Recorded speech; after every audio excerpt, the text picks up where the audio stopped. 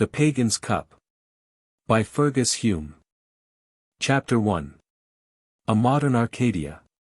Certain portions of England yet remain undiscovered by Americans and uncivilized by railways. Colester village above King's Meadows, in a county which need not be named, is one of these unknown spots. No doubt before long the bicycle and the motor car will enliven its somnolent neighborhood, but at present it is free from the summer jaunts of tourists. With this neglect the Colester folk profess themselves satisfied. They have no wish to come into contact with the busy world. This prejudice against intrusion dates from medieval times, when strangers rarely came to the village with peaceful intentions. Even now a chance comer is looked upon with suspicion.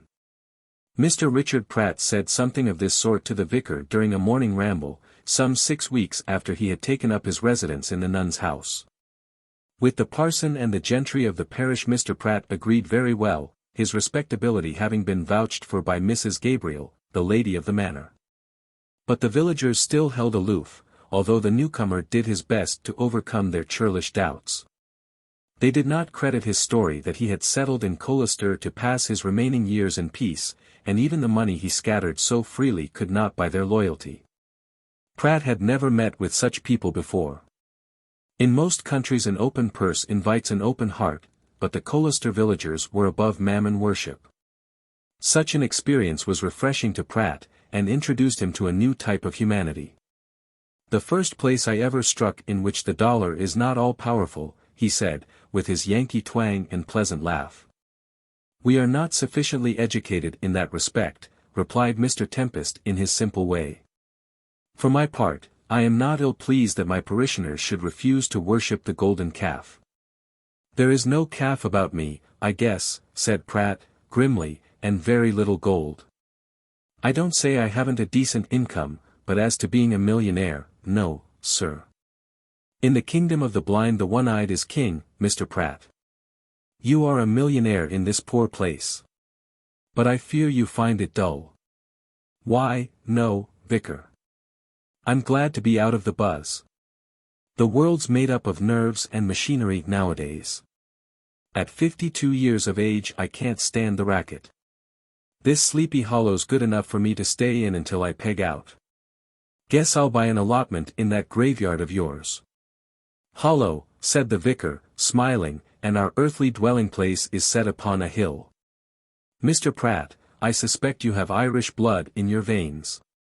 Pratt laughed, and being to a large extent devoid of humor, explained earnestly that he had used the word figuratively. "Washington Irving, Rip Van Winkle," he explained, nodding, whereat the vicar smiled again. The situation of Colester was striking and strange. A green-clothed promontory extended abruptly from the high tableland into King's Meadow. To right and left chalky cliffs of considerable height flared away for miles, forming a buttress to the moors above and walls to the plains below. In prehistoric ages the ocean waves had beaten against these cliffs, but, gradually receding, had left dry the miles upon miles of fertile lands now called King's Meadows. An appanage of the crown, they had been called so from the days of William the Conqueror. From where they stood, the vicar and his friend had a bird's-eye view of this desirable land, unrolled like a map under the bright June sky. League after league of cornfields stretched away to the clear, shining line of ocean. And amidst the ripening grain appeared red-roofed villages, clumps of trees, the straight lines of dusty white roads and the winding, glittering serpent of the river. And as a background to this smiling plenty, if so Irish an expression be permitted, was the blue expanse of the channel dotted with the white sails of merchantmen. A small wood of ancient oaks shut off the purple-clad moor from the spur upon which Colester was built. On the verge of this, yet encircled by trees, stood the village church, a crusading chapel, dedicated to Saint Gabriel the Messenger. Thence the ground fell away gradually, and spread out into a broad neck of land, down the center of which ran a road leading from chapel to village. On either side of this, amidst oaks and elms and sycamores, were the houses of the gentry. From where they ended the promontory rose into two rounded hills, with a slight depression between. On the one to the left the village was built, its houses cramped within a tumble-down wall, dating from the days when it was needed as a defense. The other hill was surmounted by a well-preserved castle, the keep of which with its flag could be seen above the oak woods. This was inhabited by Mrs. Gabriel, the sole representative of the feudal lords of Colester. Yet she was only the childless widow of the last baron, and had none of the fierce Gabriel blood in her veins. The once powerful and prolific family was extinct. From castle and village steps led down into the depression between the two hills.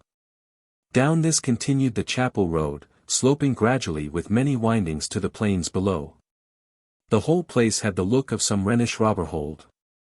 And if tradition was to be trusted, the Gabriel lords had dwelt like eagles in their eyrie, swooping down at intervals to harry and plunder, burn and slay the peaceful folk of the plains. A turbulent and aggressive race the Gabriels. It had defied king and priest, and parliament and people. Time alone had ever conquered it. A survival of the Middle Ages, said Mr. Tempest, pointing out these things to his companion.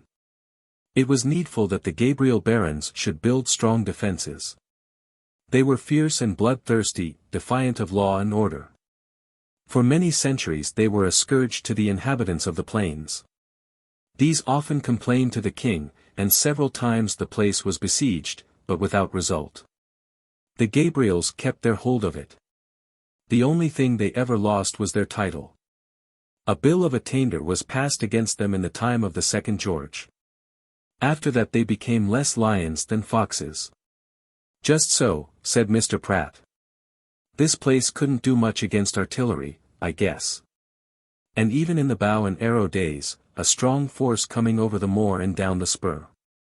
That was often tried, interrupted Tempest, quickly, but the attempt always failed. In the days of Henry II. Aylmer Gabriel beat back an overwhelming force, and then erected the chapel as a thanksgiving. The Archangel Gabriel was the patron saint of the family, and the chapel is dedicated to him. He couldn't keep the family from dying out, however, said Pratt, as they moved towards the village. No. With the late John Gabriel the family became extinct. But I dare say Mrs. Gabriel will arrange that her adopted son succeeds.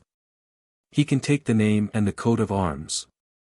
I should be very pleased to see that, added the vicar, half to himself. Leo is a good fellow, and would make an excellent landlord. The eyes of the American flashed when the name was mentioned, but he made only a careless comment. Leo Haverleigh, he said, after a pause, he's a right smart young chap, sure. Who is he? The son of Mrs. Gabriel's brother. She was a Miss Haverleigh, you know. I believe her brother was somewhat dissipated, and died abroad. The boy arrived here when he was 3 years of age, and Mrs. Gabriel adopted him. He will be her heir. Is there anyone to object? Asked Pratt, eagerly. The vicar shook his head. The Gabriels are absolutely extinct. Failing Leo, the estates would lapse to the crown. In the old days they would have been seized by the king in any case, as the sovereigns were always anxious to hold this point of vantage which dominated their lands below. But we live in such law-abiding times, that Mrs. Gabriel, although not of the blood of the family, can leave the estates to whomsoever she will. I understand that she has quite decided Leo shall inherit and take the name, also the coat of arms. She doesn't strike me as over-fond of the boy, said Pratt, as they climbed the crooked street, rather a hard woman I should say. Mrs. Gabriel has a particularly high moral standard, replied the vicar, evasively, and she wishes all to attain to it. Leo, he hesitated. He's no worse than a boy ought to be, said the American, cheerily. Your young saint makes an old sinner. That's so, vicar. Mr. Tempest laughed outright. I fear there is small chance of Leo becoming a saint either young or old, he said, though he is a good lad in many ways. Wild, I admit, but his heart is in the right place. Pratt smiled to himself. He knew that Leo was in love with Sybil, the daughter of this prosy old archaeologist. Simple as Mr. Tempest was, he could not be blind to the possibility of his daughter making such an excellent match. Oh, yes, laughed Pratt, knowingly, I'm sure his heart is in the right place." But by this time the vicar was on his hobby horse, and did not gauge the significance of the speech. "Here," he said, waving his hand towards the four sides of the square in which they stood, "the Romans built a camp. It crowned this hill, and was garrisoned by the 10th Legion to overawe the turbulent tribes swarming on the plains below. In fact, this town is built within the camp, as the name shows." "How does it show that?" asked Pratt, more to keep the vicar talking than because he cared. "The name, man, the name. It is properly Colester, but by usage has been shortened to Colester. Colne comes from the Latin colonia, a colony, and castor, or cester, is derived from castra, a camp. Colncester therefore means the camp colony, which proves that the original builders of this town erected their dwellings within the circumvallation of the original castra of Claudian. If you will come with me, Mr. Pratt, I will show you the remains of this great work." "I have seen it several times before," replied Pratt, rather bored by this archaeological disquisition. "I know every inch of this place. It doesn't take an American centuries to get round, and 6 weeks of walking have fixed me up in your local geography. But there's the chapel, Vicar. We might walk up there. I'd like to hear a few remarks on the subject of the chapel." "Interesting." "Oh, I guess so." "Certainly." "Certainly," said Tempest, absently, "let us walk," and he strolled away with his hands in his tailcoat pockets, looking something like an elderly jackdaw. Indeed the churchman, with his lean, oval face, his large spectacles and the fluttering black garments on his thin figure, very much resembled a bird. He was scholarly, well-bred and gentle, but wholly unworldly. Since his wife had died 7 years before, Sybil had taken charge of the house. Harold Raston, the energetic curate, looked after the parish. But for these two, both clerical and domestic affairs would have been neglected, so immersed was Mr. Tempest in his dry-as-dust explorations. Many people said openly that the vicar was past his work and should be pensioned off. Mrs. Gabriel, a capable and managing woman, had once hinted as much to him. But the usually placid parson had flown into such a rage, that she had hastily withdrawn herself and her suggestion. There is nothing more terrible than the rebellion of a sheep.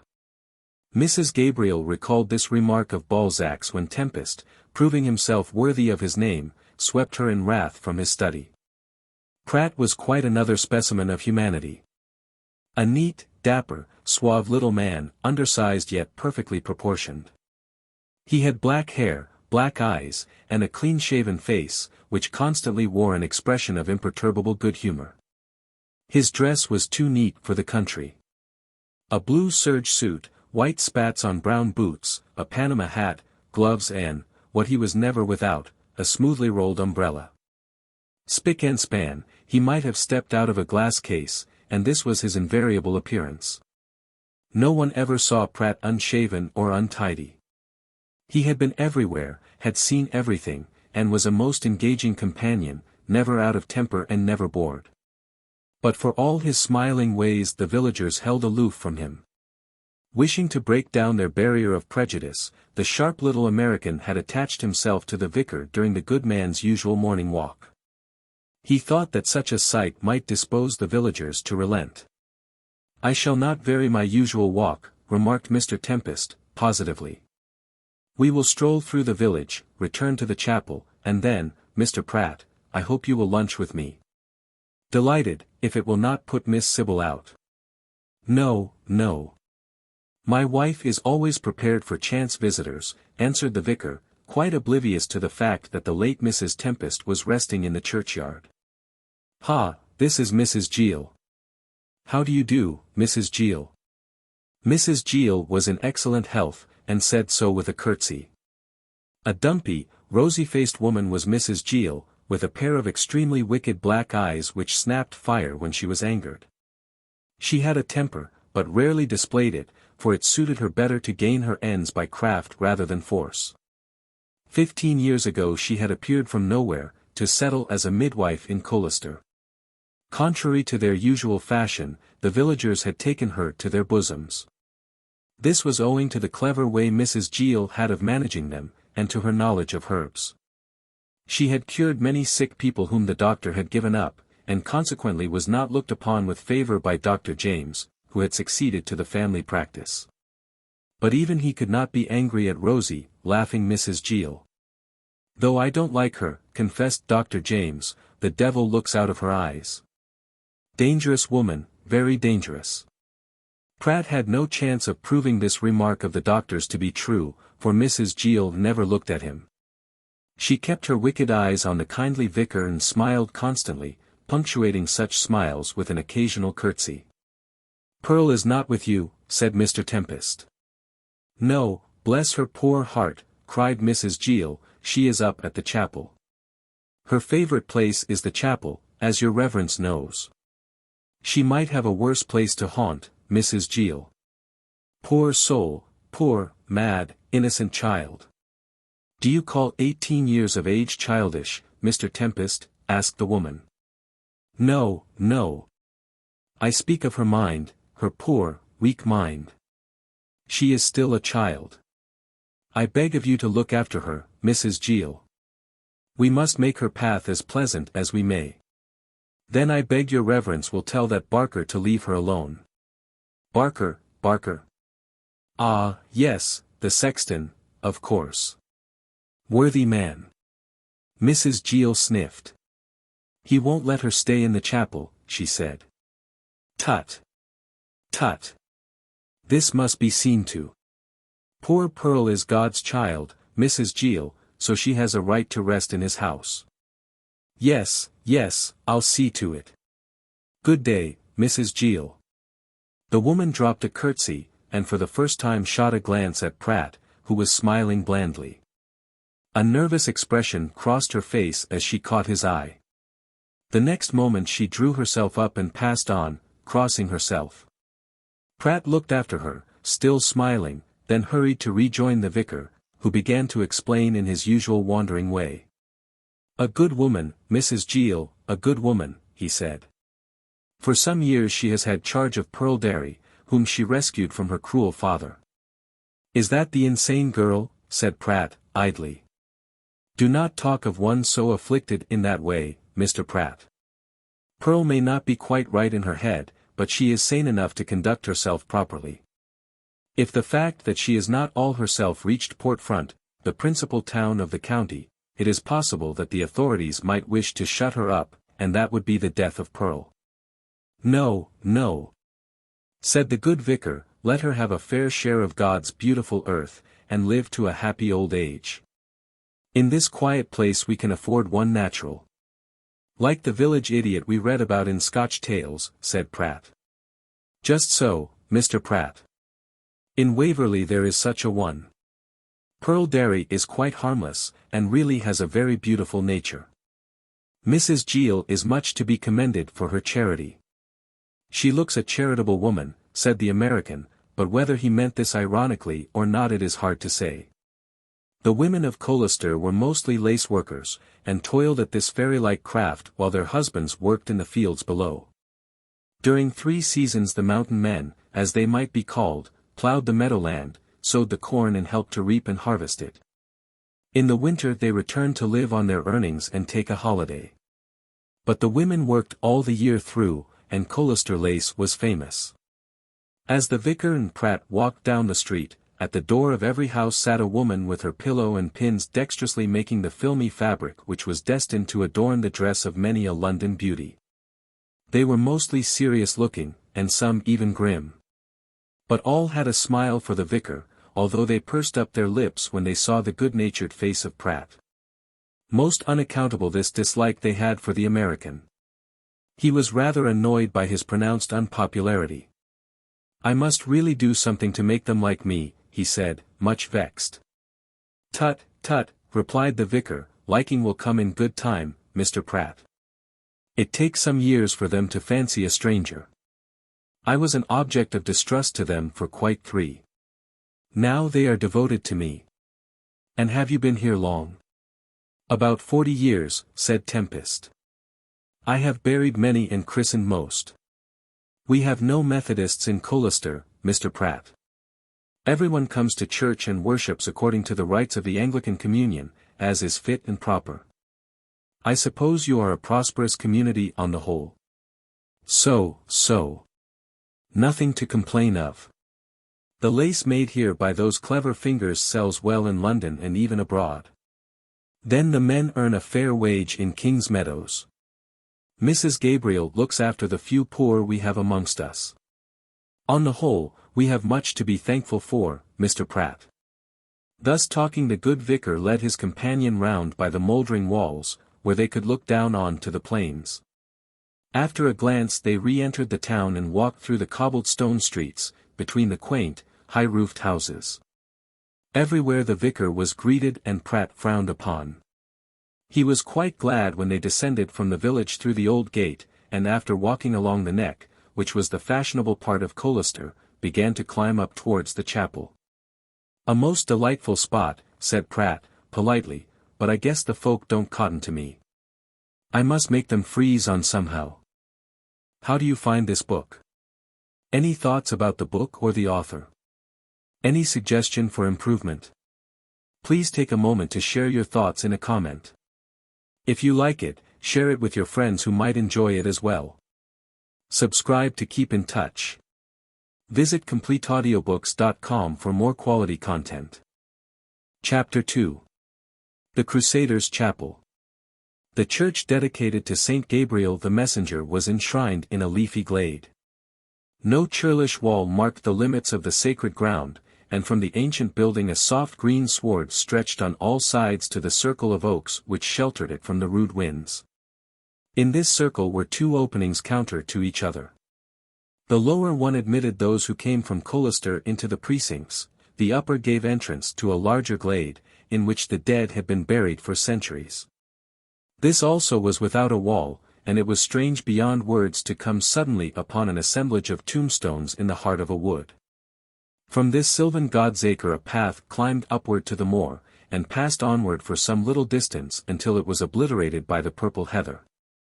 Then for leagues stretched the trackless, treeless waste to the foot of distant hills. Of no great size, the chapel was an architectural gem. Built in the form of a cross, a square tower rose where the four arms met, and this contained a famous peal of bells. The grey stone walls were carved with strange and holy devices, lettered with sacred texts in medieval Latin, and here and there were draped in darkly green ivy. The sharp angles of the building had been rounded by the weather, the stones were mellowed by time, and, nestling under the great boughs of the oaks, it had a holy, restful look. "Like a prayer made visible," said Mr. Tempest.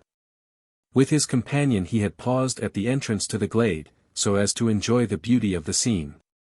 Round the chapel swept the swallows, pigeons whirled aloft in the cloudless blue sky. From the leafy trees came the cooing of doves, and the cawing of rooks could be heard. All the wild life of the wood haunted the chapel, and the place was musical with forest minstrelsy. As the beauty of scene and sound crept into their hearts, the vicar quoted Spenser's lovely lines. "A little lowly hermitage it was, down in a dale, hard by a forest side." "Just so," said Pratt, "in the hard, unromantic way of the 20th century, it's the kind of church you see in pictures." "The church in which Sir Percival met Sir Galahad," replied Tempest. The American felt the influence of the place despite the material faith which he held. There was a vein of romance in his nature which had been buried beneath the commonplace and selfish. But in this holy solitude, at the door of the shrine, his spiritual self came uppermost, and when he stood bareheaded in the nave his talkative tongue was silent. The influence of the unseen surrounded him, and, like Moses, he was inclined to put off his shoes, for this is holy ground, murmured his heart. Glancing at his companion, Tempest was surprised to see his usually pale and calm face working with emotion and covered with blushes. "You are unwell, Mr. Pratt?" he asked in a low tone befitting the place. The man stammered, "No, that is, I feel that, well, no matter." He controlled himself by a powerful effort and laughed. Tempest was not shocked. He was shrewd enough to see that the merriment was artificial and designed to cloak a deeper feeling. But the laughter was reproved in a most unexpected fashion. The joy of the profane is as the passing smoke, said a high, sweet voice. Pratt started in surprise, and looked around. He saw the jeweled windows shining through the dim twilight of the church, the white cloth on the altar, and the glimmer of a silver crucifix, in the faint light of tall candles. But who had spoken he could not guess, as no one was in sight. Mr. Tempest, however, had recognized the voice. "Is that you, Pearl?" he called out softly. From behind the altar emerged a girl of 18, though in looks and stature she was a child. She was small and delicately formed, and on her thin white face there was a vacant look as of one whose wits were astray. No intelligence shone through her dark eyes, but a mystical light burned in their depths. Like Kilmeny, she had been to fairyland, and had seen things which had lifted her above the common lot of mortals. Therefore upon her face there shone the light that never was on sea or land. And, curiously enough, she was dressed in a green gown, the fairy's color. Round her straw hat was twisted a wreath of oak leaves. When she appeared her arms were full of flowers. "You are decorating the altar, Pearl," said the vicar, kindly. "I am making ready the house for the master's coming," replied the girl in her silvery voice, "but he will abide here but a little time." She pointed to the groined roof of black oak. "That shuts out his home," said Pearl, reverently, "and he loves not to dwell in darkness. Darkness and light are the same to him, Pearl. But go on with your work, my child. You have beautiful flowers, I see. I gathered them in the woods before dawn, when the dew was yet on them. And see, I have got these mosses to put into the pots. The flowers will be quite fresh tomorrow for morning service. Then they will die," added the girl, heaving a sigh, "die, as we all must. To rise again in the light of heaven, child." Pearl shook her black locks and turning back to the altar began dexterously to arrange the flowers. When passing and repassing she never forgot to bend the knee. Pratt observed this. "Is she a Roman Catholic?" Mr. Tempest smiled. "She does only what I have taught her," he said. "I am what is called High Church, Mr. Pratt, and believe in a beautiful ritual. To the service of God we should bring all lovely things, and perform all solemn acts of humility and reverence. That," said Tempest, pointing to the white-covered altar, "is a symbol of the unseen power, and so those who approach it should acknowledge its solemn meaning." Pratt shrugged his shoulders. The vicar was talking of things too high for his comprehension. He looked at the mad girl decorating the altar. "I suppose the villagers think a great deal of this church," he said. "It is the most precious possession we have," replied Tempest, reverently, "and it is all that remains to us of the beautiful and sacred things created by the faith of our forefathers. There were many vessels for the altar, Mr. Pratt. But these were melted down by the Gabriel who fought for the first Charles in order to help his king. I would we had a communion service as beautiful as this shrine," and Mr. Tempest sighed. The remark gave Pratt an idea. He wanted to obtain the goodwill of the villagers seeing he had come amongst them to pass his days in peace. If they loved their church so much they would approve of anyone who helped to decorate it. "I am not rich," he said slowly, "and I can't give you a whole service such as you want. But I should like to present this chapel with a communion cup. I have in my travels collected many beautiful things, Mr. Tempest.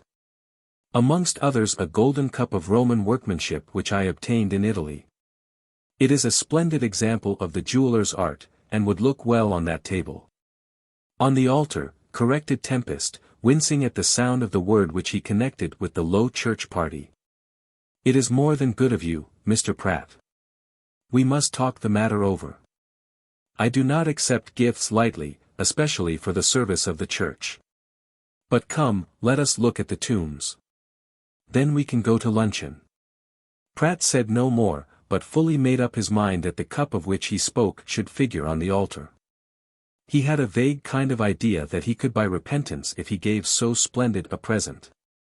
If the vicar proved difficult to deal with, he resolved to ask for Mrs. Gabriel's help. As the lady of the manor, she could insist upon the acceptance of the offering.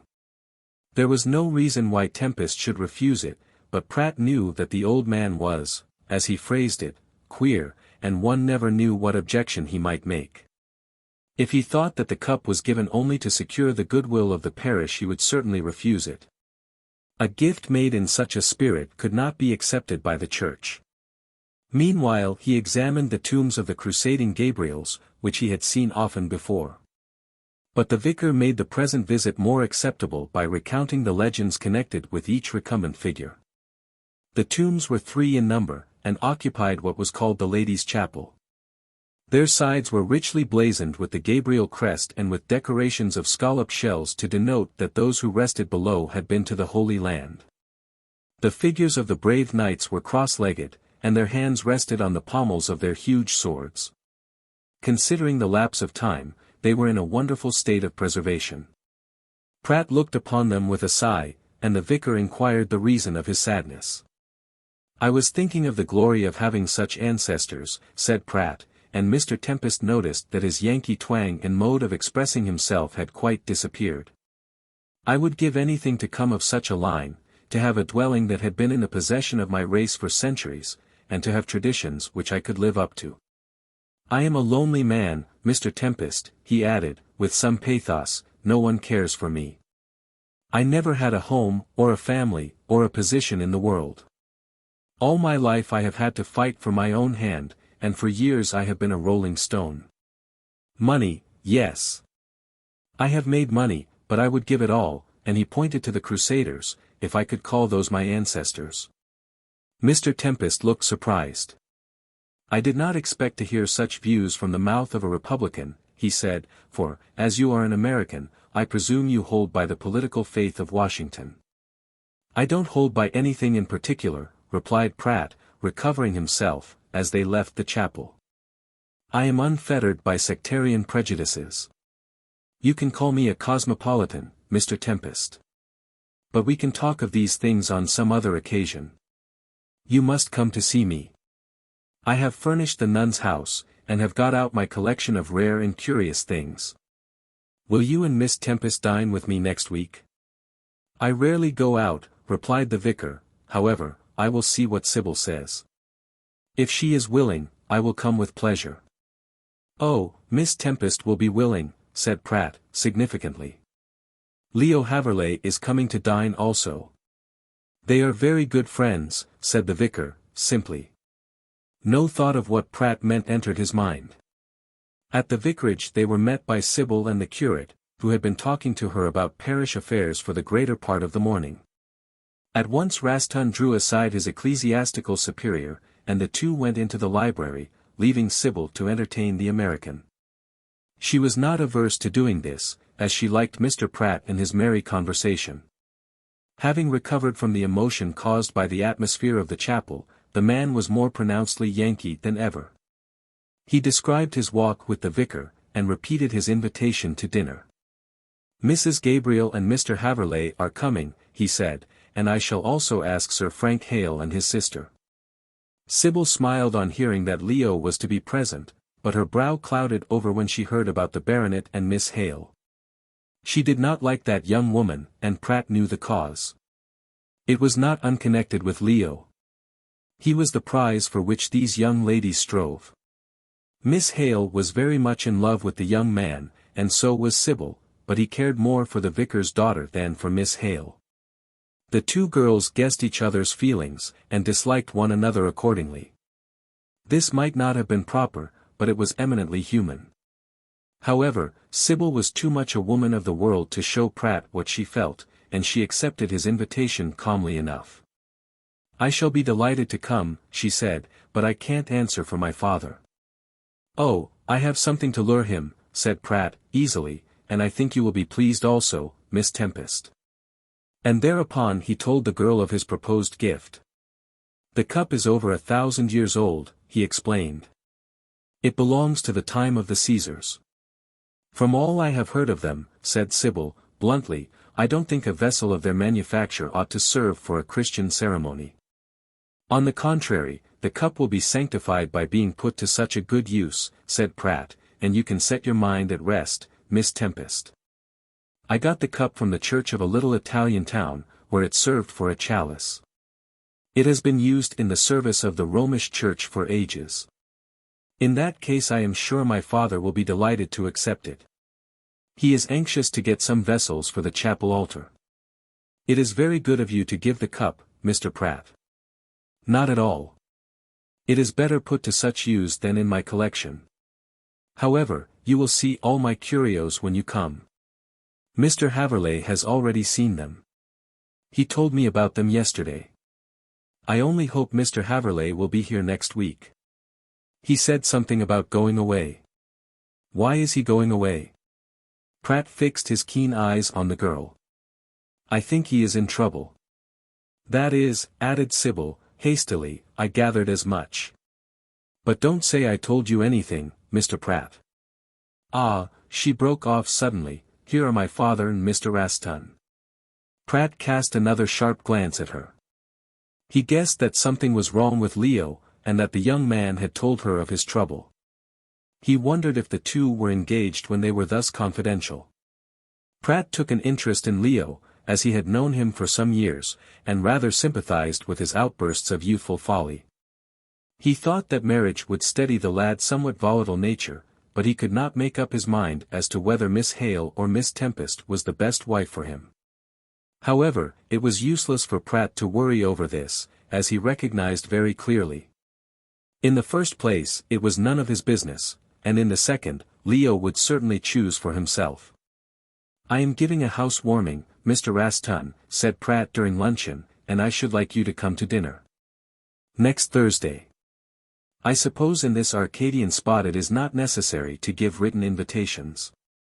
I accept with pleasure, replied Raston, quite ignorant that Pratt wished to enlist him on his side in getting the vicar to accept the cup, but as to written invitations, what do you say, Miss Tempest? Oh, those are most necessary, laughed Sybil. We are very particular in this part of the world. I am an American, you see, Miss Tempest, and I don't know your English way of doing things. But the invitations shall be written in due form. I guess it is as well to humor the prejudice of folks. If you wish to be popular, said the vicar, you must do so here. As I intend to die in this part of the world, I must get on with the crowd somehow. I am not accustomed to be shunned, and that is what your people here are doing. Oh, no, cried Sybil, much distressed, they are only waiting to know you better, Mr. Pratt. In a year you will be quite friendly with them. I'm friendly with them now, said Pratt, dryly, it is they who hold off. We are slow to make friendships here, said Raston, but when we do accept a friend we stick to him always. You are a native of these parts, Mr. Raston. I was born and bred here. It is I who am the stranger, put in Mr. Tempest, and it was a long time before my parishioners took to me. You are adored now, Papa, said Sybil, with a bright glance. And someone else is adored also, put in Pratt. Sybil flushed at the compliment. She thought it was in bad taste. After a time the conversation turned on Pearl Derry, and Raston, who was deeply interested in her, gave them some insight into the girl's mind. She does not care for churches built by hands, he said. If she had her way she would take the altar into the middle of the moor and worship there. I think she feels stifled under a roof. Ha, said Pratt, with a swift glance, remembering Mrs. Gill, is she of gypsy blood? She looks like it. No. Her dark complexion comes from Highland blood, explained Sybil. Her father, Peter Derry, was a stone mason. He is dead now, died through drink. While working in Perth he married a farmer's daughter. They came back here and Pearl was born. Then her mother died and her father treated her badly. Mrs. Gill rescued her, and Peter fell over a cliff while drunk. Mrs. Gill is a good woman, said Tempest, mechanically. Do you endorse that statement, Miss Tempest? Sybil looked at Pratt who had spoken.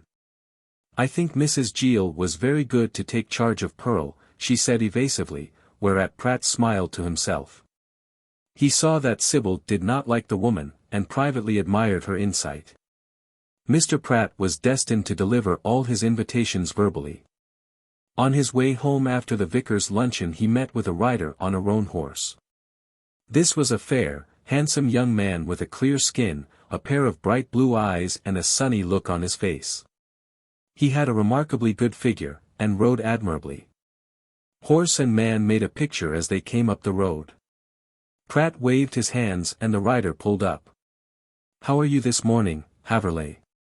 Leo laughed.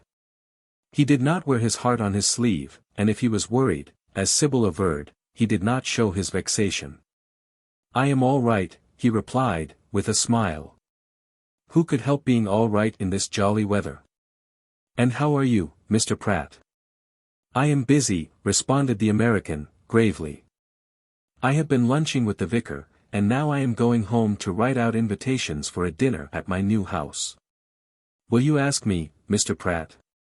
"I have asked Miss Tempest and I want you to come." Leo laughed. Also he flushed a trifle. "It is very good of you," he said. "And who else will be at your house warming?" "Mrs. Gabriel, Mr. Raston, Miss Hale and her brother." "Oh." Leo looked annoyed at the mention of Miss Hale. "I am not sure if I shall be able to come," he said, after a pause. "No." Pratt's tone was quite easy. "Miss Tempest said something about your going away. But I hope you will put that off." "My dear fellow," Pratt smiled meaningly, "you can depend upon me. It is not the first time I have helped you." Haverleigh made no direct response, but sat on his saddle in deep thought. "I'll come," he said at length, and rode off abruptly. "I thought you would," murmured Pratt, with a bland smile. He knew more about Leo Haverleigh than most people in Colester. Chapter 3. The Lady of the Manor. Haverleigh's face did not continue to wear its sunny expression after he left the American. He frowned and bit his mustache, and in the annoyance of the moment spurred his horse full speed up the castle road.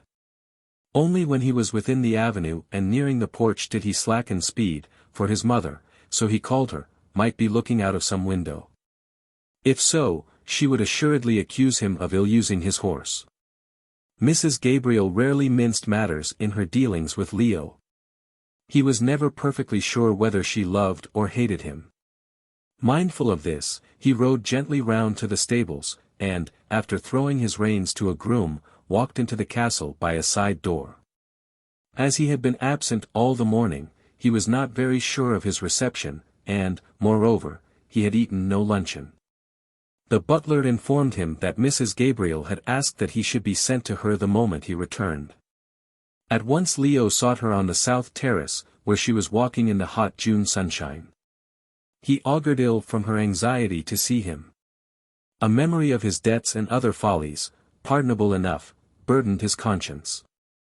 "Here I am, mother," he said as he walked on to the terrace, looking a son of whom any woman would have been proud. Perhaps if he had really been her son, instead of her nephew, Mrs. Gabriel might have been more lenient towards him. As it was she treated him almost as harshly as Roger Ascham did Lady Jane Grey of unhappy memory. "It is about time you were here," she said in her strong, stern voice. "As you are so much in London, I think you might give me a few hours of your time when you condescend to stay at the castle." Leo threw himself wearily into a stone seat and played with his whip. This was his usual greeting, and he knew that Mrs. Gabriel would go on finding fault and blaming him until she felt inclined to stop. His only defense was to keep silent. He therefore stared gloomily on the pavement and listened stolidly to her stormy speech.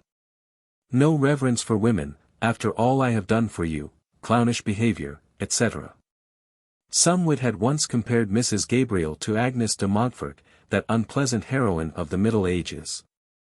The comparison was a happy one, for Mrs. Gabriel was just such another tall, black-haired, iron-faced Amazon.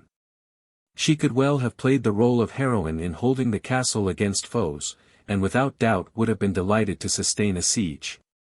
The present days were too tame for her. She yearned for the time when ladies were left in charge of the dungeon keep, while their husbands went out to war. More than once she fancied that if she had lived in those stirring times, she would have armed herself like Britomart, and have gone a disguised knight-errant for the pleasure and danger of the thing. As it was, she found a certain relief in the power she exercised in Colester. Her will was law in the town, and her rule quite feudal in its demand for absolute obedience. Report said that the late John Gabriel had not been altogether sorry when he departed this life. Undoubtedly he was more at rest in the quiet graveyard near the chapel than he had ever been before. Mrs. Gabriel mourned him just as much as she thought proper. She had never professed to love him, and had married him, as she calmly admitted, in order to become mistress of the grand old castle. Besides, Gabriel had always hampered her desire to rule, as he had sufficient of the old blood in him to dislike being a cipher in his ancestral home. Consequently, husband and wife quarreled bitterly. Finally, he died, gladly enough, and the Amazon had it all her own way.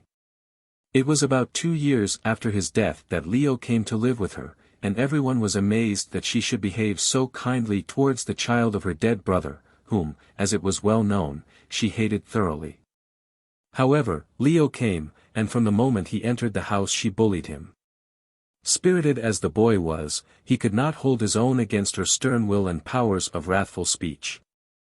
When he went to school and college he felt as though he had escaped from jail, and always returned unwillingly to Colester. Mrs. Gabriel called this ingratitude, and on every occasion brought it to his mind. She did so now. But even this could not induce Leo to speak. He declined to furnish fuel to her wrath by argument or contradiction. This also was a fault, and Mrs. Gabriel mentioned it furiously. "Can't you say something?" she cried, with a stamp. "Is it any use your sitting there like a fool? What explanation have you for me?" "To what?" asked Leo, wearily, the question had been asked so often. "You have accused me of so many things. Then why do you do wrong?" "I am talking of those debts you have incurred in London. You gave the list to me before you went out riding." "I know, mother. I thought it best to avoid a scene. But it seems there is no escape. When you have quite done perhaps you will let me speak." "You shall speak when I choose," rejoined Mrs. Gabriel, fiercely. "All I ask you now is, how comes it that your debts run up to £300? I allow you that income. You should make it do." "Perhaps I have been a little foolish," began Leo, but she cut him short. "A little foolish, indeed. You have behaved like a fool, as you always do. What right have you to be extravagant? Are you in a position to be so? Have I not fed and clothed and educated you? You have done everything that a charitable woman could have done. You mean that a mother could have done. Had you been my own child, you might have been kinder to me," finished the young man. Mrs. Gabriel stared aghast at this speech, and at last broke out furiously, "Had you been my own child you would have been a stronger man, not a weak fool squandering money, and defying your benefactress. You ought to be ashamed of yourself." "I am," replied Leo, bitterly, "ashamed that I have endured this humiliating position for so long. I was only a child when you brought me here, and had no voice in the matter. Yet, out of gratitude, I have borne with your injustice, and—" "Injustice," broke in Mrs. Gabriel. "What do you mean?" "My meaning is not hard to gather, mother. You have never been just to me, and the bread with which you have fed me has been bitter enough to swallow. Do you think that I can go on listening to your angry words without a protest? I cannot. My position is not of my own making, and since you find me a burden and an ungrateful creature, the best thing will be to put an end to the position." "Indeed," sneered the woman. "And how do you propose to do that? You are quite unable to earn your own living." "Oh, there is one way of doing that," replied Leo, grimly. "It does not need much education to be a soldier." "A soldier," screamed Mrs. Gabriel. "Yes. I made inquiries while I was in London, as I knew very well what welcome you would give me. It is my intention to volunteer for the war." "You'll do nothing of the sort." "I beg your pardon. I have made up my mind." "Then I shall have nothing more to do with you." "That is as you please, Mrs. Gabriel. You are my aunt, and I suppose you have the right to support me out of charity. At any rate, you have no right to keep me here and taunt me all the time with my inability to keep myself." Again I say that the position is none of my making. However, I intend to relieve you of the burden of a useless man. Next week I shall enlist. Then you will be well rid of me." Mrs. Gabriel gasped. "I forbid you," she cried, with a stamp. "I am afraid I must decline to accept the command," said Haverleigh, with great coolness. "You have told me often enough that I am a beggar and a loafer. You shall do so no longer. As to my debts, I shall see to them myself. You need not pay them, nor need you continue my allowance. I earn my own bread from this moment. How dare you, Leo? Do you not owe me something? No. You have cancelled all obligation by the way in which you have treated me. Everything you have done has been done grudgingly. If you did not intend to behave as a woman should, why, in heaven's name, did you not leave me to be dependent on strangers? They could scarcely have been more harsh to me than you have been. But this is the end of it. I relieve you from this hour of the burden you complain of. Take care. I intended you to be my heir, and I decline to accept further favors at your hands," said Leo, proudly. "For what you have done I thank you, but I do not care to accept an inheritance as a favor. Now you know my intentions and I shall not change them." Mrs. Gabriel raged for 20 minutes without making the least impression on the young man. He was determined to put an end to the position, and she found that she could not longer dominate him by her wrath. Then Mrs. Gabriel became aware that she had driven him like a rat into a corner, and that, like a rat, he had turned to fight. For reasons best known to herself she did not wish him to leave her. Forthwith she abandoned her tyrannical attitude, and took refuge in the weakness of her sex. Considering her boasting, this was ironical. "It is cruel of you, Leo, to behave thus to a woman who loves you." Leo, leaning over the parapet, shrugged his shoulders and replied without looking round. "That is just the point," he said. "You really do not love me, no, not one little bit." "I do. See how I have looked after you all these years." "And made me feel that I was a pauper all the time," he retorted. "But is it necessary to go over all the old ground? I have made up my mind. You shall not enlist. I tell you I shall."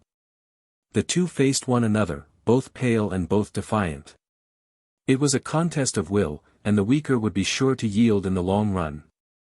Mrs. Gabriel quite expected that her adopted son would give in, as he had often done before, but this time she found to her surprise that he declined to move from his attitude of defiance.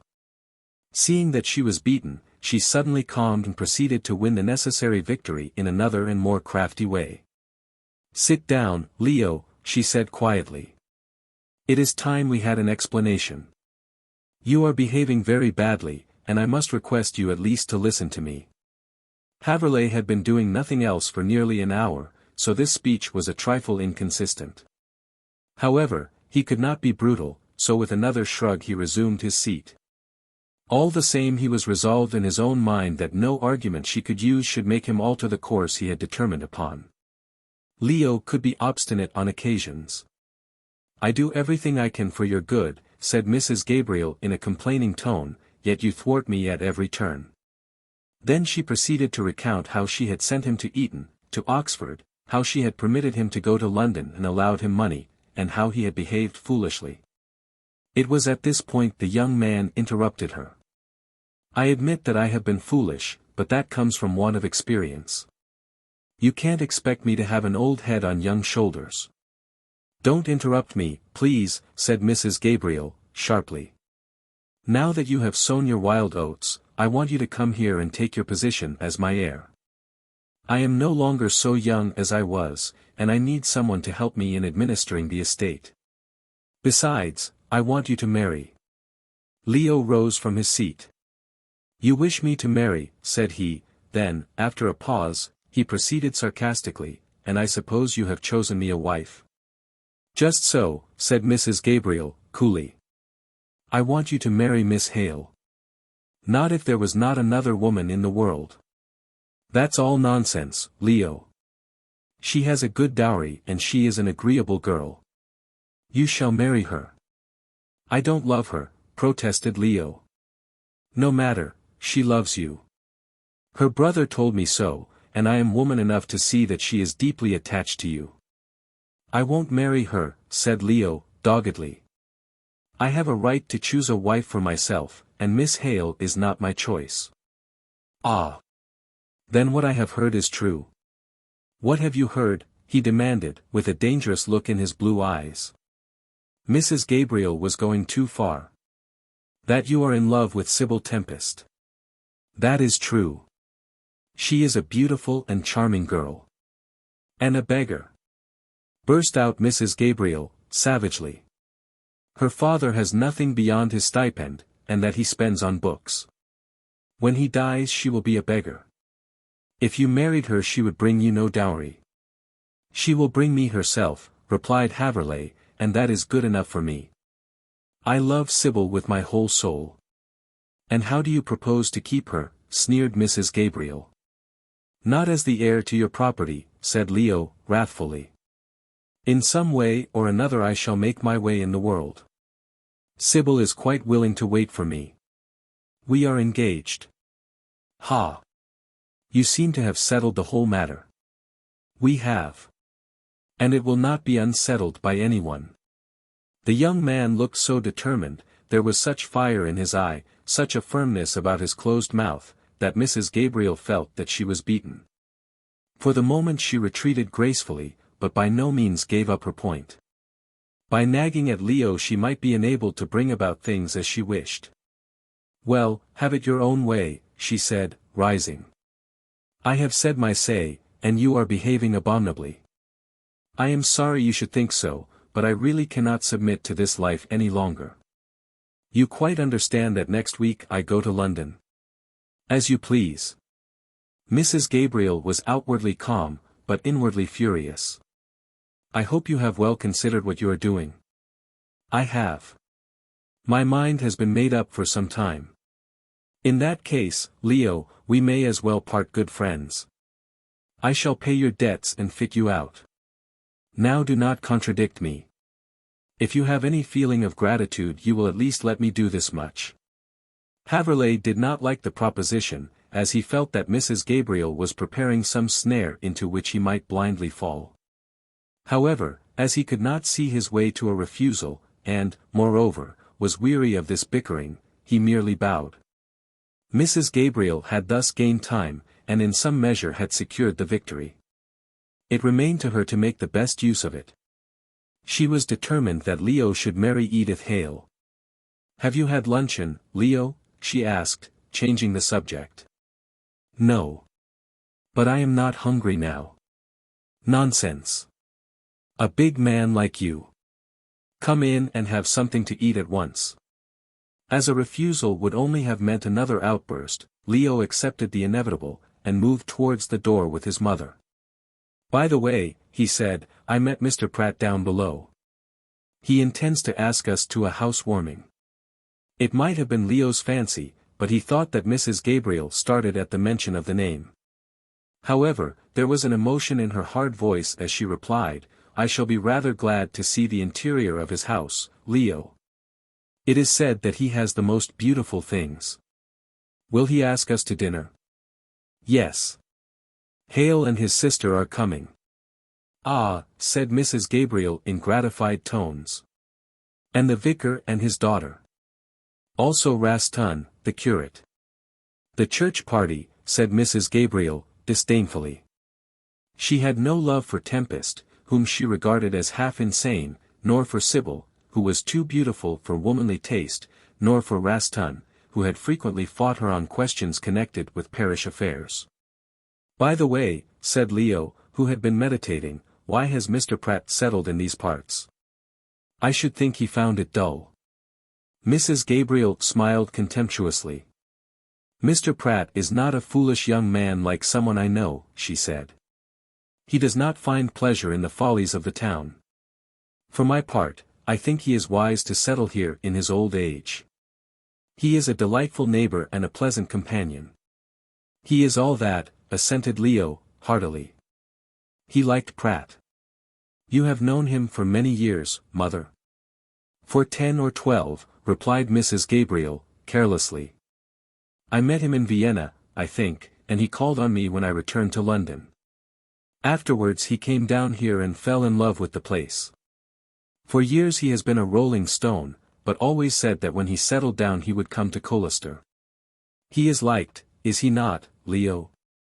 He is more than liked. He is immensely popular, with our friends, if not with the villagers. You have done a good deed in introducing him to our dull parish. I don't think Mr. Pratt, who has so many resources in himself, finds it dull, my dear. However, I shall be glad to accept the invitation to his dinner. I should like to see him married. Indeed. Have you chosen him a wife also? Mrs. Gabriel laughed. I thought he might take a fancy to Sybil Tempest. Why, he's old enough to be her father. Besides you love her, finished Mrs. Gabriel, with a shrug. Well, do not get angry, Leo. I should like to see Mr. Pratt marry Sybil and you the husband of Edith Hale. Then everything would be right. I don't think so at all, commenced Haverleigh in vexed tones. But don't let us quarrel any more. I have the greatest regard for Pratt, but I do not care to go the length of letting him marry the girl I love. You know very little of Mr. Pratt, said Mrs. Gabriel, looking suddenly at the young man. How, then, can you regard him so? Oh, I have seen him often in town, broke in Leo. Sometimes when I was in difficulties and did not want to tell you Pratt helped me. With money? Asked Mrs. Gabriel, sharply. Of course with money. But I paid him back. Mrs. Gabriel made no answer, but, rising suddenly, passed out of the room, and left Leo eating his luncheon alone. Her usually calm face looked disturbed and her hands were restless. Leo's information had annoyed her. What does Pratt mean? She asked herself. Can't he leave the boy alone after all these years? I wonder. She broke off and pressed her hand to her heart as though she there felt a cruel pain. Perhaps she did, but Mrs. Gabriel was not the woman to show it. Chapter 4. The Dinner Party. Built on the lower slopes of the castle hill, Mr. Pratt's residence, commonly known as the Nun's House, stood a little distance back from the highway which led down to King's Meadows. It was a plain, rough stone building of great strength, 2 stories in height, and with a high roof of slate. Gloomy in the extreme, it was rendered still more so from its being encircled by a grove of yew trees which gave it a churchyard air. Not the kind of residence one would have thought attractive to a cheerful and dapper man like Richard Pratt. But he had, so he declared, fallen in love with it at first sight, and Mrs. Gabriel, always having an eye to business, had only too readily granted him a 7 years' lease. She was delighted at the chance of securing a tenant, as the house had been empty for a long time owing to its uncomfortable reputation. There was not a man, woman or child in Colester that did not know it was haunted.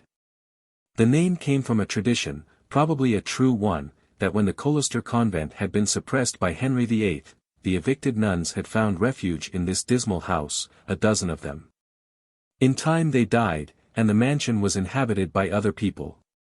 But queer sounds were heard, strange sights were seen, and it became known that the 12 nuns revisited the scene of their exile.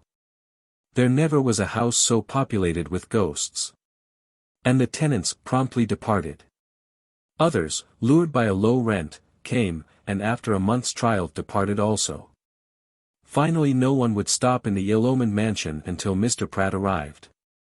He liked the place, laughed at the gruesome reputation of the dwelling, and announced his intention of making it his home. Ghosts, laughed Pratt, with his cheery smile. Nonsense. Ghosts went out with gas. Besides, I should rather like to see a ghost, particularly of a nun. I am partial to the fair sex. I wonder, then, you never married, said the person who had warned him against the house, with the best intentions, of course. Pratt looked at her. She was Mrs. Bathurst, the gossip of the neighborhood, under half-closed eyelids, and smiled. Ah! Said he, rubbing his plump white hands, I have admired so many beautiful women, dear lady, that I could not remain constant to one, which reason, although plausible, did not satisfy Mrs. Bathurst. But then she was one of those amiable persons always willing to believe the worst of people. However, Pratt took up his abode in the chief Colester inn, and sent for cartloads of furniture, while the house was being redecorated. He took a deal of trouble to make it comfortable, and as he was a man of excellent taste, with an eye for color, he succeeded in making it pretty as well. In 6 weeks the place was ready to receive him, and up to the period of his walk with the vicar, Pratt had occupied it for another 6 without being disturbed by the numerous ghosts. The Colester folks quite expected to hear that he had been carried off like Dr. Faust, and were rather disappointed that he met with no ghostly adventure. But then Mr. Pratt, as he said himself, was not imaginative enough for spectres. Failing his leaving the house, the gentry expected that he would entertain them and show his treasures, for it was reported that he had many beautiful things. But Pratt was in no hurry. He wanted first to study his neighbors in order to see who were the most pleasant. In a surprisingly short time he got to know something about everyone, and on the knowledge thus acquired he selected his guests. In addition to those already mentioned, he invited Mrs. Bathurst and her daughter Peggy. The girl was pretty and the mother talkative, so, in Pratt's opinion, it paid to ask them. There is no chance of an entertainment being dull if Mrs. Bathurst has her legs under the table, he said, and this being reported to the lady, she accused Pratt of coarseness. Nevertheless, she accepted the invitation. Not for worlds would Mrs. Bathurst have missed a sight of redecorated Nun's house. Besides, it was her duty to go. She supplied all the gossip of the neighborhood. Anxious to see as much as possible of the house, Mrs. Bathurst was the first to arrive. Pratt, in a particularly neat evening dress, advanced to meet her and Peggy with a smile. He knew very well that her ungovernable curiosity had led her to be thus early. "I am glad to see you, Mrs. Bathurst," he said genially, "pray sit down. You are the first to arrive." "I always like to be punctual," responded the lady, nodding to her daughter that she also should be seated. "Dear me, how well this room looks. I can see you have spared no expense." "I like to make myself comfortable, Mrs. Bathurst. We only have one life. I wonder you care to spend it in such a dull place as Colester. If Mr. Bathurst were rich I should make him take me to London. You would soon get tired of the roar of that city." Here Peggy, who was fair and pretty and fond of gaiety, shook her blonde head vigorously. "I should never get tired of fun," she said.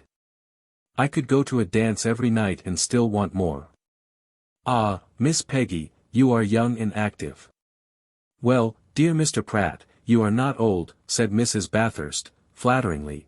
"We must make you happy here. I am sure you are quite an acquisition. We must find you a wife." "I shall apply to you when I want one," he said, with a laugh. "But I guess I'm not made to run in double harness." "What odd expressions you use." "I dare say that comes from your being an American." "Never mind, you'll soon lose all Americanisms here. I look upon you as quite one of ourselves, dear Mr. Pratt." The fact is that Mrs. Bathurst wished to bring about a marriage between her daughter Peggy and the newcomer. He had been introduced by Mrs. Gabriel, so his social position was secure. And if one could judge from the magnificent furnishing of the house, he was a wealthy man. That Peggy herself should be consulted never entered her mother's head. Pratt guessed what Mrs. Bathurst was after, and chuckled. He had no intention of having the good lady for a mother-in-law. Moreover, he knew that Peggy was in love with Rastun, the curate. Nevertheless, having a love of tormenting people, and wishing to punish Mrs. Bathurst, he sighed, cast a languishing look at Peggy, and allowed the mother to think that he might be guided by her wish. Seeing this, the lady pushed her advantage vigorously, and was getting on very well by the time the other guests arrived. Then, after some desultory conversation, dealing with the weather and the crops, all went into dinner. The table was beautifully set out. The linen was snowy white, the silver and crystal of the best, and the flowers, which Pratt had personally arranged, were skillfully chosen and blended. The women present were rather annoyed that a man should be able to manage a house so well, for the dinner was one of the best that had ever been eaten in Colester, and the service was all that could be desired. What was the use, thought Mrs. Bathurst, of suggesting a wife to a man who knew so well how to dispense with one? She could not have arranged things better herself, and it was vexing that a mere man should be able to beat a woman on her own ground. "You have certainly made a very pretty place of it, Mr. Pratt," said Mrs. Gabriel, when they returned to the drawing-room. "I suppose you will live here for many a long day." "I hope to die here," he replied, smiling. "But one never knows. I may take a fancy to resume my travels." "You are like Ulysses," put in the vicar, "you know men in cities." "And, like Ulysses, I don't think much of either, Mr. Tempest." "Come now," cried Leo, laughing. "I never heard that Ulysses was a cynic." "He was not modern enough," said Sybil, who was looking particularly charming, much to the anger of Mrs. Gabriel, who saw in her a man-trap for her adopted son. "I don't think cynicism is altogether a modern disease," remarked Sir Frank Hale. Solomon had not much belief in human nature. "What could you expect from a man who had so many wives?" put in Pratt, in a dry voice. The remark annoyed Mrs. Bathurst. It augured ill for her scheme to marry Peggy. A man who talked thus of women could never be brought to respect his mother-in-law. While this conversation was taking place, Mrs. Gabriel kept a vigilant eye on Leo. Whenever he tried to edge up to Sybil, she contrived to get in the way, and, finally, by a dexterous move, she placed him alongside the baronet's sister. Edith Hale was a tall, raw-boned, thin girl, with small pretensions to beauty or wit. She had a freckled skin and red hair, an awkward way of carrying herself and a silent tongue. She was so deeply in love with Leo that she followed his every movement with her eyes, until he found her regard most embarrassing. However, Leo, to avert a storm when he returned home, was obliged to show her every attention, and strolled away with her into Mr. Pratt's new conservatory. Sybil looked disappointed, but controlled herself sufficiently to play an accompaniment for Peggy. Rastan turned over the leaves of the music, and Mrs. Bathurst, with a glance at Pratt, settled herself to listen. As to Mr. Tempest, he was moving round the room examining the objects of art in his usual nearsighted way. Seeing everyone thus occupied, Mrs. Gabriel drew aside Sir Frank into a convenient corner. The baronet was a pale-faced, hunchback, lame creature, with a shrewish expression and a pair of brilliant grey eyes. He had been an invalid all his life, and his temper had been spoilt thereby. The only person in the world for whom he cherished the least affection was his sister. In his eyes she was as beautiful as Helen and as clever as Madame de Stael. He knew that she was breaking her heart for Leo, and resented the young man's indifference. And as Hale had the spite of a cripple, his resentment was not to be despised. But Leo did not know that. "Frank," said Mrs. Gabriel, addressing him thus familiarly, as she had known him from his cradle, "I want to speak to you about Leo. It is time he was married. Nothing but marriage will steady him. Sybil Tempest is ready enough to become his wife, Mrs. Gabriel," snarled the little man. "Why don't you speak to her?" "Because she is not your sister," replied Mrs. Gabriel, coldly. "I do not intend that Leo shall throw himself away on a penniless girl who has nothing but her face to recommend her. Edith has both brains and beauty." "Leo does not see that," said Hale, who implicitly believed in his companion. "He is infatuated with Sybil. I don't say a word against her," he added hastily, "I want to marry her myself." Mrs. Gabriel looked with secret contempt on the deformed man, and wondered how he could have the impertinence to think that any woman could take him for her husband. However, she was pleased to hear of this new complication. If Sybil could be induced to marry the baronet, and from a worldly point of view the match was a good one, she would be out of the way. In despair Leo might marry Edith, and thus all would be as Mrs. Gabriel wanted. She wished to move human beings as puppets to suit her own ends, and never thought that she might be thwarted by the individual will of those with whom she played. However, she had an idea of how to entangle matters so as to carry out her schemes, and commenced her intrigue with the baronet. She knew he would help her, both for his own sake and for the sake of his sister. At the same time she moved warily, so as not to make a false step. It was no easy matter to deal with Hale, as she knew. Once or twice he had got the better of her in business. "I don't mind being candid with you," said Mrs. Gabriel softly. "It is my wish that Leo should marry Edith, and I shall be delighted to help you to become Sybil's husband." "It's easy saying, but harder doing," said Hale, snappishly. "Sybil is in love with Leo, and the woman who admires Apollo will not look upon Caliban. Oh, I am under no delusions respecting myself," he added, with a hoarse laugh. "I am not agreeable to look upon, but I have money, a title and a good position. 9 women out of 10 would be content with these things." "I am afraid Sybil is the 10th, said Mrs. Gabriel, coldly. "However, neither she nor Leo know what is good for them. Help me to marry him to your sister, and then Sybil will fall into your arms." "Do you think so?" "I am certain of it." "How are we to manage?" asked Hale, after a pause. "You have some scheme." "It is in order to explain my scheme to you that I have brought about this conversation. Listen. I am not pleased with Leo. He has been leading a wild life in town, and is in debt to the tune of £300. "Humph!" said Frank, under his breath. "These Apollos know how to waste money.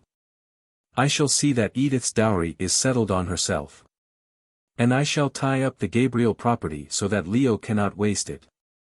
Hale looked at her from under his bushy eyebrows. "You intend that he shall be your heir, then?" "Assuredly. If he does what I want him to do." "What is that?" "He must marry Edith and take up his residence in the castle. No more gaddying about, no more wild living. Let Leo be a respectable country gentleman and his future is secure." "Have you explained that to him?" asked the baronet, sharply. "No. Leo is a fool, and infatuated with that girl. I must force him to do what I want. It is for his own good. You must help, both for the sake of Edith, and because it is your only chance of marrying Sybil." "I'm quite ready to help you, Mrs. Gabriel." "Go on." Mrs. Gabriel glanced round, bent her head, and spoke lower. "I intend to refuse to pay this £300 for Leo. There is no chance of his earning it for himself, and he will soon be in serious difficulty.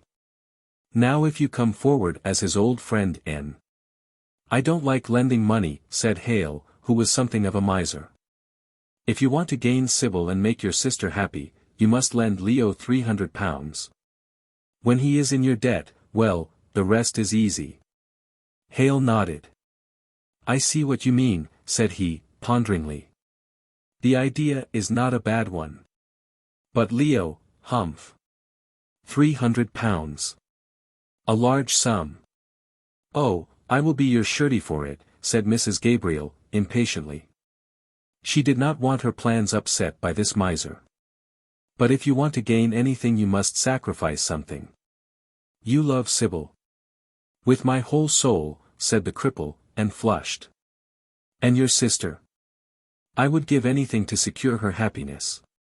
£300 will be enough," said Mrs. Gabriel, coolly. "Make Leo your debtor, and then you can deal with him. He is so honorable that he will keep his word even at the cost of his happiness." "Well?" Hale reflected. "I will think of it," said he, cautiously. "As you please. But remember that if I do not have this settled within the week, I shall allow Leo to marry Sybil." Of course Mrs. Gabriel had no such intention, but she determined outwardly on this course to frighten the baronet. It had the desired effect. "I will see to the matter," he said hastily. "Tonight I will ask Leo to come and see me. It will all be arranged." "But £300. He winced and Mrs. Gabriel smiled. "I will be your surety," she said, rising. "Let me know when you have made Leo your debtor. Come, we must not talk any more. Here is Mr. Pratt." It was indeed the host who came to disturb them. He wished to take the whole party round his house. Leo and Edith returned from the conservatory, the former looking bored, the latter brilliantly happy. Sybil did not like this, and glanced reproachfully at Leo, who immediately would have gone to her side, but he was anticipated by Hale. "Help me to get round the house, Miss Tempest," he said, pointing to his lame leg. "You must be my crutch." Sybil could not but assent, and so Leo found himself out in the cold. Peggy, who approved of his love for Sybil, took his arm. "Never mind," she said softly, "I will manage to take Sir Frank away," and Leo gave her hand a grateful squeeze. "Come, all of you," cried Pratt, cheerily. "The museum is open." He led them through a series of rooms crammed with treasures. There were valuable pictures, pieces of rich tapestry, exquisite examples of goldsmiths' work, and many other things of value. Mr. Pratt had a story for every object. This he picked up in the great bazaar at Stamboul. That was a bargain obtained in an Italian town. The silver crucifix came from Spain, the lacquer work from Japan. Apparently he had been all over the world, and had made purchases in every part. Here was the evidence of his travels and his wealth before the longing eyes of Mrs. Bathurst. More than ever was she determined that Peggy should become Mrs. Pratt. While Pratt discoursed and the company exclaimed at the treasures displayed to their wondering eyes, Mrs. Gabriel maintained her haughty silence. She surveyed all the beautiful things in a cold, unemotional manner, and kept an eye on the movements of Leo. He felt uncomfortable under her gaze, and once or twice looked angrily at her. But Mrs. Gabriel met his indignant looks with a calm smile. "You must have spent a fortune on all this," said Hale, inspecting a tray of antique coins. "What a collection!" "I have been buying for years," explained Pratt, smiling. "Mine has been a varied life. I was born of poor parents and had to make my own way in the world. For years I worked in the States, in South America and elsewhere to make money. Finally I secured a fortune in South Africa, and for the last 10 years I have devoted myself to collecting these things. They have been stored for years, and now that I have a house of my own, this is the first time I have been able to arrange them." "I am glad you are pleased." "We are more than pleased," gushed Mrs. Bathurst. "It is a most beautiful treat to see these lovely things and hear you talk about them. What is this cup, dear Mr. Pratt?" "Ah," said Pratt, taking it up. "This is the property of the vicar." "Mine," said Mr. Tempest in mild surprise. "Dear me, Mr. Pratt, what do you mean? It would take half my year's stipend to buy this." "It is the cup of which I spoke to you, Vicar." Pratt handed it to Tempest and then turned to the group. "I wish to present this cup to the chapel, Mr. Raston," he said, "and I hope that you and Mr. Tempest will accept it on behalf of the town. It is an old Roman goblet, and has been used for centuries as a communion chalice in an Italian city. I bought it many years ago. Is it not beautiful?" The cup was indeed an exquisite object of art. Of considerable size, it was of pure gold. The rim and the stem were set round with gems of great value, and the outside was embossed with faces peering from out a tangle of flowers. It had 2 handles formed of twisted snakes with ruby eyes, and round its broadest part ran an inscription in Latin. The vicar held the goblet to the light and translated the inscription. "To the great God, who mocketh the heart joyful," he said, then added dubiously, "does that refer to a pagan god, or to the maker of all things?" "If the cup is Roman, probably it is an inscription to Bacchus," said the curate, a shadow on his face.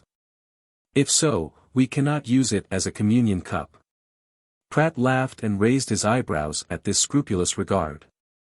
"You can set your mind at rest," he said. "The priest who sold it to me on account of the poverty of his parish church said that the inscription was inscribed during the Middle Ages. It refers to the God of Christendom." "In that case," said the vicar beaming, "I accept the cup with pleasure and with many thanks. It shall be consecrated and placed on the altar by the end of this week." While the others were thanking and congratulating Mr. Pratt, an expression of relief might have been noticed on his face. Mrs. Gabriel, who knew his every look, wondered to herself why he appeared to be so pleased.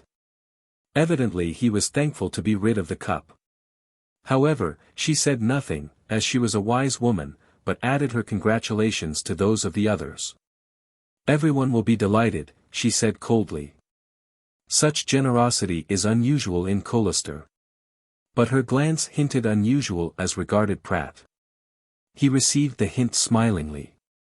"I hope it will make me popular," said he.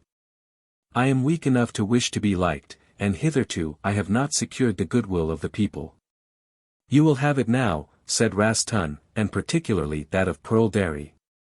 She loves beautiful things for the altar, and as she attends to the decorating of the chapel, it will be a constant pleasure to her to keep this cup bright and spotless."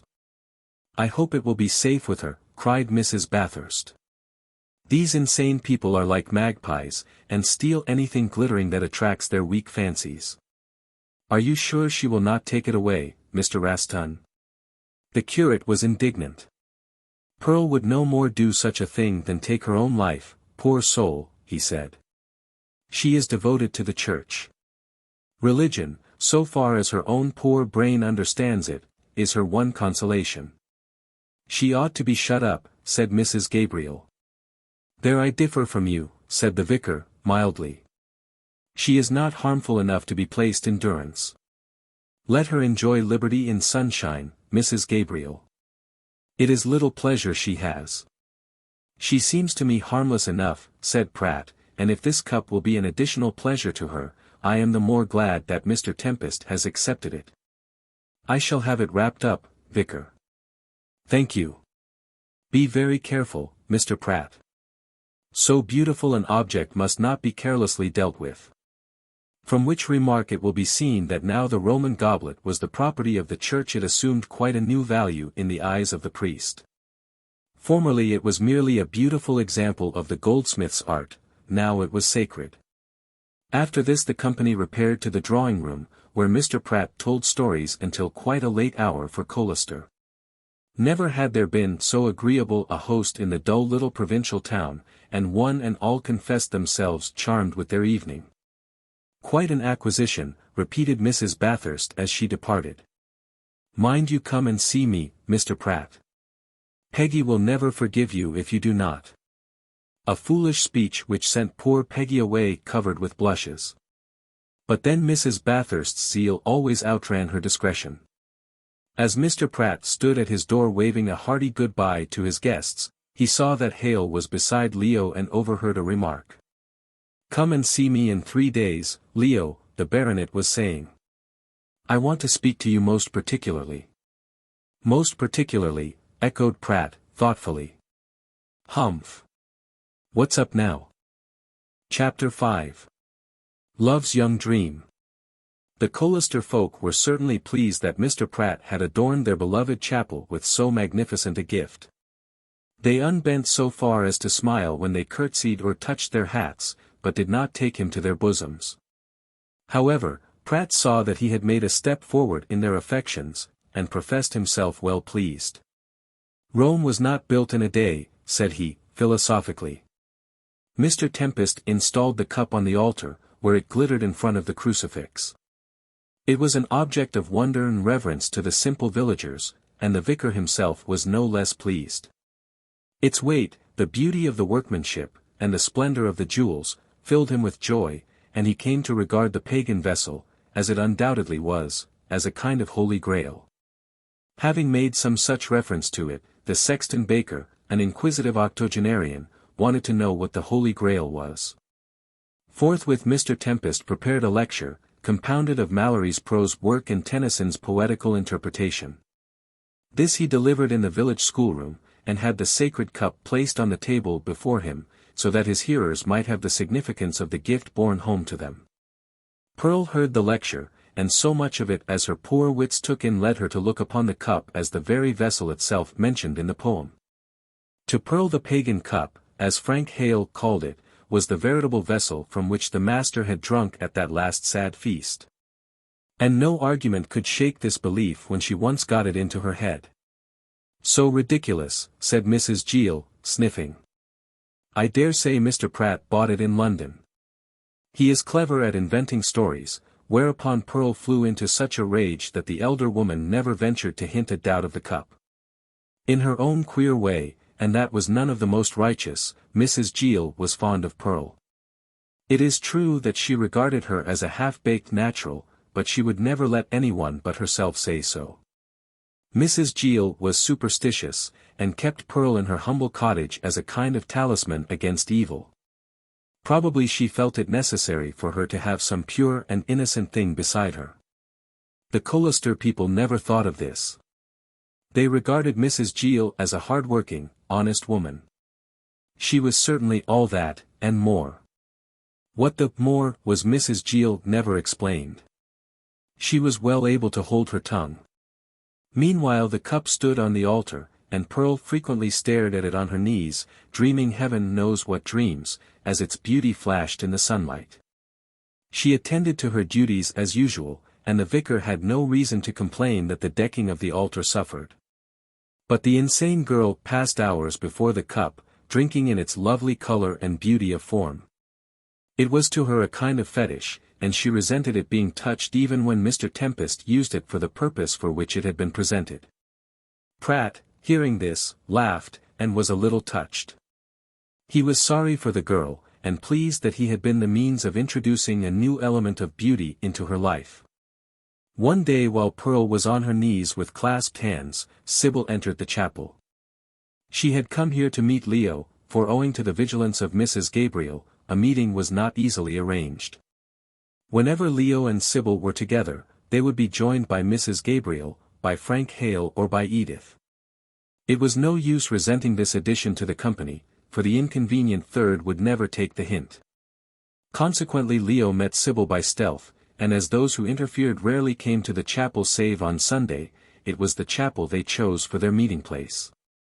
Certainly Pearl was always haunting the shrine, but she gave them no trouble. Although the day was warm, Pearl had draped a shawl of white Chinese crepe over her shoulders. This was a present from Mrs. Gill, who had many such beautiful things, although she would never say how she came by them. The girl still wore her favorite green dress and the straw hat, which had a fresh wreath of oak leaves round it. Every day the wreath was renewed, and some significance was attached to it by the wearer which was not understood by her friends. With her eyes fixed on the cup, and her hands clasped on her knee, she knelt on the lower step of the altar with a rapt expression and moving lips. And the foundations of the wall of the city were garnished with all manner of precious stones, she murmured, and went on with the verse enumerating the gems. Pearl knew much of the Bible by heart, and frequently recited long passages to herself. But, like a parrot, she could never be got to speak when she was wanted, and few knew the extent of her knowledge. Sybil overheard the words, and guessed that the poor creature applied them to the cup. A strong ray of sunlight streamed in through a small plain glass window in the chancel. It struck with a golden glory on the altar, and in its burning light the cup flashed with many hues. The gems with which it was adorned shot sparks of rainbow fire, the green or the emerald, the fiery red of the ruby, the amethyst, purple in color as a ripe grape. And above all the fierce flash of a diamond that was in front of the vessel immediately above the Latin inscription. Sybil did not wonder that Pearl had a passion for the cup. It looked a singularly beautiful object glowing in the splendor of the sunlight, and might well have been the Holy Grail, as Pearl thought it was. "What is it, Pearl?" she asked, drawing near, but speaking low so as not to disturb the girl. For Pearl was like a wild animal, and shrank away even at the slightest sound. And even as she spoke the sunlight passed away. "It is gone, gone!" cried Pearl, rising with a wild look. "The Master has withdrawn his presence. I would that I could take it out where his sun would ever shine. Did you see the angels, Miss Sybil?" "What angels, Pearl?" "In the beam of the Master's glory. They ascended and descended like the angels of Jacob's dream. From the holy cup a shining pathway went up to heaven, and now it is gone." "The shining pathway will be there again at this same hour tomorrow," said Sybil, comforting the girl. "But it endures only for a little while," sighed Pearl. "Oh, why doesn't the Master take his cup into the bright sunshine where it could grow warm and rejoice in the glory of day? And the sun would make it glitter like 1,000 fires, nor would the moon withhold her light." It is better here in this sacred place, Pearl. The roof shuts out the light, Miss Sybil. And the girl looked at the great cup, now dull and colorless like a dead thing. Only in the sunshines does the master put out his hand to grasp his cup. It is not the real cup, Pearl, said Sybil, incautiously. How dare you say so? Shrieked the girl, tearing herself away from Sybil's grasp. The vicar said it was the cup of the master. I doubt you are one of the evil things its presence makes to fear, and with an indignant look Pearl moved swiftly down the aisle, murmuring as she went. At the door she broke into a jubilant chant, and Sybil gathered that she was recalling some lines of Tennyson which the vicar had repeated in his lecture. Oh, yet methought I saw the Holy Grail all palled in crimson samite. And around great angels, awful shapes, and wings and eyes. Half singing, half reciting, she passed out of the door and brushed by Leo, who entered at the moment. Like a shadow she faded out of the church, and left him staring after her. But high and sweet in the distance rose her voice, singing like a lark. What's the matter with her now? Asked Leo as Sybil met him. Nothing much. She has a belief that yonder cup is the veritable Holy Grail, and when I suggested that it was not she grew angry. But what a memory she has, added Sybil, linking her arm within that of Leo. Did you hear her recite Tennyson's lines? Well, she only heard them once before. I dare say. But she cannot read, and those who can't read have always a marvelous memory. But the wonder to me is that her poor, cracked brain can hold anything. I know she's mad about the Grail, as she called that cup. Mrs. Gill told me that Pearl expects the cup will some day be snatched up to heaven to be used there. Poor soul. It is a sweet belief, though, murmured Sybil. Then, after a pause, she drew Leo into the side chapel where the Crusaders were set stiffly on their tombs. We are safe here, Leo. No one will come.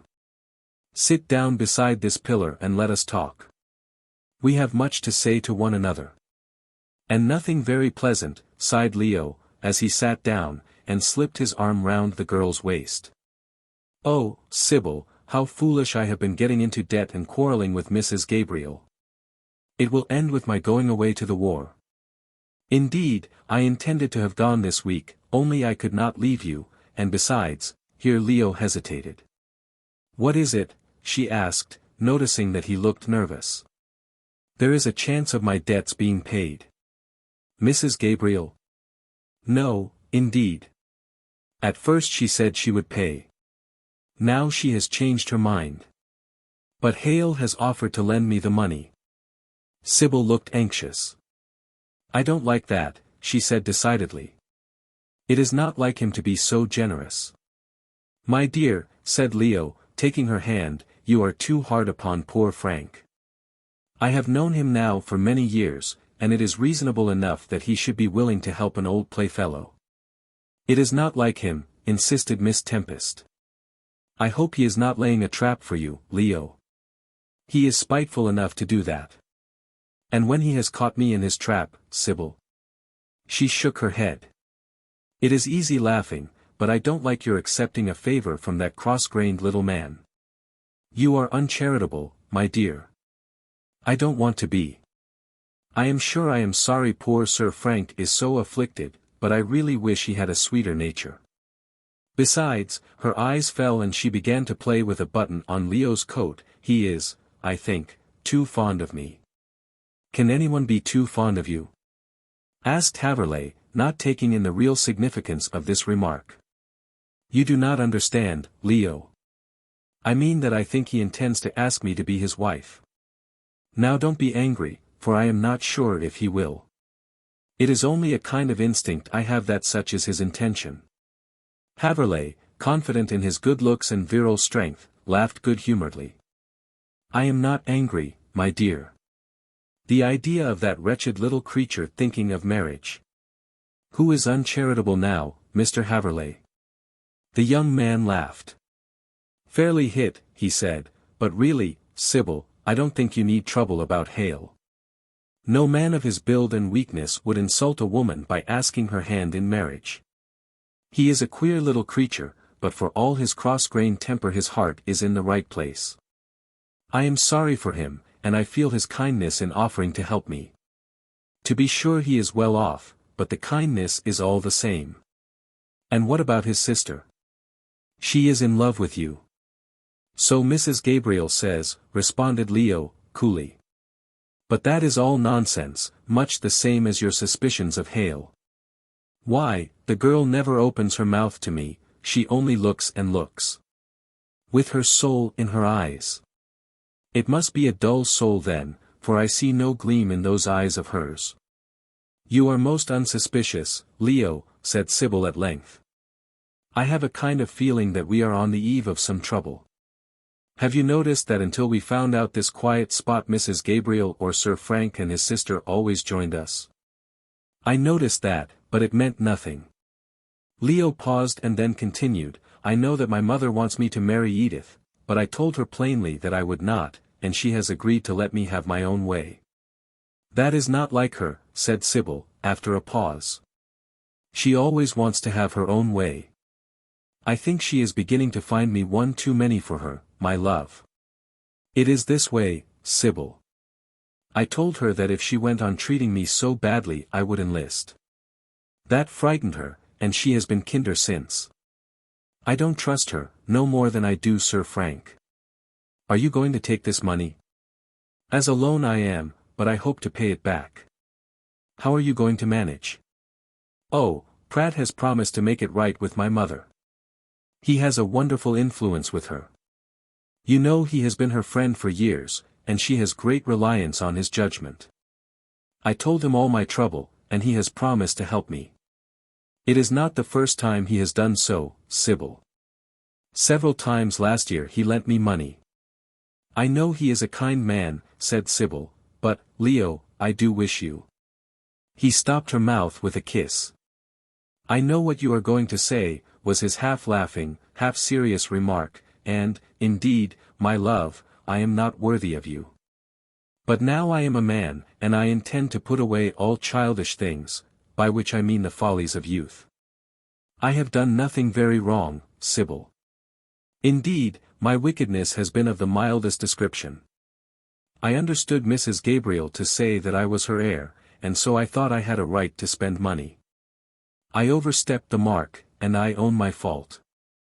I should have been more sensible, but, indeed, Sybil, it is difficult for a man brought up in luxury to know when to stop. If my home had only been made more attractive to me, I should never have behaved so foolishly. But that page of my life is turned down now. It will close with the payment of this £300, and henceforth I shall try and deserve your love. That is right, darling. But don't you think it would be better to get Mr. Pratt to see your mother and induce her to give you the money than take it from Sir Frank? No, my dear, said Leo, decidedly. If my mother thinks that I am able to pay the money myself, she will be afraid lest she will lose me altogether and be more amenable to reason. I have arranged it all with Pratt. Hale is to lend me the money next week. I pay my debts. Then I shall get him to speak to Mrs. Gabriel.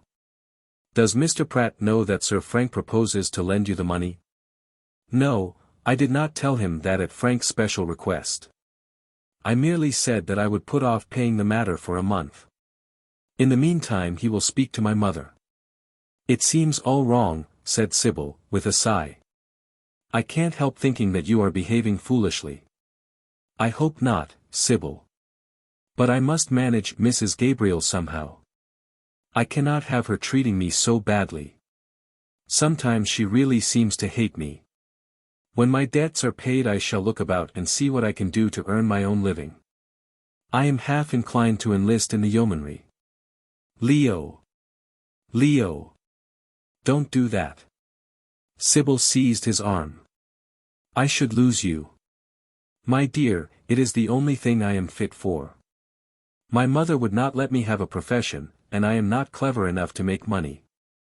I should have gone into the army long ago. Indeed, it was my wish, only Mrs. Gabriel would not consent. I think my father must have come of a fighting stock, Sybil, as I feel so inclined to be a soldier. The Haverleighs were always simple country squires, Leo. I have heard my father speak of them often. There were no soldiers amongst them. Then I don't know where my aunt got her fierceness. By the way, Sybil, don't you get mixed by the many different ways I refer to that lady. I call her my mother, my aunt, and very often Mrs. Gabriel. I think the last name suits her best, said Sybil, she is such a hard woman. Still, she has been kind to you, Leo. I don't quite agree with you there, he answered a trifle bitterly. If she took me in, she has made me feel my position. No, Sybil, I hope in some way to make a position for myself. Then Mrs. Gabriel may be proud of me. At present I am only an object of her charity. Let me go for a soldier, my darling. You must wait for a time, Leo, entreated Sybil. If you are really bent upon enlisting, I shall not try and dissuade you. But, oh! How unhappy I shall be when you are in South Africa. Come, come, you will never do for a soldier's wife. Is it not better for me to be fighting for my country than staying here eating the bread of idleness?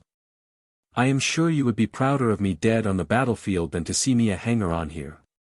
Yes, said Sybil bravely, I should. In that case I shall enlist. And after taking her in his arms, he kissed her tenderly. I shall be here for another week. Let us make the best of our time. Hand in hand they passed from the chapel, but at the door they suddenly separated. Mrs. Gabriel was coming up the steps, and cast a cold smile at the pair. I want to see you, Leo, when you can spare the time, she said. I will come with you now, said Haverleigh. And you, Sybil? I want to find Pearl Derry, said Miss Tempest, she is offended with me, and I must make my peace with her. Good day, Mrs. Gabriel. Good day, said Mrs. Gabriel in her stiffest manner. Then, as Leo walked down the road beside her, back to the castle, she added, I understand that you are engaged, Leo, and without my consent.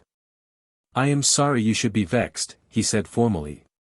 But I cannot sacrifice my life's happiness even for you. Bless the boy. I don't want you to do that, said Mrs. Gabriel, sharply. And about this enlisting? I intend to enlist. Mrs. Gabriel drew a long breath, and walked on in silence for a few moments. Well, she said at length, I think it is about the best thing you could do. Your debts. I shall see that they are paid, said Leo, calmly. Oh, indeed. And where will you get the money? From a friend. Mrs. Gabriel again became silent. I don't think you are treating me altogether fairly, Leo. I am willing to do whatever you think best, mother. But I am ashamed to live on your charity any longer. However, I promise you one thing. I shall not enlist for at least a month. Mrs. Gabriel laughed silently. Many things might happen in a month. Chapter 6. Trouble. Still anxious to secure Mr. Pratt for a son-in-law, Mrs. Bathurst resolved to make some return to his hospitality. Her husband had very little money, and the lady was unable to give a dinner party on account of the cost. Also Pratt had done things so well, so she put it, that she was unwilling to provoke comparisons. Nevertheless, some sort of entertainment had to be given, and after much reflection and many consultations with Peggy, it was decided that it should take the form of a picnic. The scenery around Colester was beautiful, the weather was fine, and the cost of an open-air entertainment would be comparatively small. Mrs. Bathurst therefore issued cards. We must make Mr. Pratt one of ourselves, said the energetic lady. And although we cannot hope to vie with his luxury, we can at least bestow what we have with liberal hearts. What Mrs. Bathurst had in the way of food was principally sandwiches, the cheapest form of nourishment she could think of. As she had decided that the picnic should take place on the moor, where there were no roads, it was not necessary to hire vehicles to convey the party to the scene of revelry. A good brisk walk will give everyone an appetite, said the hostess, and the air will do us all good. Thus it came about that all those who had partaken of Pratt's hospitality found themselves the guests of Mrs. Bathurst. Her husband, who characterized the picnic as foolery, was not present. By a dexterous arrangement the good lady contrived that Peggy should find herself in the company of Pratt. The little man was as neat and dapper as ever, and as Peggy strolled beside him over the heather, she could not but admit that he was a pleasant companion. The principal meal of the day had been devoured, and Mrs. Bathurst's guests had been sent hungry away. Tea and a limited quantity of sandwiches were scarcely sufficient for appetites sharpened by the keen moorland air. However, there was nothing else, and now the company, split up into small parties, wandered here, there and everywhere. Peggy was with Pratt. He saw how Mrs. Bathurst had maneuvered to bring this about, and resolved to make use of the opportunity in a way of which the schemer would not approve. "Most beautiful place this, Miss Peggy," said Pratt, glancing round, "but I fear the company is not to your mind." "Oh, Mr. Pratt, how can you say that?"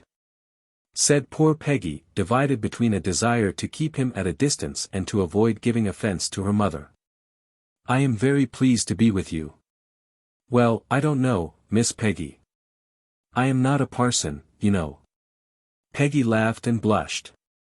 Her secret was everybody's property, and it was well known in Colester that she and Raston were attached to one another. Even Mrs. Bathurst knew, but she was resolved to crush this affection before it grew too strong for her control. As a matter of fact it had already passed that stage, but Mrs. Bathurst was not aware of that. "Mr. Raston is quite happy with Miss Hale," said Peggy, frankly. She found Pratt sympathetic and did not mind speaking freely to him. "And I think Miss Hale would rather be with young Haverleigh," said her companion, "but he is with Miss Tempest." "And with Sir Frank Hale." "Who is the inconvenient third, Miss Peggy?" "We are all at 6s and 7s, I fancy. Even Mrs. Gabriel and the Vicar are badly matched. However, in a little time I shall ask Mr. Raston to join us." "Not on my account," cried Miss Bathurst, hastily. "I understand, your mother would not be pleased." "Mr. Pratt." Peggy bit her lip. "Really, Mr. Pratt." "My dear young lady," said Pratt, with a twinkle, "do you think that I flatter myself that a battered old man like myself is your choice? No, indeed, although your mother would have it so. Like draws to like, and if I can bring it about you shall be Mrs. Raston." "No chance of that," sighed Peggy. "Mr. Raston is too poor." "Oh, no. He has 300 a year of his own, and it is more than probable that when Mr. Tempest dies, Mrs. Gabriel will give him the living." "Then why won't your mother consent?" "She was not opposed to my engagement until, Peggy hesitated. "Until I arrived," finished Pratt. "Set your mind at rest, Miss Peggy, I am not a marrying man, I have seen too much of the world." Peggy laughed and looked at him. His pleasant face was turned towards her, and she saw on his cheek a mark she had never noticed before. It was a tattooed star, very small and placed just under the jawbone. Unless looked for very closely it was apt to escape notice. But there it was, and being so close to the man, Peggy saw it very plainly. Perhaps she saw it the more clearly because Pratt held his head at a particular angle. He noticed the curiosity in her eyes, and flushed a trifle. He knew what she was looking at. "I had that done in the South Seas," said Pratt, rubbing the star, "foolish thing to have had done, but I was a reckless young sailor then. And see here, Miss Peggy," he rolled up his sleeve, that of the left arm. Immediately below the elbow there was a beautifully tattooed snake, half red and half blue. "That was done in Japan," he said. "You seem to have been everywhere, Mr. Pratt." "I have. That is why I have come down here to end my days in peace. I want everybody hereabouts to like me, you included, Miss Peggy."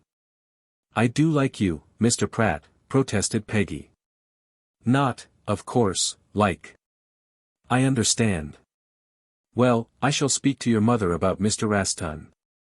"Oh, do not look so afraid, Miss Peggy. I know very well what I am about. I have managed much more obstinate people in my time. All you have to do is to look pleased as though you were delighted with me.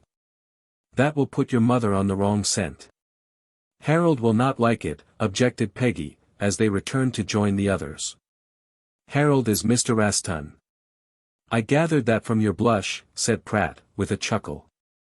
"Well, leave it to me. There is Harold making signals.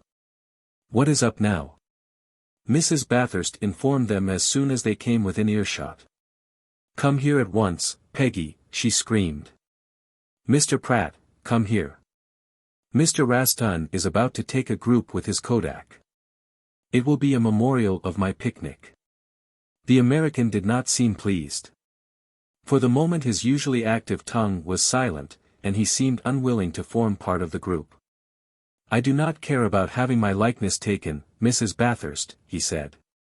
"But indeed you must, in the group," said the lady, vigorously. "Dear Mr. Pratt, do not spoil the little memorial of my picnic. It can be taken without me, Mrs. Bathurst." "That would be the play of Hamlet with the prince left out," replied the lady, gracefully. "Mrs. Gabriel, add your entreaties." "Oh.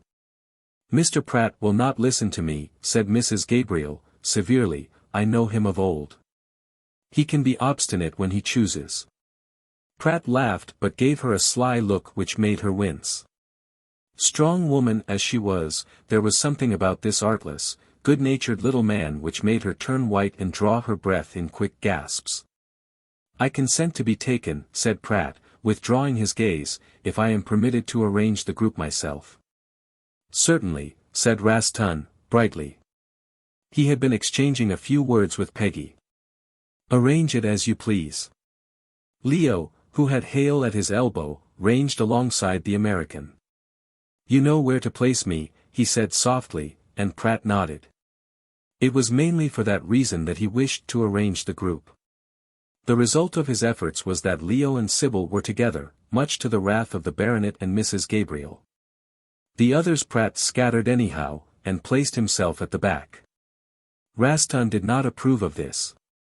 "You can hardly be seen, Mr. Pratt," he said.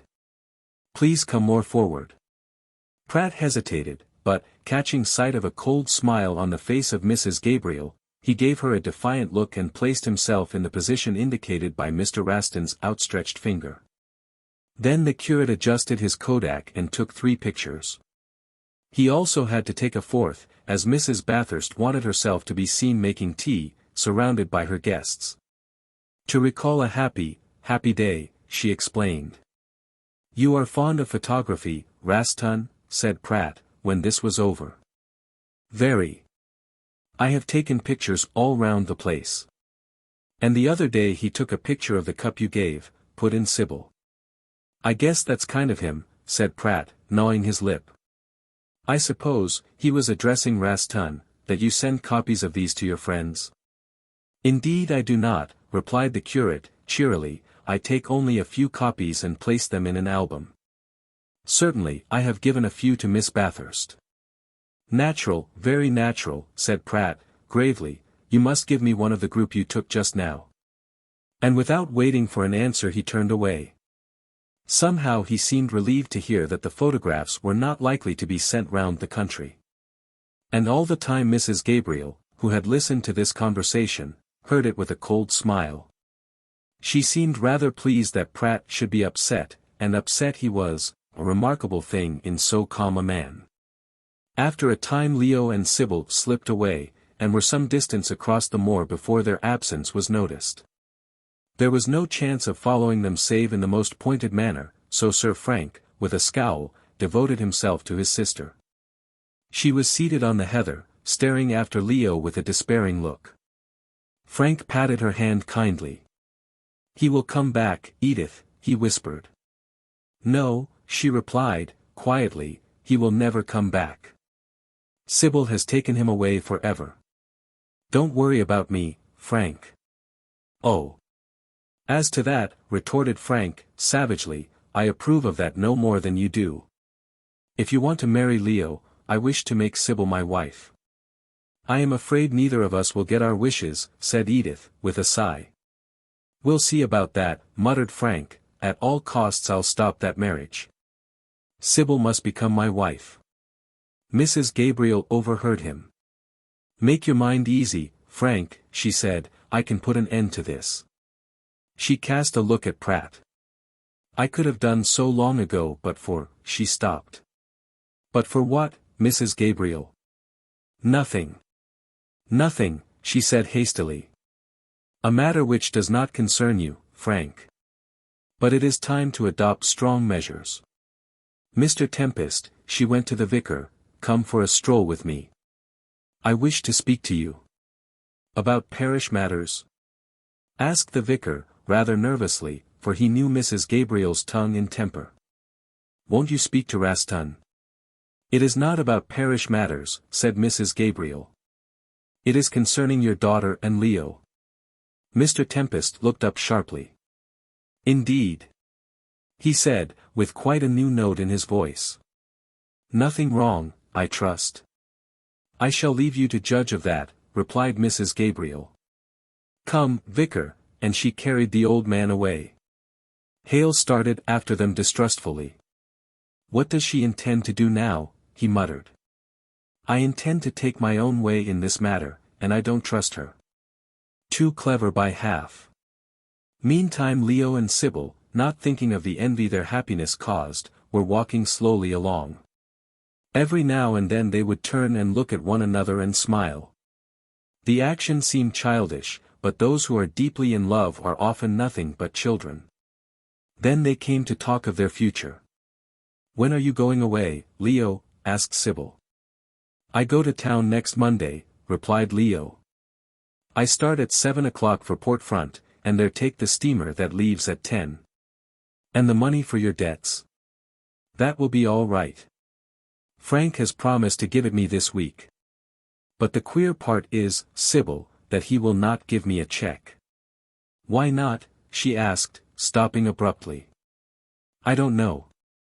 Some whim on his part. He intends that I shall take it in sovereigns, yes, the whole £300. There is a treasure to travel with. However, I shall take it to London and pay it into my bank there. Then I can settle with my creditors by check.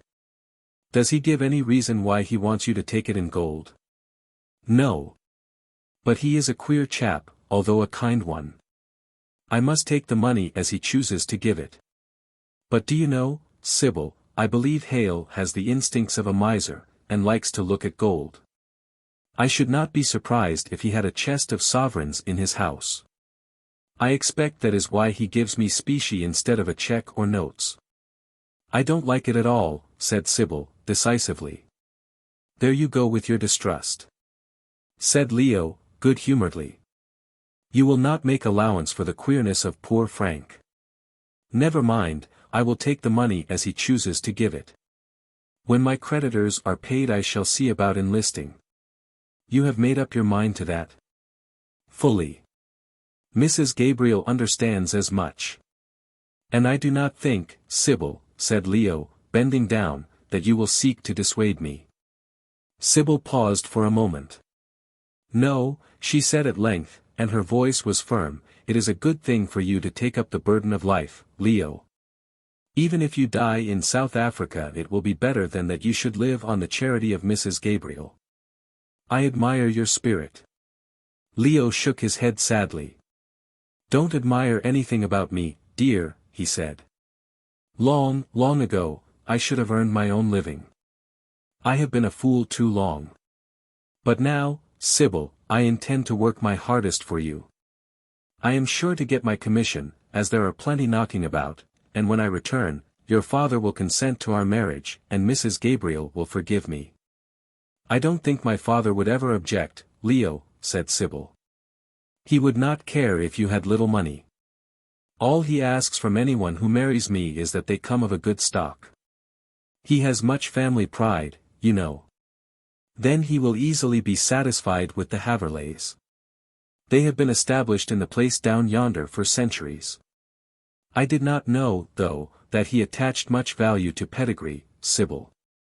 It is his one failing. He would not mind if I married a pauper, so long as my future husband had good blood in his veins. The one thing he would not permit would be that I should marry what he calls a base-born man. But, of course, there is no danger of that. No.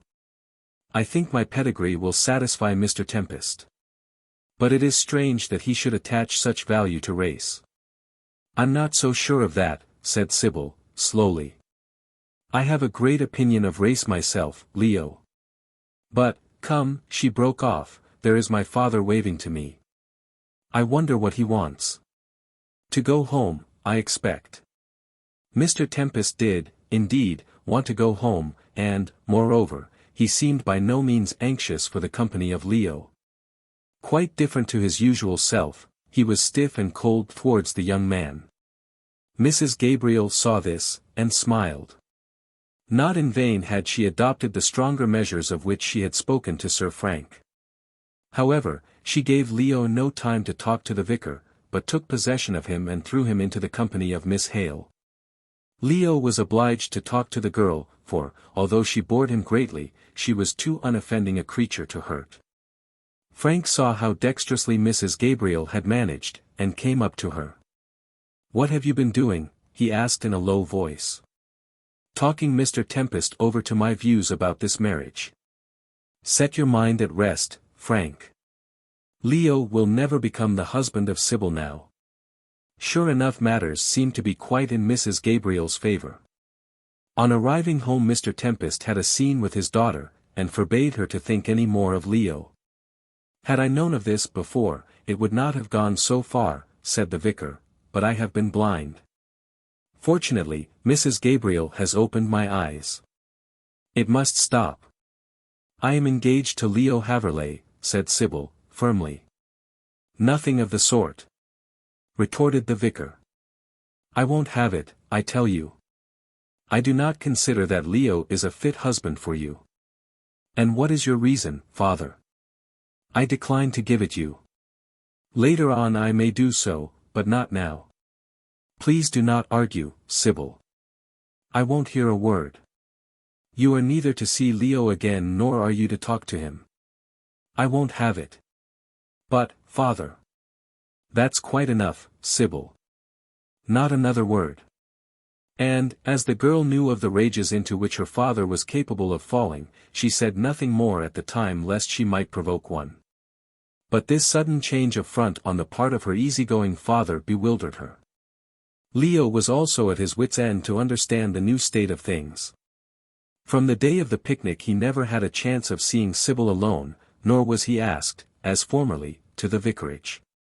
Mr. Tempest was coldness itself when they met, and appeared to wish to see as little of him as possible. Leo asked Mrs. Gabriel what was the meaning of these things, but could get no answer. She only laughed insultingly, and said that Mr. Tempest was of her opinion about this ridiculous marriage. Leo saw Mr. Pratt, and consulted him. "I guess you'd better leave it to me," said Pratt, who was on the side of the lovers. "I'll bring Mrs. Gabriel to reason." "But it is more the vicar that needs bringing to reason," argued Leo. "He has changed wholly towards me." "Perhaps he has heard of your debts," suggested Pratt, pondering. "What if he had? He knows that I am not so wild as everyone tries to make out." "No. It is something else. I believe my mother has been saying something to him about me." Pratt looked up suddenly, but his face did not change. "I'll see Mrs. Gabriel," he said calmly. "If she has said anything to the vicar likely to do you harm, I'll get her to tell me. I have known her for many years, Leo, and she often takes my advice." "I know. She has the very highest opinion of you, Pratt," said the innocent Leo. Whereat Pratt chuckled. "I'll tell you what," he said. "I'll speak to Mrs. Gabriel about your debts at the same time." "No, don't do that," cried Leo in alarm.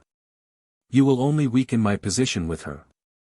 I want to settle these debts without her knowledge. I can raise the money, as I told you. Later on, when she comes round, I can get her to give me the sum and settle. She will surely do that when she hears that I have enlisted. I dare say. In fact, I'm sure she will," said Pratt, with his queer smile. "Who is going to lend you the money meantime?" "I can't tell you that, Mr. Pratt," said Leo, with dignity. "You might tell it to a worse person," said Pratt, rather offended. "However, keep your secret, I'll do what I can." "Don't be offended, Pratt. "Indeed, as soon as possible I'll tell you." "There. There. Don't make a fuss over it," he said testily. "I know you are not such a fool as people think you are. And to tell you the truth, Leo, if you can pay these debts independently of Mrs. Gabriel, I fancy she will think all the more of you. I don't offer to help you myself, because if she asks me I want to be able to say no, for reasons which I will explain later. But I tell you what, Leo. If, when you get these matters settled and enlist, Mrs. Gabriel won't come round, I'll give you the money myself to repay the loan, and fit you out for South Africa." "You are indeed a friend," cried Leo with emotion, and the two men shook hands. They understood each other very well. But all this time Leo was pining to get a sight of Sybil. It is true that he sometimes saw her in the distance, but she was always with her father, and he could not come near. However, it came about that Sybil induced Pearl to take a note to Leo. She explained in it that her father had taken a dislike to the marriage, and that the only chance of things being arranged lay in Leo going away for a time. Several notes passed between the lovers, and then their kindly messenger fell ill, but not before it was understood that Sybil was to leave a note or so in a certain crack in the chapel wall, which they could use as a post office. And out of that subterfuge all the subsequent trouble arose. Pearl was really ill. She was in the habit of wandering about at night, and as the wet weather was coming she had been caught on the moor in a thunderstorm. Now she was laid up with a severe cold. Rastan was particularly anxious about her. Leo met him one day, and the curate was red with indignation. It seemed he had good cause for it. "Did you ever hear of anything so wicked, Haverleigh?" he asked. "What is the matter now?" "Why, that poor mad child. She is very ill, as you know, but is getting on all right. Dr. James says she is well on the way to recovery. Now Mrs. Gill took it into her head that the girl was dying, and has been frightening her with stories of eternal torment. You know, Pearl always believed that she would go to heaven, and be at the supper with the Master, as she calls our Lord. She never had any doubt. Now these gruesome stories of Mrs. Gill's have made her doubt if she will be saved. In fact, she believes now that unless the Master gives her some sign she will be lost." "How cruel of Mrs. Gill," said Leo, angrily. "Oh. I believe she did it for the best. She is fond of Pearl, and kind to her. But you know she came from the north, and she holds to that gloomy Calvinistic religion that has terrified so many people. I gave her a good talking to, and she has consented to leave Pearl alone. All the same, she still holds that the child is a lost soul. I have been trying to pacify the poor creature. She is haunted by terrible fears." "Show her the cup," suggested Leo. "She has such a belief in it as the Holy Grail that it may soothe her." "A good idea," said the curate. "I will ask Mr. Tempest about it. But I cannot take it to her till Monday. Tomorrow I preach in the evening. I hear you are going up to town. On Monday morning early. When you next hear of me, Rastan, I may have enlisted." "And a good thing too," said Rastan. "But that I am a clergyman I should have been a soldier. Good day. Come to church tomorrow."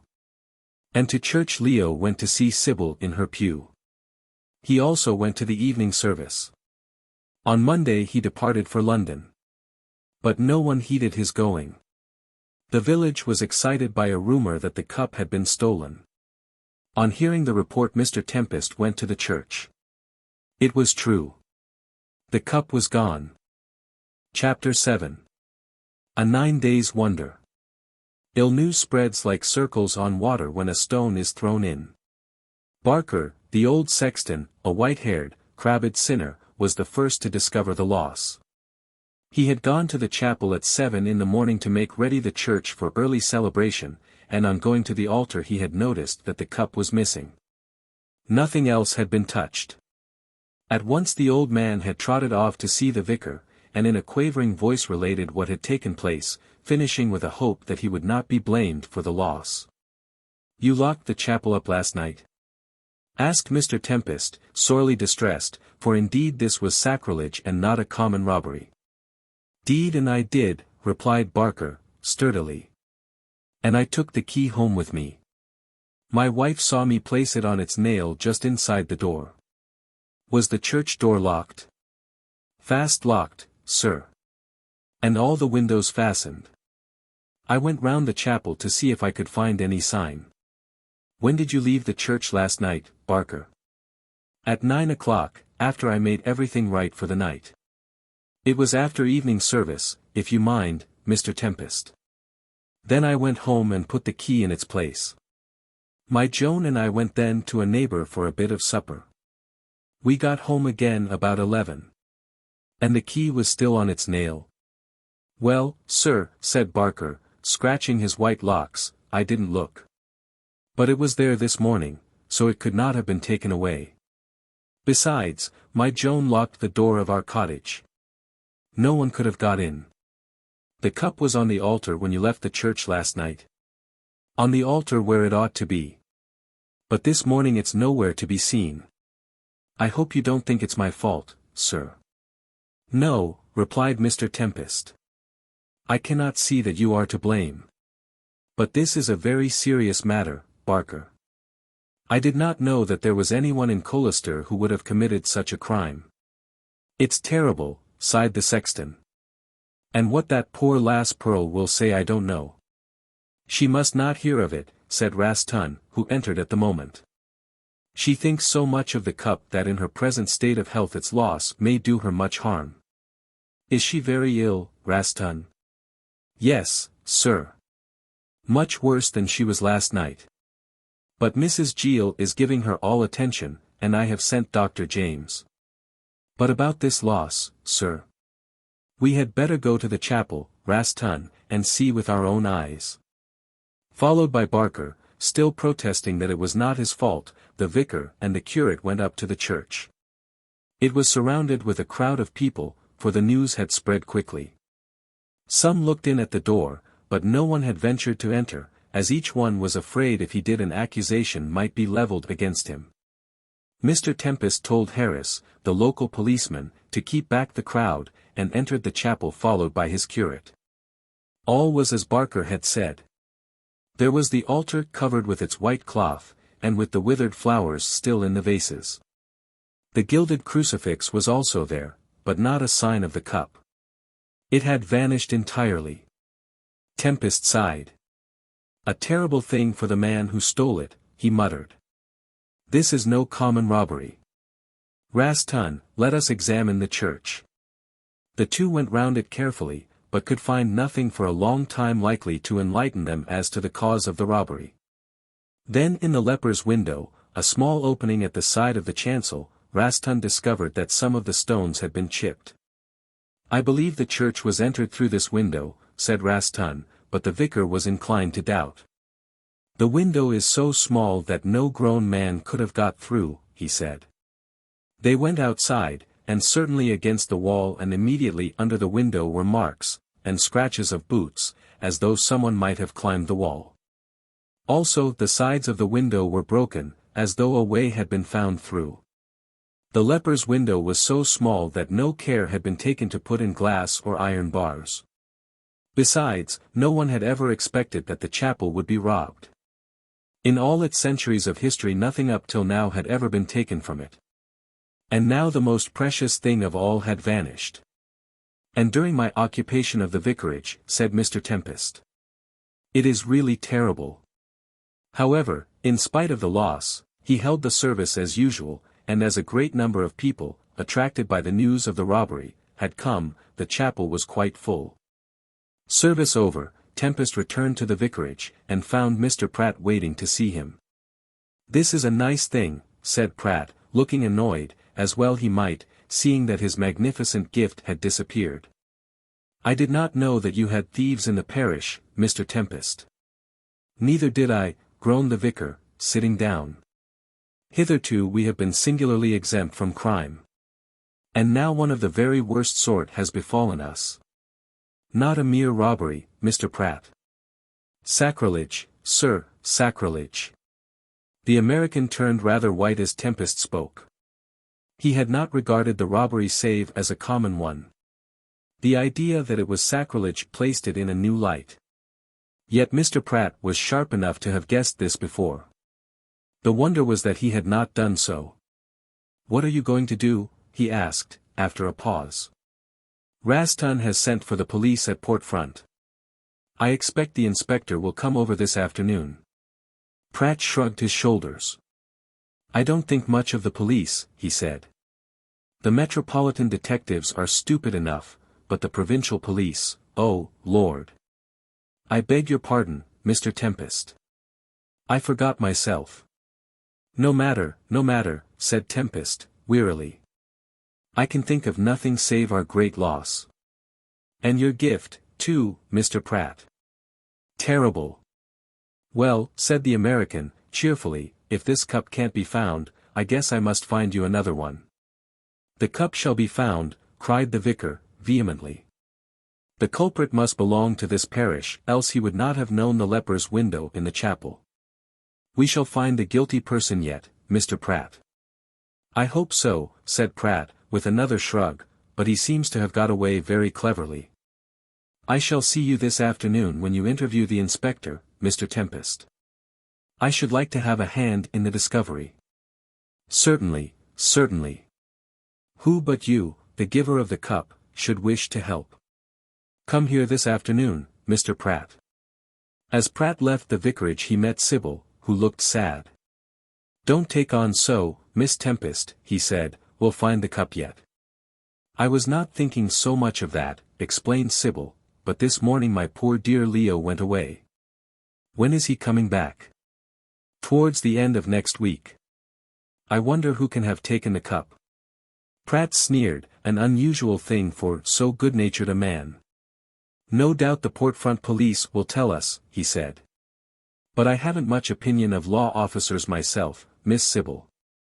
I once lost a lot of gems in London, and the thief was never found. Are you fond of gems? Come to my house and I'll show you my collection. I have several £1,000s worth. Is it not dangerous to keep them in your house after this robbery?" Pratt laughed. "I don't think a thief would steal them so easily as the cup," he laughed. "I have a good dog and a capital revolver. No, Miss Sybil, I can look after my property well, I assure you." When he went away Sybil sighed and sought her room. The departure of Leo had left her very sad. She did not know what would become of him. He would pay his debts and then enlist for South Africa. In that case she would not see him again for months. Perhaps never, for it might be that some bullet would lay him low on the veldt. However, for the sake of her father, she strove to assume a light-hearted demeanor. The vicar felt the loss of the cup keenly. And although Sybil thought he had treated her hardly in her love affair, she laid all thoughts of self aside so as to comfort him in his trouble. As for Pratt, he walked back to his own house. At the foot of the castle hill he met Mrs. Gabriel, who seemed to be in a great state of indignation. As usual, her anger was directed against Leo. "He came to me last night and said that he was going up to London to pay his debts. This morning he went off at 7 without taking leave. Now, Mr. Pratt, you have been giving him the money to pay his debts." "Indeed I have not, Mrs. Gabriel," said Pratt, quite prepared for this question. "I have not given him a sixpence." "Then where did he get so large a sum?" asked the lady, anxiously. "I don't know. He told me that someone had lent it to him." "A likely story. As if anyone here would trust him with money without a guarantee." "Mr. Pratt," here Mrs. Gabriel stopped and her face went white. A thought had struck her and she was about to speak. But she saved herself in time and stared at her companion. "What is the matter?" said Pratt, anxiously. He thought she would faint, a weakness he had never hitherto associated with Mrs. Gabriel. "Nothing," she replied in a strangled voice. "But Leo, I must see Frank," and without another word she hurried away. Pratt stared after her as he could not conjecture what she meant. Then he shrugged his shoulders and went back to the nun's house. That same afternoon he called again at the vicarage, and there found Mr. Tempest in consultation with a grey-haired man whom he introduced as Inspector German. The police officer, who had a shrewd face with keen eyes, nodded in a friendly manner. "I understand you gave this cup to the chapel, Mr. Pratt," he said. "Pity it is lost." "A great pity," replied Pratt, who was making a thorough examination of the man, and now seemed much more at ease than when he had entered. "I hope the thief has gone away, however. I have in my house several £1,000s worth of gems, and I don't want him to come after them." "How do you know it was a man?" asked German, quietly. "I don't know," responded the American, with a stare and a laugh. "I only speak as others do. For my part, I believe that there were two people concerned in the robbery, a man and a boy." "Certainly a boy," replied Tempest, looking up. "No one but a small boy could have forced himself through that window." "Then you don't think, Mr. Tempest, that a woman can have had anything to do with the matter?" Tempest stared. The idea seemed ridiculous. "I do not think a woman would commit so wicked an act," he said stiffly. "Oh, as to that," interposed Pratt, "women are as wicked as men, and worse when the fit takes them. But I see what Mr. Inspector means. He has heard of Pearl Derry's devotion to the cup." "It was not Pearl," cried Mr. Tempest, indignantly. "I am sure of that. Why, the poor child regarded that cup as something too holy to be touched, as it was," added the vicar, reverently. "Well," said German, after a pause, "I have been talking to your villagers about her. It seems that she was always haunting the chapel and looking at the cup. She might have been seized with a desire to have it for her very own. She is insane, I believe, and insane people have very mad ideas. Also she is small and could easily have forced herself through the leper's window, of which she would know the position." Pratt looked with contempt at the officer. He was even more stupid than he had given him credit for. "You can rest easy, Mr. Inspector," he said. "It was not Pearl who stole my cup. She has been ill in bed for the last few days and unable to move, as Mrs. Gill and Dr. James will tell you." "I must make certain of that myself," said the inspector. "Will you come with me, Mr. Pratt?" "Not I," replied the American. "I think you are going on a wild goose chase. The best thing for you to do, Mr. Inspector, is to see if any vagabonds have been in the village lately." "I have already done so," replied German, coolly, "and the villagers assure me that no stranger has been seen hereabouts for some days. However, I am willing to give this girl the benefit of the doubt. But I must see her." As Pratt still refused to come and Tempest was unwilling to call at the cottage of Mrs. Gill on such an errand, the inspector went himself. He found no difficulty in entering, as Raston was at the door. All the same the curate was indignant on hearing the accusation. He took German into the sitting room, but refused, and in this he was backed up by the doctor, to let the inspector enter the bedroom of the sick girl. Not that German desired to do so after an interview with Mrs. Gill. She was most indignant at the slur cast upon the character of the girl she called her adopted daughter. There was a scene, and Mrs. Gill proved herself to be more than equal to the official from Portfront. "I never heard anything so wicked in my life," cried Mrs. Gill. "The poor child may be mad, but not mad enough to take what is not her own. I wonder at you, sir, that you should come here on such an errand." "My duty is clearly before me," replied the inspector, stiffly. "Is the girl really and truly ill?" "You can take my word for that, Mr. German," said Raston. "Or, if you do not believe me, here is Dr. James." "Ill?" repeated the doctor, when the question was put to him. "She had a bad attack of inflammation of the lungs, and she is worse this morning than I have ever seen her. I do not wish her disturbed, Mr. Inspector." "She could not have gone out last night to the chapel, doctor." "Not without the risk of being dead this morning," replied James, dryly. "Besides, Pearl Derry is not a thief." "No, sir. Whosoever stole that cup, it was not my patient. And I would have you know," cried Mrs. Gill, with her arms akimbo, that I sat beside her the most of last night, and not one step did she stir off the bed. Ah, well, said German, who could not go against this evidence, it is very plain that I am in the wrong. Unless. There's no unless about it, sir, cried Mrs. Gill. Pearl wasna ooto this whose. In her excitement she was falling into the Scotch speech of her childhood. I wonder at ye, I do that. Hoots, awa, why ye. Baffled in this quarter, the inspector took his way into the village. First he examined the chapel. Then he started out to make inquiries. For quite 3 days he exasperated everyone in the village with his questions and suspicions. But for all his worry he was unable to get at the truth. No tramps had been to the village. Old Barker proved his innocence with the assistance of a wrathful wife, and there was not a single person to whom the well-meaning but blundering inspector could point as likely to have stolen the cup.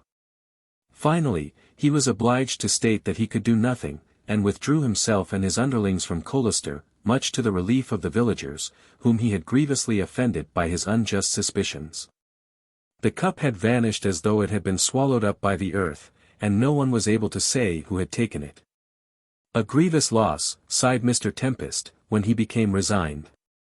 But I sorrow not so much for the theft of the cup as for the awful sacrilege of which the thief has been guilty. And he took occasion to refer to the terrible deed in a wrathful sermon. The villagers shook in their shoes when they heard of the ills likely to befall the thief. But not one was able to say who was guilty. For a whole week things went on much as usual, and the excitement died away. Leo was still in London, and, through Pratt, Sybil had heard from him. He had seen his creditors and had settled all his debts. He was now thinking about enlisting. Before he could do so, however, Sybil sent a message recalling him to Colester to defend his good name. It so happened that Barker held his tongue for some time, but when the first effects of the fright lest he might be accused passed away, he began to talk. The old man was given to babbling in his cups. Thus it came about that he mentioned that he believed Mr. Haverleigh had taken the cup. It seemed that Barker had seen Leo near the chapel, as he was leaving it about 9:30. Mr. Haverleigh, said the old man, had seemed to shun recognition, and had hurried past him. Not thinking anything of the matter, Barker had left him near the chapel door. Now, however, he hinted that Leo might have had some reason to be there at so untoward an hour.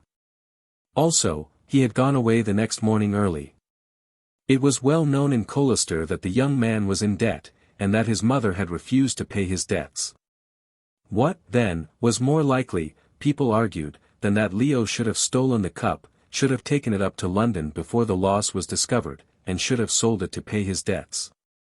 In a few hours this sorry tale was all over the place, and so came to Sybil's ears. It was her father who heard it, and her father who told her. But surely you do not believe it, cried the girl, when the accusation was made. You have known Leo all these years. Whatever you may have against him, father, you know that he would never commit so wicked an act.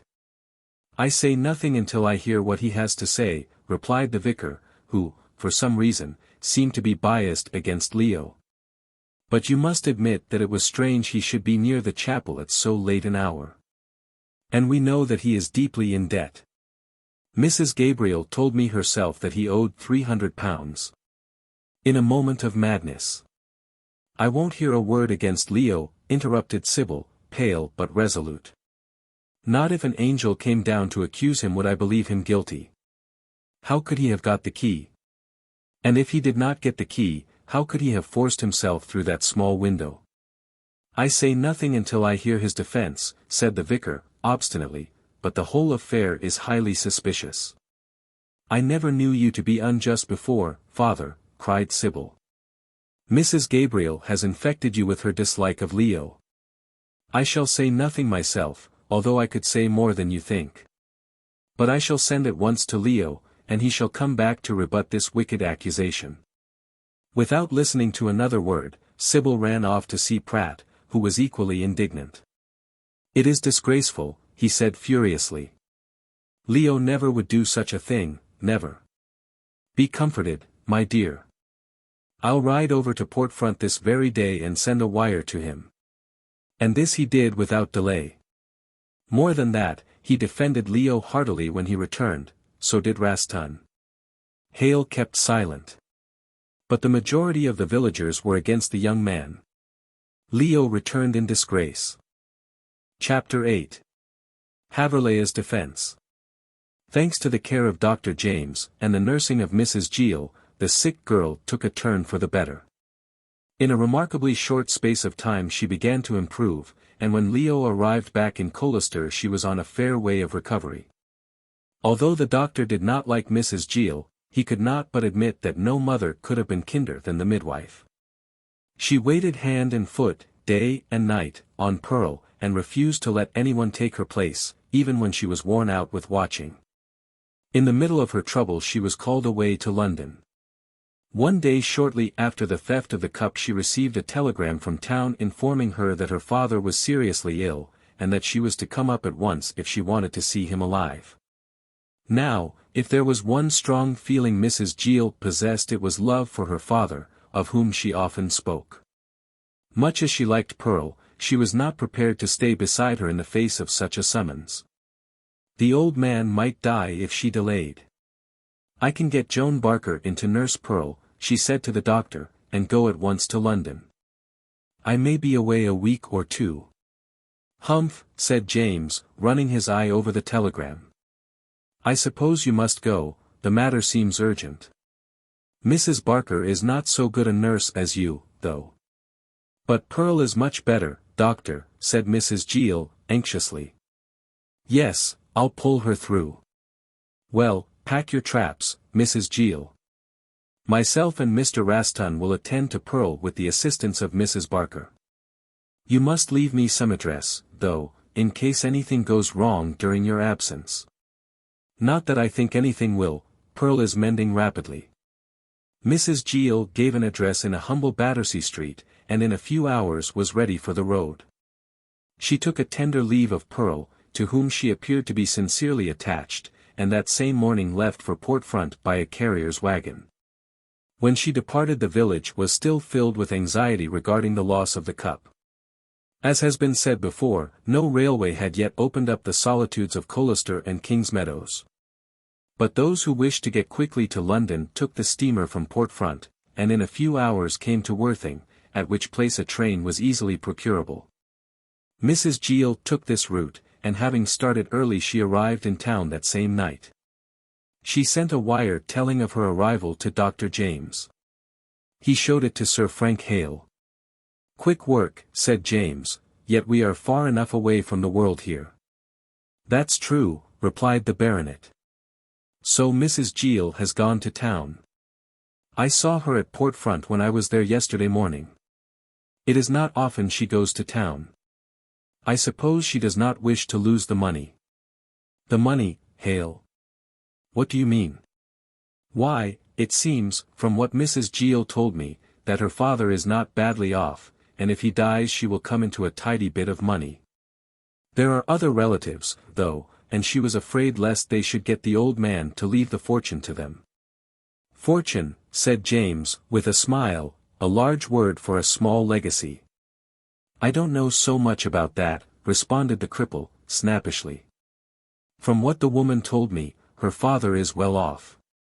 He was a porter or something in a stockbroker's office, and dabbled in mines himself. It seems he was lucky in his speculations and made money. By the way, James, has Haverleigh turned up yet?" "No, but I heard that Mr. Pratt had sent a telegram to him. I expect he will wonder what is the matter that Pratt should ask him to come back." "Not he," growled Hale. "He knows well enough." "Why, Hale, you don't believe he stole the cup?" The cripple remained silent for a time. "It is a difficult thing for me to say," he finally remarked. "You know, James, that my sister Edith is deeply in love with the man. I don't like him myself, I never did. But if he would marry my sister I should not decline the alliance. I put her happiness before my own feelings. Well, under the circumstances, I really am not prepared to give an opinion.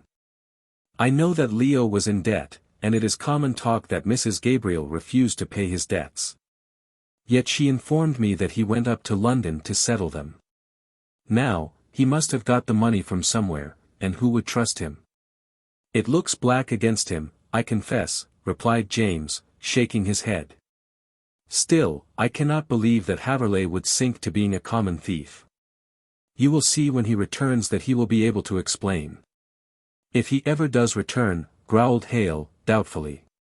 He will. Why, Miss Tempest believes in him, and he must come back if only to justify her faith. I believe those two are in love with one another, Hale. Well, they will make a handsome couple. He will have to get back his good name first, retorted Hale, jealously.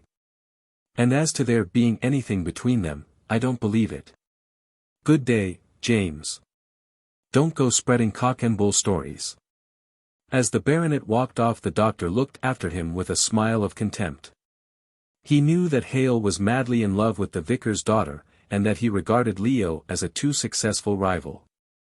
You'll be delighted if the poor chap comes to harm, muttered James. You are a viper. But I am sure Haverleigh will clear himself. A girl like Sybil Tempest is not likely to be deceived in the character of the man she loves. I would rather believe her than you, Sir Frank Hale. And James, who had no great love for the spiteful little cripple, walked away to see Pearl. By this time the opinion was that Leo would not return. It was positive, said the gossips, that he had stolen the cup in order to procure money for the payment of his debts. The most likely thing was that he would clear out of the country. What fools these people are, said Pratt, who heard this. If the man intended to leave the country he certainly would not pay his debts. Only a heaven-born ass would do that. He would take the money himself and leave his creditors unpaid. But the gossips did not see matters in that light. They were bent upon thinking the worst of Leo. All this time Mrs. Gabriel said nothing, but remained shut up in the castle. She knew well enough what was being said about Leo, and could not bear to face anyone, the more particularly as she did not know how to defend him. She denied herself to everyone, even to Pratt, although he called several times to interview her on behalf of her nephew. The young man had a strong defender in Pratt. He went about everywhere insisting on Haverleigh's innocence. In this opinion he was supported by Sybil, by the curate, and, strange to say, by Mrs. Bathurst. The whole thing is absolute nonsense, said Mrs. Bathurst. Why should Mr. Haverleigh be such a fool? Mrs. Gabriel would have paid his debts in the long run. And then if he had not wished to pay them himself, he could have enlisted and slipped away to Africa without anyone being the wiser. Then there's another thing. He would not commit a crime for such a purpose. If he was in difficulties before, he would not make them worse by putting himself within reach of the law. All of which was common sense, although Leo's enemies were too much bent on thinking the worst of him to accept such a reasonable view. It was while matters were in this state that Leo Haverleigh returned. He drove up to the castle one night without informing anyone of his coming. Mrs. Gabriel was amazed when he presented himself before her. He looked bright and cheerful, not at all like a man who had been accused of a sordid crime. But it must be remembered that Leo knew nothing of his new reputation. All he knew was that Pratt, at the instance of Sybil, had recalled him to Colester. He thought that this telegram had to do with some new difficulty with regard to his love affairs. "Good evening, mother," he said as he marched into the room where Mrs. Gabriel was sitting. "I have returned, you see. And are you not ashamed?" cried Mrs. Gabriel, rising, with a wrathful expression. "I thought some feeling of decency would have kept you away." "Oh, come now, mother," returned Leo, trying to keep his temper, "I am not so bad as all that. If I have been foolish and extravagant, surely you can forgive. Besides, my debts are paid. I am a free man." "You won't be a free man long," said Mrs. Gabriel, grimly. "I am willing to do what I can for you, badly as you have treated me. But I cannot condone a felony. That is out of the question." Leo stared and sat down. "You use very extraordinary words," he said at length. I never heard that a man who was in debt could be called a felon. Come, mother, he went on, trying to be amiable, a difficult task with a woman like this. Don't use big words for a trifle. I intended to enlist, but I thought I would come down first to see you and talk the matter over. You have been kind to me and I do not want to part in anger. Let us arrange matters in a kindly spirit. Mrs. Gabriel looked at him aghast at his boldness. How dare you speak to me like this, she cried. Are you not aware that everyone in Colester is talking of your crime? Crime? Leo started to his feet. What crime? He looked bewildered. As if you didn't know. I wonder you have the impertinence to come back here. How much did you sell the cup for? Leo still looked puzzled. Cup, he echoed. What cup? Mrs. Gabriel grasped him by the shoulders and shook him, her eyes blazing with anger. You are absolutely shameless, she cried. I mean the cup which Mr. Pratt presented to the chapel, and you know too. It has been stolen, and you are the thief. Haverleigh stared at her for a moment and then burst out laughing. Is this a joke, mother? He said at length. If so, it is a very poor one. It is not a joke, retorted Mrs. Gabriel, still angry. The cup was missing on the very morning you went up to London. You stole it, Leo, and took it away to pay your debts. I never. Nor did I. Cried Haverleigh, now beginning to lose his temper. Who dares to say such a thing about me? The whole village says it, and everyone believes it. Does Sybil? I don't know, nor do I care. And so far as she is concerned, you need not think to marry her. Mr. Tempest will never let his daughter become the wife of a... Stop, cried Leo, before she could utter the shameful word. How dare you call me by a foul name? I know perfectly well you hate me, but you have no right to believe that I did this thing. I know that Sybil believes me guiltless. She would never credit the man she loves with such a contemptible crime. And Pratt believes in me also. He sent me a telegram asking me to come back. I thought it had to do with some trouble you had made over my engagement to Sybil. I never expected this. How dare you accuse me of such a crime? The whole village accuses you, said Mrs. Gabriel, passionately. You have paid your debts. I know you have. Where did you get the money? Not from me, not from Pratt, for I asked him. And Barker saw you lurking about the chapel on Sunday night at a late hour. What were you doing there if it was not to steal? Oh, shame upon you, Leo. How can you stand there and deny your guilt? Because I am not guilty, cried Leo, furiously. I tell you I did not steal the cup. I did not even know that it was lost. I was near the chapel on that night and at that hour. I can explain why I was there. Explain then, said Mrs. Gabriel, with a stamp. Not to you, and not until I have thought over my position.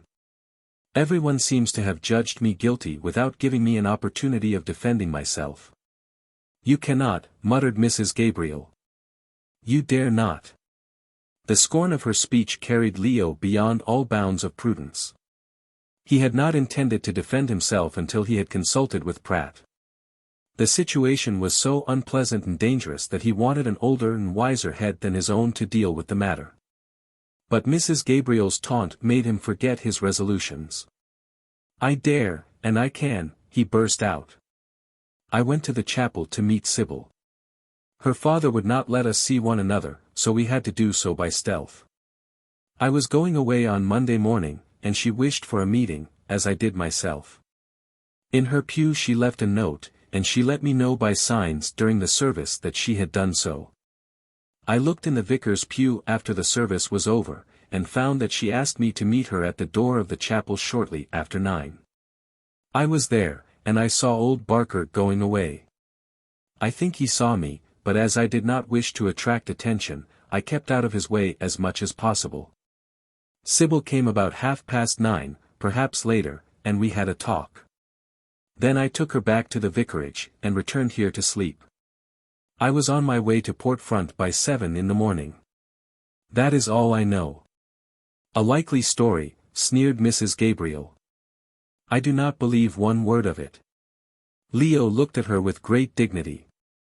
If you do not choose to believe me, I cannot make you, he said, but from this moment all is at an end between us.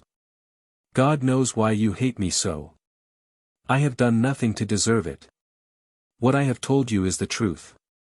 Sybil can vouch for it. I have some hesitation in asking her to do so, as she will have to say that she was alone with me at that late hour, and you know well what the gossips will say. Still, if I am in danger of arrest, she will come forward, although I would rather suffer myself than that she should be lightly spoken of. I shall see her, and her father. For some reason best known to you, Mrs. Gabriel, Mr. Tempest has taken a dislike to me. But he is a just man, and I am sure he does not believe me guilty. You'd better see him and ask, said Mrs. Gabriel, tartly. I say again that I don't believe your explanation. Where did you get the money to pay your debts if it was not from selling the cup? I borrowed it, retorted Leo, after a pause. I did not intend to tell you, but it seems I must, in order to clear my character. You would not help me, and Pratt was not ready to do so. I dare say if I had pressed him he would have helped me, but I did not think it right he should pay for my folly. I borrowed the money, if you must know, from Frank Hale. Mrs. Gabriel, who had seated herself, looked at the young man indignantly. Why will you tell these lies, she said, trying to speak calmly. I had an idea that Hale might have assisted you, and I went to see him. He absolutely denies that he lent you a penny. Leo looked bewildered. He denies the debt, said he.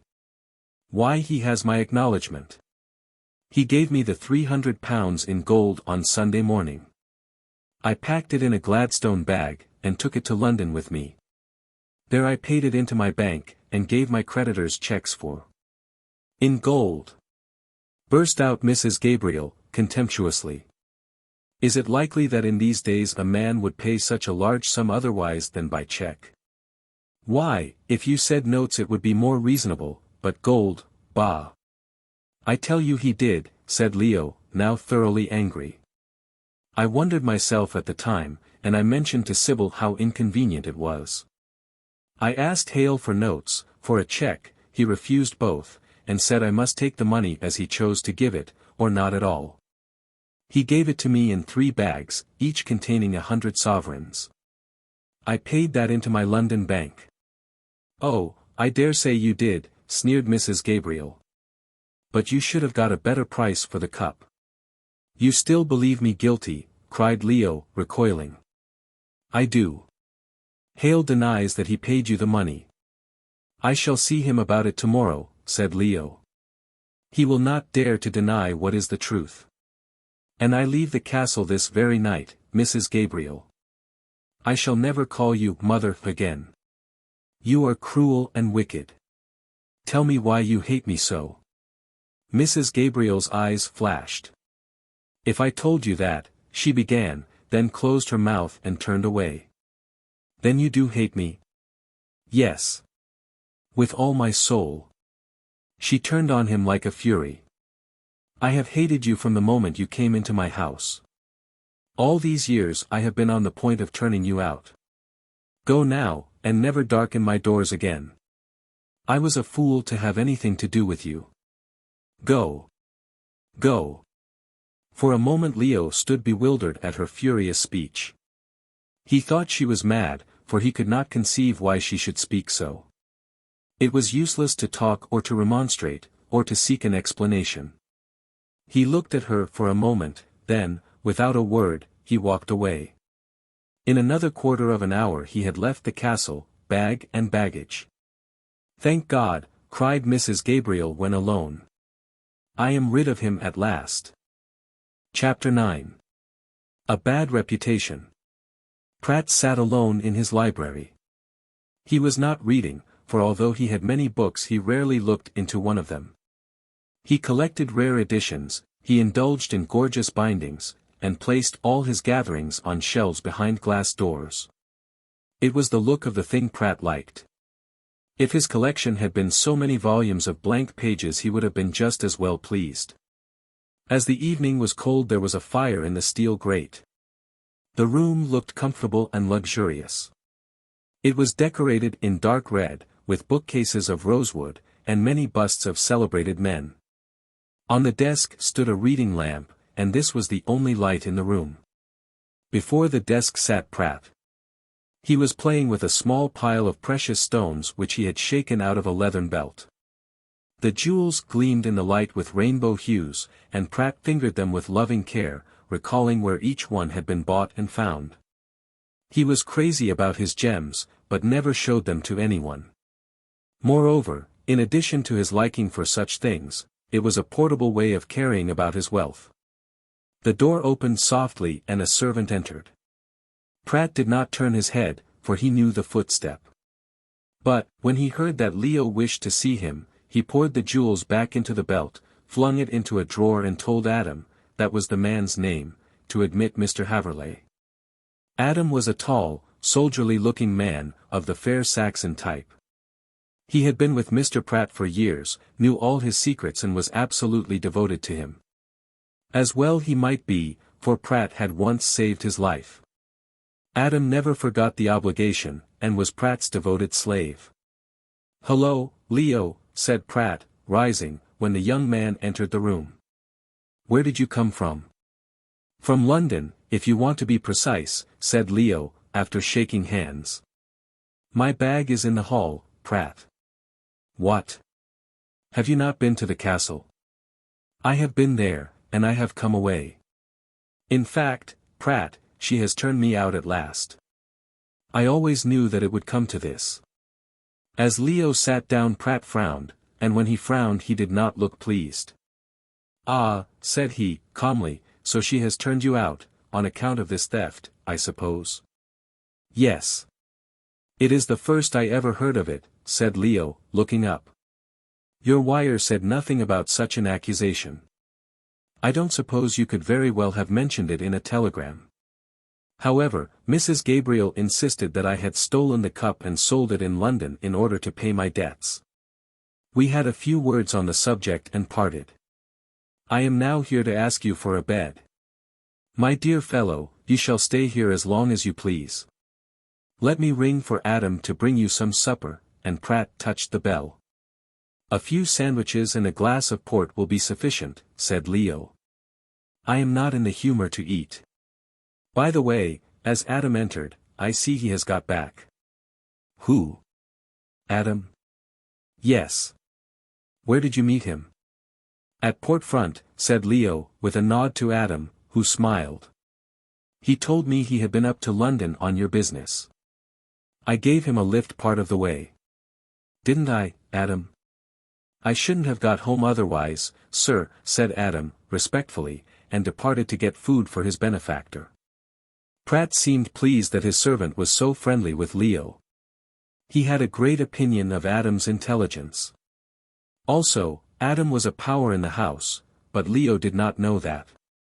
Later on, he learned all about it, to his great astonishment.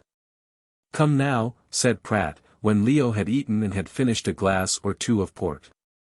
"Tell me about this cup. Did you take it?"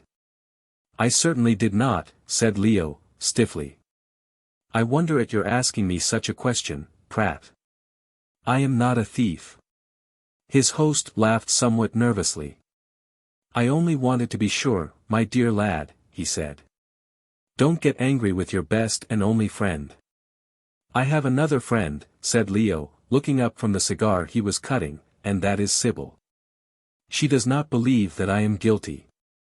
"Have you seen her, then?" "No. But I do not want to see her in order to know that. She loves me, Mr. Pratt, and would never believe me guilty. No, not though the evidence was twice as strong against me." "The evidence is strong," said Pratt, rubbing his chin. "You were seen at the chapel, Anne." "And I have paid my debts," finished Leo. "So I have, and I can explain how I paid them, also my movements on that night." And he forthwith related to Pratt the story he had already told Mrs. Gabriel. The man believed him much more readily than the woman. But then Pratt liked Leo, and Mrs. Gabriel, as she had shown plainly, hated him with all the intensity of her stern and cruel nature. "You say that Hale lent you the money?" asked Pratt. "As I told you, in gold. And he now denies that he did so." "So Mrs. Gabriel says. But I shall see for myself tomorrow." Pratt reflected, staring into the fire. "It seems to be a conspiracy," he said slowly. "I wonder what his game is." Leo remembered that Sybil had also been uncomfortable when she heard that Hale intended to lend him the money. A thought flashed into his mind as Pratt spoke. "I believe that Hale is in love with Sybil," said he. "Humph. And his sister Edith is in love with you." Leo colored a little at this very direct remark. "I believe she is," said he, with an embarrassed laugh, "but I assure you, Pratt, the feeling is not reciprocal. The only woman I have ever loved, whom I shall ever love, is Sybil Tempest. And the course of our true love does not run smooth," he finished, with a sigh. "A conspiracy," repeated Pratt, who was not paying much attention to what Leo was saying. "Yes. I believe it to be one. By lending you that money Hale hoped to get you into his power, so as to induce you to give up Sybil to him and marry Edith. If he ever did have so ridiculous an idea," said Leo, angrily, "he has thrown away the fruits of it by denying the loan." "No. The unforeseen has happened and he is simply making use of the new development," said Pratt. "You are accused of having sold this cup to pay your debts. If Hale acknowledged that he gave you the money he would take away the motive and would in a measure prove your innocence. That is exactly what he will not do. Unless," he hesitated. "Unless I give up Sybil and marry his sister." "Precisely," replied Pratt. "However, this is only a theory. You had better wait until you see Hale before you make up your mind. I don't mind making you a bet, Leo, that what Mrs. Gabriel says is true. Do you think Hale will deny the loan?" "I am certain of it. I have studied human nature a great deal during a not uneventful life, and if ever I saw a crafty scoundrel Hale is the man. I wish you had told me that he was the friend who was to lend you the money. I would rather have found it for you myself than have let you go to him. I wish I had spoken out. But it's too late now. And how did I know the man would be such a scoundrel? Not that we yet can be certain that he is, Pratt. Only the worst of it is," added Leo, wrinkling his young brows, "that I cannot now repay the money. If he denies the debt you will not need to repay it." "I shall insist upon doing so when I am able," cried Leo, vehemently. "But Mrs. Gabriel won't help me." "I will let you have the £300, said Pratt. "I don't see why you should, Pratt. As it is, you are too kind to me. No. I will borrow no more. This interview with Mrs. Gabriel has fixed my mind as to enlisting. I shall see if I can't arrange about the money for Hale. I have some jewellery and other things I can sell. In some way or another I'll contrive to get out of his debt." "He won't admit that you are in his debt," persisted Pratt, "but it is no use talking all night about these things, Leo. You have a friend in me, and as I know you are innocent I'll get you out of this trouble somehow. Tomorrow you can see Hale and Miss Sybil." "I'll see him first," said Leo, grimly, after which speech, ominous of evil, he retired to bed. Worn out with his long journey and by the anxiety attendant on his new position, which was that of an absolute pauper, he soon fell into a dreamless sleep. Pratt remained in the library and for a long time sat watching the dying fire. He also saw trouble ahead, but it had to do more with himself than with his guest. Since the illness of Pearl, Sybil had attended to the decorating of the altar. Sometimes she had the assistance of Peggy Bathurst. But Mrs. Bathurst, still fearful lest Peggy might become engaged to the curate, would not let her come as often to the chapel as Sybil wished. So Miss Tempest usually decked the altar alone. The morning after Leo's arrival she was in the chapel at midday with her arms full of flowers. Taking these and the altar vessels into a quiet corner she began to arrange the blossoms. While thus engaged she heard a step. At once she sprang to her feet with the love-light in her eye. She had no need to see the newcomer. Her heart told her it was Leo. "My dear." She took him into her arms. "How glad I am to see you again." "Oh, Leo, I have so many sad things to tell you." "I know all, my love," said the young man, kissing her. "I arrived last night and saw Mrs. Gabriel. She did not spare me." "Your mother?" "She is no more mother of mine, Sybil. She told me she hated me, called me a thief, and turned me out of the castle. I shall never enter it again, never. Last night I slept at Pratt's. He was a good Samaritan and took me in. This morning I went to see Hale." Sybil clapped her hands. "Oh, then it is all right," she cried joyfully. "I could have told my father that you had got the money from him, but I thought it better you should do so yourself. I can't do that without Hale calling me a liar." "Leo! What do you mean?" "That in the eyes of the people here I am both a liar and a thief. Hale, whom I saw this morning, denies having given me the money."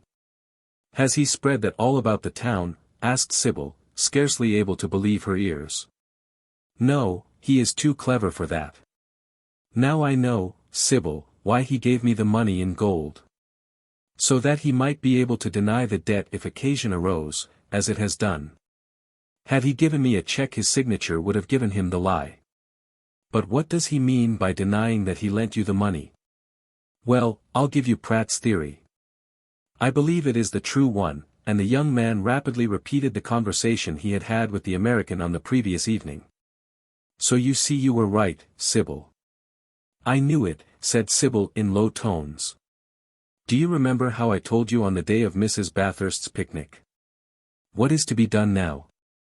"There is nothing to be done save to fight," said Leo, fiercely, "and fight I shall. I had intended to enlist, but I shall not do that until I have cleared my name. To leave here now would be to give color to the lies that are being told about me. I shall stay with Pratt. He is my friend, and you, Sybil, also. We three will fight it out. Mr. Raston is also your friend, Leo. He says he does not believe for one moment that you did what you are accused of doing. Thank God for that. How can anyone who knows me believe me guilty of so terrible a crime? To rob a church. Think of it, Sybil. Your father. Does he believe I did this vile thing? He suspends his judgment, Leo, until he has heard your defense. Alas, Sybil, what defense can I make save state that I am innocent? I cannot make Hale confess that he lent me the money, and I cannot prove, independently of him, that he did so. This morning he coolly denied all knowledge of the loan, but said that for my sake he would not speak of the visit I had made or the threats I had used. Did you use threats, Leo? I am afraid I did, dear. But is it not enough to make an honest man's blood boil to be placed in such a position? I threatened to give him a thrashing. But when I remembered that he was a cripple, of course I could not do that. But for all his physical weakness, he is a venomous beast. No, Sybil, without Hale I can do nothing." He paused for a moment, and then went on. "I think the best way to do is to wait," he said. "If this is a plot on Hale's part he will continue to carry it out, that is, he will make some proposition to me about giving you up. I don't suppose he will want me to marry his sister, now that I am called a thief." Sybil placed her hand over his mouth. "You must not be so bitter, Leo. I will not have you revile yourself in this way. Don't you think you had better see my father?" "What good would that do, my dear? I can only tell the story I tell you, and as I have no evidence to prove its truth, he probably will not believe me. No, Sybil. It is best for me to remain quietly with Pratt, and wait until Hale makes some move. Besides, Pratt is a clever man of the world, and can guide me. No doubt everyone will be disagreeable, but I must put up with that. I refuse to go away, as though the charge against me were true. You will see me sometimes, Sybil." "Whenever I can," she replied, "but it will not be easy." When my father hears that you are back he will be more particular than ever to keep me from meeting you. Leo mused. I wonder why he has changed so, Sybil. He used to like me. I think Mrs. Gabriel said something which has turned him against you. Very probably, replied Leo, bitterly, for some reason she hates me. But all is at an end between us. I wait here, Sybil, to vindicate my character, and afterwards I shall carry out my plan of enlisting. I may be years away from you, but you will be true, I know. I swear to be true, Leo. I marry no one but you. Not even Hale, whispered Leo, straining her to his breast. Sybil laughed. If I disliked him before, think how I hate him now, she said. He is acting a mean part. But his punishment will come. Now go, Leo, for my father may come at any moment. The two lovers embraced and parted. Leo went away much comforted by the belief Sybil had in his innocence. He returned to the nun's house, and spent the day with Pratt talking over the position of affairs. It was a disagreeable position, and at the present moment he could see no way of mending it. Hale alone could prove his innocence, and Hale refused to speak out. Bitterly did Leo regret that he had ever been tempted to believe in this fox. The days went by, and the position remained much the same as it was. By this time the excitement consequent on the loss of the cup had died out. Leo remained mostly within doors, as he did not care about meeting the cold looks of those he had known from childhood. Mrs. Gabriel gave no sign, but secluded herself within her own grounds. Once or twice Pratt saw her on Leo's behalf, but he could do nothing with her. However, he told Leo to keep up his spirits, that all would come right. But how this alteration was to be brought about he did not say. Pratt knew when to keep his own counsel. Towards the end of the week Mrs. Gill returned. Her father was much better, she said, and she had come back to look after Pearl. The mad girl was now out of bed, but, as yet, unable to leave the cottage. Someone had conveyed to her the news of the loss. Raston shrewdly suspected Joan Barker, but, strange to say, she was not so upset about it as had been expected. The master has taken his cup to use in heaven, she told the curate, who often came to sit with her. When he thinks fit he will bring it back again to the altar. Raston was puzzled by this queer view, but as it prevented the girl from fretting he outwardly agreed with her. Having settled the matter thus, Pearl rarely referred to the loss. She was quite content to wait until the cup was restored. Taking a hint from Raston, Mrs. Gill never discussed the matter. All the same she knew more about the missing cup than the Colester people knew. And it was in this way she explained the matter to Harold Raston. Sir, she said one day shortly after her return, I want you to get me speech with his reverence. I wish to make a statement to him. Indeed, Mrs. Gill. What is the statement? It is about the cup, sir. But I prefer to speak to the vicar and to Mr. Haverleigh. I hear he is staying with Mr. Pratt. I believe he is. Some foolish people accuse him of having stolen the cup, Mrs. Gill. I hope you will be able to give us some information likely to lead to its discovery, so that Mr. Haverleigh's character can be cleared. Mrs. Gill screwed up her mouth, and sent out a flash from her wicked eyes.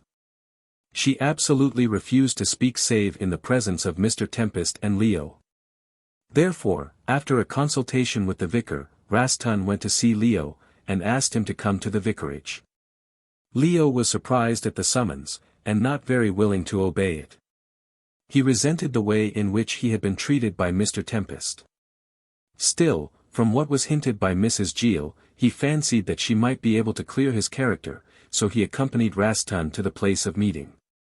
Mrs. Gill was already in the study, seated beside the vicar's desk.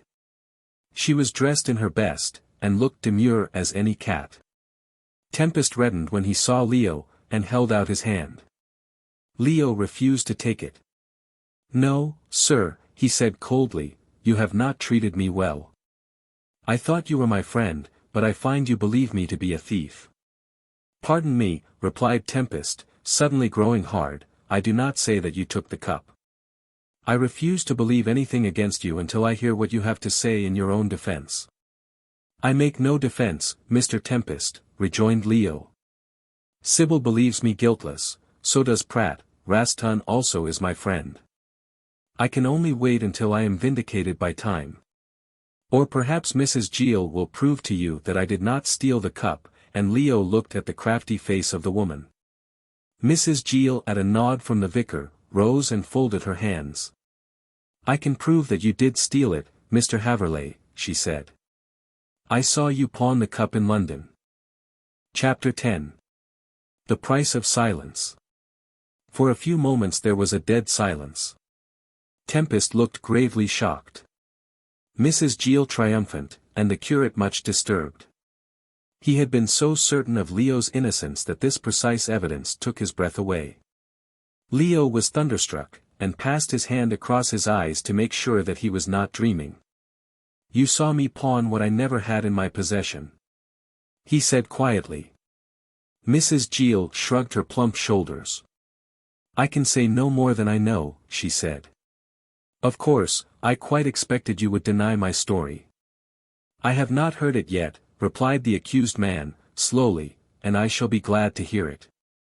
At the present moment, I declare most solemnly that I never took the cup. I did not even know it was stolen until I returned from London. Where you had pawned it, finished Mrs. Gill. The vicar interposed. He was struck by Leo's calmness, which was not that of a guilty person. I think you had better tell your story, Mrs. Gill, he said, then we can hear Mr. Haverleigh. I thank you for giving me a fair trial, Mr. Tempest, said Leo, quietly, and sat down with his eyes on the face of the woman. Mrs. Gill cleared her throat, and in a slow voice began to speak. She rather enjoyed her position, and made the most of it. But before speaking of what I know, sir, she said, looking at the vicar, might I ask if it is true that you have offered a reward for the recovery of the cup? I have not done so myself, said Tempest, gravely, but Mr. Pratt, who presented the cup to me, has offered the sum of £50 to whomsoever will give information likely to lead to its recovery. If you know of anything, Mrs. Gill. I'll get the reward, said the woman, a greedy light in her small eyes. Yes, sir, I do know of something. I went up to Battersea, in London, to see my father, who is ill. He is a retired gardener, your reverence, and has invested his savings in a seed shop. My mother is still alive, and she looks after him. They do fairly well out of the shop, and, of course, your reverence, I give them some assistance, as becomes an only child. This is not to the point, Mrs. Gill.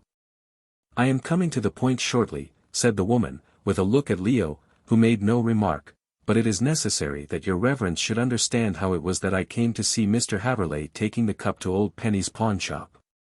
Leo could bear it no longer, and started to his feet. It is absolutely false, he exclaimed passionately. I did not pawn the cup. I never had it in my possession. I was never in Battersea in my life, and I do not know the name of Penny. Better wait and hear the story, Leo, said Tempest in a more friendly tone. He was beginning to be impressed by the bearing of the young man. Even in the face of Mrs. Gill's evidence, he thought Leo might be innocent. After all, the evidence was circumstantial, and that is not always to be relied upon. You shall have every justice, he said, patting Leo's shoulder. I know what I know, said Mrs. Gill, and Leo sat down again. One evening last week I was out late. I had been to get some medicine for my dear father. In Berry Street there is a pawnshop kept by an old man called Penny. I have known it most of my life. As I passed I saw Mr. Haverleigh ahead of me. He did not stop immediately at the shop. You saw me, cried Leo, bewildered. How was I dressed? In a blue serge suit, with a hard, fawn-colored hat, said Mrs. Gill, glibly. Over your arm you carried a coat, and under it you had a parcel. It was the cup. You are telling a pack of lies, said Leo, angrily. How did you know the cup was in the parcel? Wait and you shall hear, said Mrs. Gill, tartly. I do not care about being hurried. You passed the shop. I recognized you at once and wondered what you were doing in so poor a quarter of the town. Of course I knew that the cup had been stolen, but I never thought that you had it under your arm. You had a silk muffler round your throat although the evening was warm, and apparently you wished to escape observation. I was determined to find out what you were doing, so I followed you. You went round the block until it grew darker. Then you returned to the shop, and entered. I waited on the other side of the road. In half an hour you came out again. You had the greatcoat on and your hands in your pocket. After looking up and down the street to see if anyone was observing you, I saw you walk rapidly to the end. I did not follow as I was anxious to see why you had been to the pawnshop. Why all this anxiety, Mrs. Gill? Asked Tempest, annoyed. Well, sir.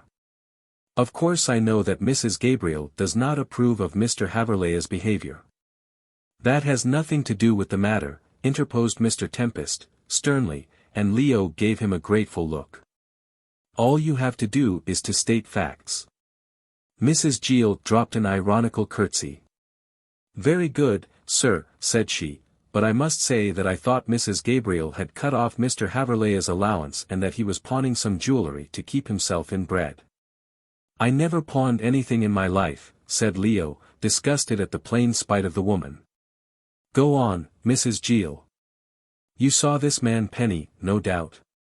I did that, cried the woman, triumphantly.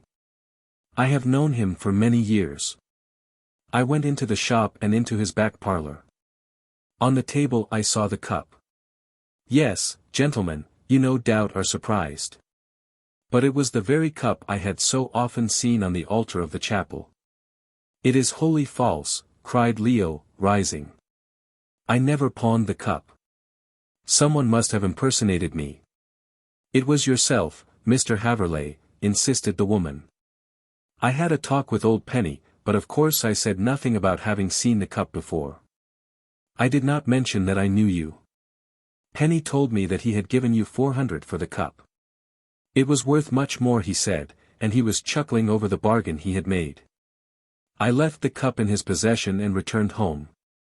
Several times I went to the shop to hear if you had redeemed the cup. But it was still with Penny. I then had to attend to my father and gave the matter little thought. But when I returned and heard how you, Mr. Haverleigh, had stolen the cup, it became my duty to let his reverence know what you had done with it.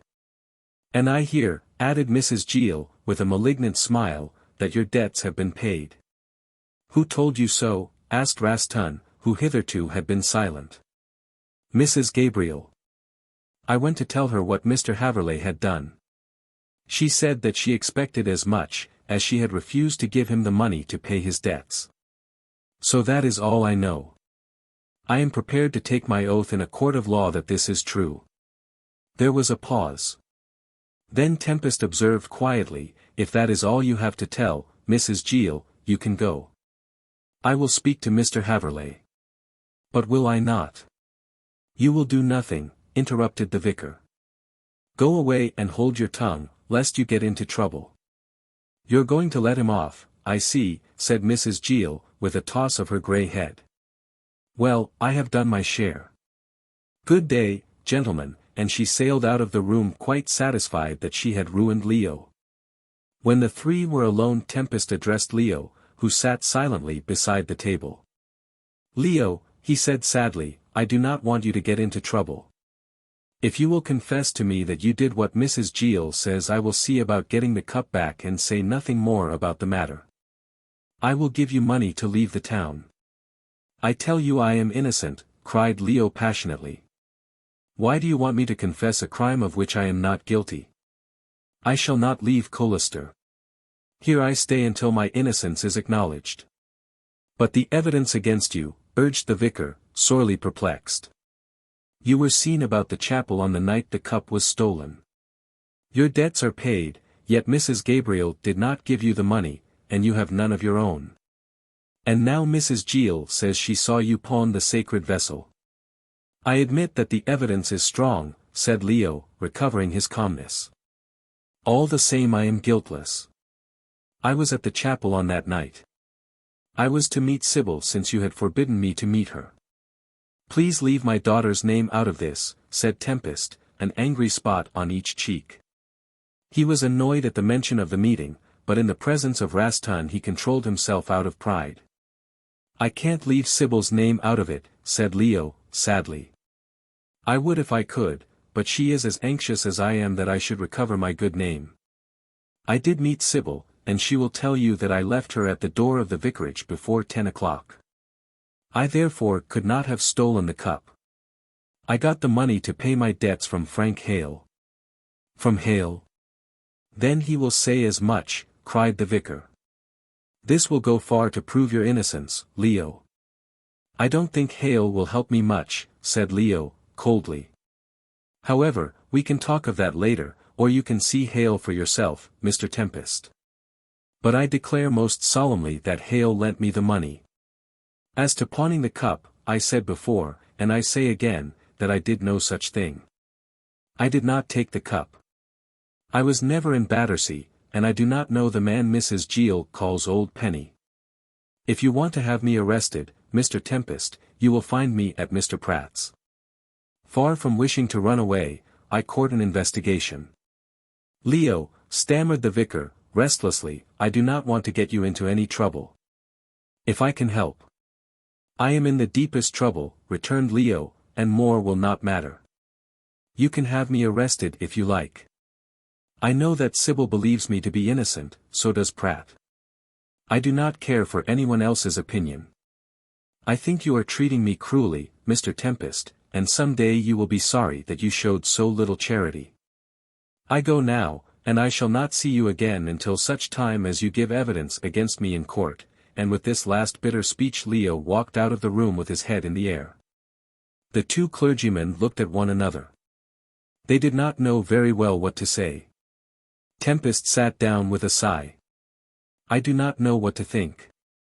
I do, said Rastan, sharply. Notwithstanding the woman's story, I still believe that Haverleigh is guiltless. Circumstances have so culminated that he appears to be in the wrong. There is a mystery about the whole of this affair, and it seems to me that Haverleigh has some enemy. That may be so, admitted Tempest, struck by this remark. But what is to be done? I can't have Leo arrested. Even if he were guilty, which I am now inclined to doubt, I cannot ruin his life. What we need, replied the curate, is some clever man who will get to the bottom of this. If you can spare me for a few days, Mr. Tempest, I will go to London and see Martin. Martin, repeated the vicar. Who is Martin? Rastan laughed. Such is fame, said he, lightly. Martin is one of the best detectives in England. He was leaving college when I went up, and we met for a few weeks. When I was curate in the Battersea slums I met him again, as he has a wide acquaintance with the criminal classes. We renewed our college friendship, and I still write to him. Now, with your permission, Mr. Tempest, I will put this case into Martin's hands. It is just the kind of mystery he would love to solve. The man is a gentleman, I suppose, Rastan? Certainly. He is my friend. I know the pawnshop of Old Penny. He is a Scotsman, if you can grasp the idea of a Scotsman keeping a pawnshop. I'll tell Martin the whole case, and we can then go to this shop. If possible, we may get back the cup. Who is to pay £400 for it? Asked Tempest. We'll see, replied Rastan, quietly. I shall do nothing without Martin's advice. Have I your permission? Tempest nodded. I think it is the best thing you can do. Go to London and keep me advised of everything. I should like to know Mr. Martin's opinion of the matter. It is probable he'll come down here later on, said the curate, but in the meantime, Mr. Tempest, do nothing to Haverleigh. I promise you that, replied the vicar, and the matter being settled in this way, the two men shook hands. Afterwards Rastan went to prepare for his departure. While this was taking place, Leo was talking in the chapel with Hale. Haverleigh had gone up to see if Sybil was about, as he wished to tell her of this new development of the conspiracy against him. Leo felt sure by this time that there was a conspiracy, and that Hale was concerned in it. He was therefore rather pleased when he saw the cripple walking up the hill before him. Leo made up his mind to force the truth out of him, and hurried on so as to catch him. Hale heard his steps, and turned with a queer smile on his face. He was not at all abashed by the presence of the man to whom he had told a lie, but, on the contrary, welcomed him in the most friendly manner. Haverleigh was irritated by this false behavior. "Either you think me innocent, and wish to be my friend," he said, "or you believe that I am guilty and have some reason to be feigning good fellowship. I must have some understanding with you, Hale. Come into the chapel. We will not be disturbed there as it is midday and everyone is at dinner," and Leo, without waiting for a reply, entered the door. The chapel was empty, even Sybil was not in sight. Hearing the halting steps of the cripple behind him, Leo led the way into the Crusaders Chapel, where he sat down beside one of the tombs. Hale paused before him and looked down in a whimsical manner. "You have chosen a strange place," he said, looking round. "It is a sacred place," replied Leo, coolly, "and you may be the less inclined to tell lies. I presume you have some religion." "How dare you say I tell lies?" cried the baronet, scowling. "Because I have had some experience of your capability in that direction. And now I should like to know what you mean by denying that you lent me the £300. Hale shrugged his unshapely shoulders and sat down with a painful effort, placing his crutch beside him. "You were fool enough to speak to me in the presence of my sister," he said. "I could only say what I did say. Now that we are alone I am willing to answer any questions you may put to me. You will answer truthfully, I hope." "Assuredly. It is time we understood one another. Go on." "You lent me £300, said Leo, in the form of a query. "In gold," assented Sir Frank, coolly. "Why did you lend it to me in gold?" "A whim of mine." "I don't think so," said Leo, slowly. "You had some scheme in your head. I believe you wanted to deny the loan if you found it convenient. You are very clever, Haverleigh. That is just what I did want. Had I given you a check you could have proved the loan. Even notes might have shown the truth. But I wanted to be free to act as I pleased, so I went to the trouble of getting gold from the bank. Then it seems to me that you had this cup stolen by some confederate, and intended to lay the blame on me so as to get me into a trap." "Indeed, no," protested Hale, so loudly that Leo believed he was speaking the truth. "The stealing of the cup, and the subsequent blame being thrown on you, was unexpected. But I took advantage of the opportunity.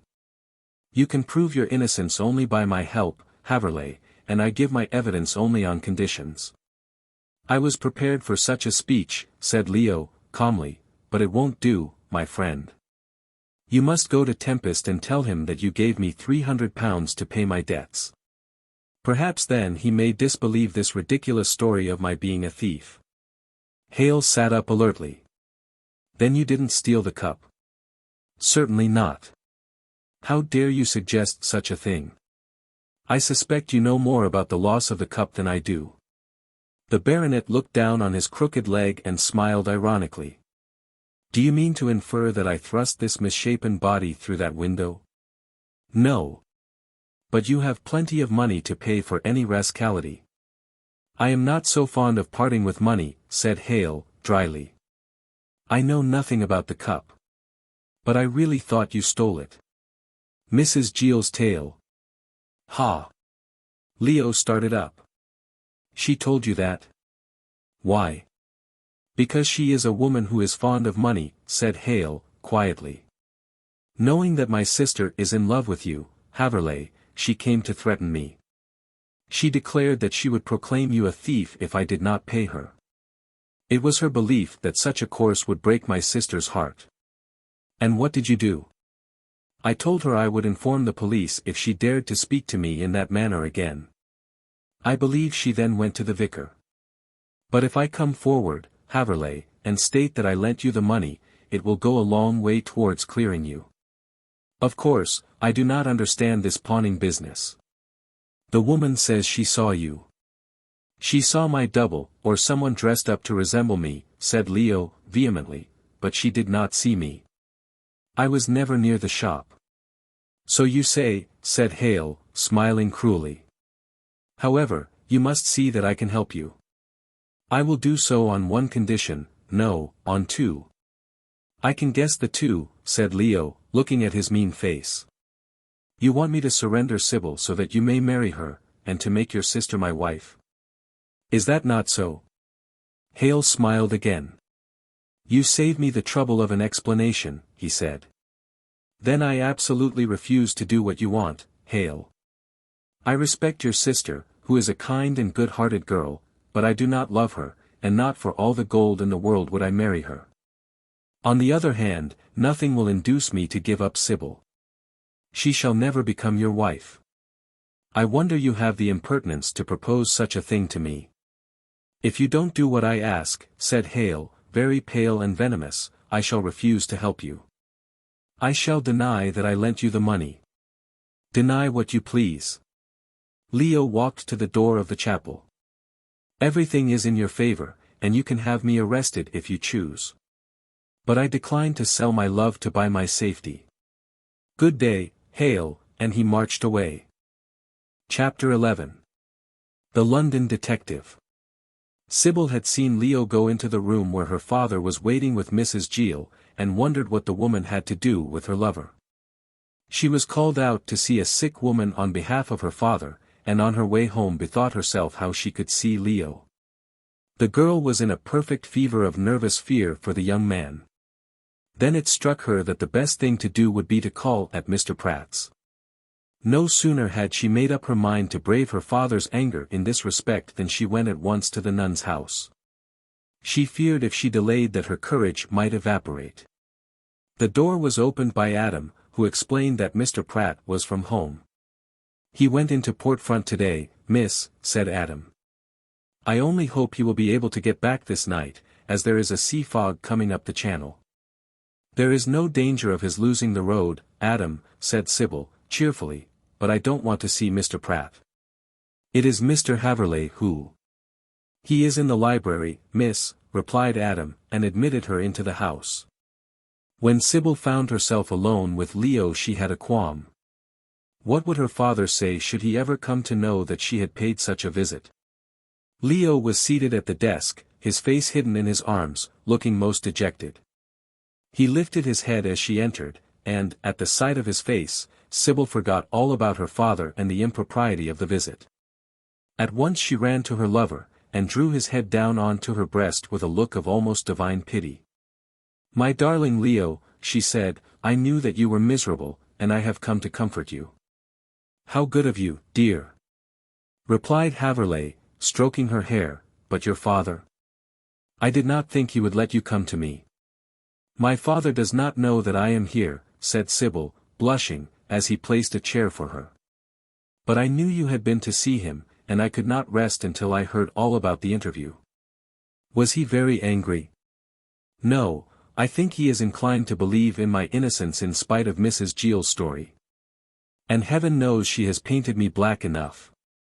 I wondered what Mrs. Gill was doing at the vicarage, Leo, I don't like that woman. She looks sly and wicked.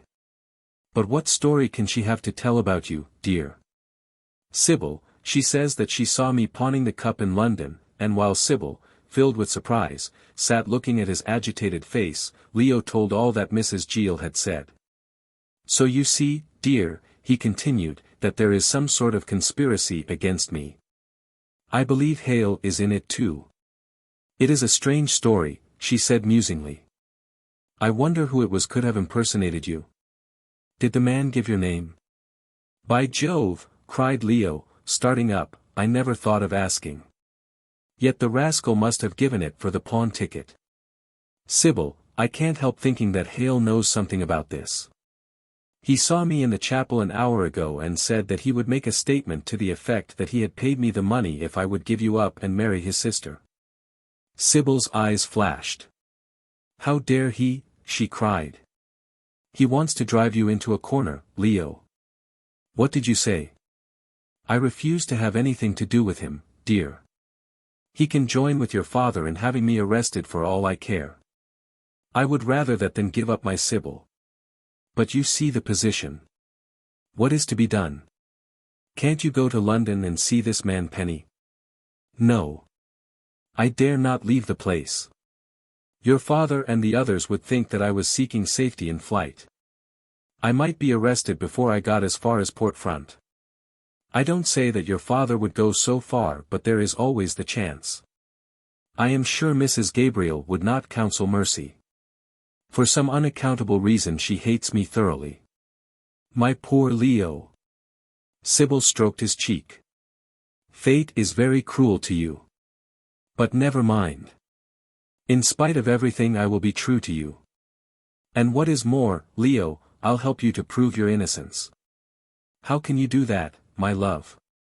She pursed up her pretty mouth, and, crossing her slender feet, looked on the ground with an air of portentous gravity. I don't believe this story of Mrs. Giles, she said, there is something behind it. As you cannot go to London, and I see it would be foolish of you to go away from Colester at present, we must do the best we can through the newspapers. Leo looked at her in surprise, and knelt beside her. What can we do with the newspapers, darling? Put an advertisement in every London daily paper saying that the cup has been lost, giving a description, and offering a reward if any information is given to me. To you, Sybil. What would your father say? He won't know. Besides, Leo, darling, you are more to me even than my father, and I am angry at the unjust way in which you are being treated. I will write out a number of these advertisements, and send them up with post office orders. The replies to be sent to St. Colester Post Office. But what good will that do? Oh, you stupid darling. I have to think for two, I see. Why, this pawnbroker, what is his name, Penny? Well, if Penny sees the advertisement, he will recognize the cup from the description, and know that it has been stolen. He will be afraid of getting into trouble with the police, and he no doubt will write saying that the cup was pawned with him and that he will be willing to sell it back for the price paid. Then we'll get it back, Leo. When I am certain, I'll tell my father, and he will arrange about buying it again. Yes. But how does all this benefit me? This Penny creature will explain who pawned it, and he will give the name of the person Mrs. Giles said resembled you. He might do that if the matter were made public by advertisement.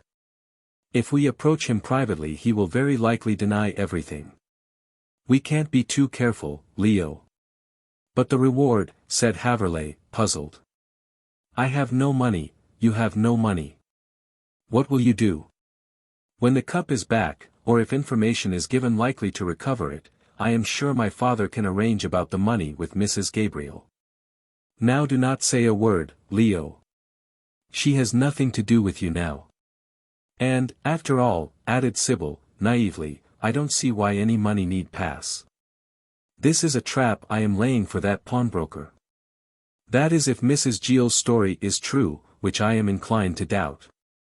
I'll put the advertisement in on chance, Leo, and see what comes of it.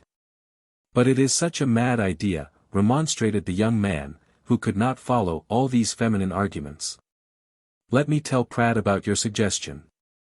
He will be able to advise us. Sybil rose to her feet and shook her head obstinately. If you say a word to Mr. Pratt I'll never forgive you. Let me try this experiment all alone, Leo, dear. It can do no harm, and it might do a lot of good. We must not tell anyone about it. Sybil, I kept the fact of my borrowing that money from Hale a secret, and I have regretted it ever since. Let us ask Pratt's advice.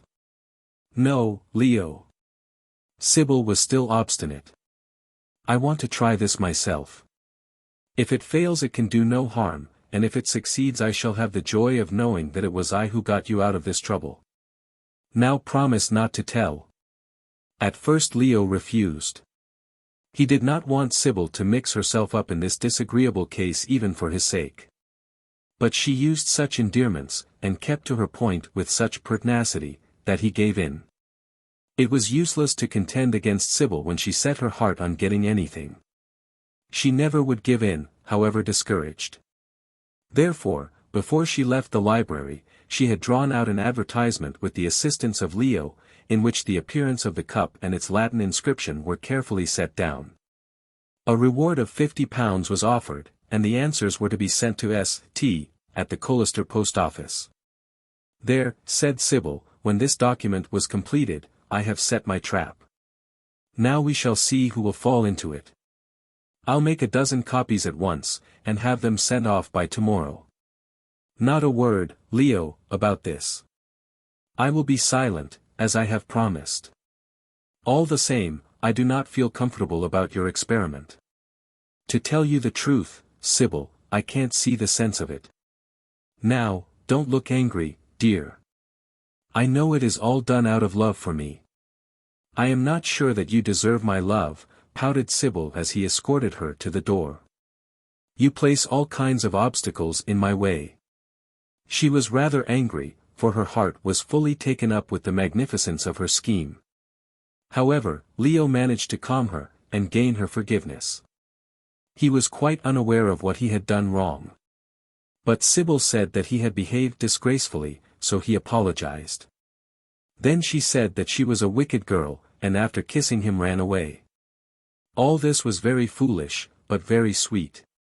Leo often recalled that interview to her in after days, and they both agreed that they behaved like two most sensible people. But at present Leo was too sad to enjoy the stolen meeting as a true and loyal lover should have done.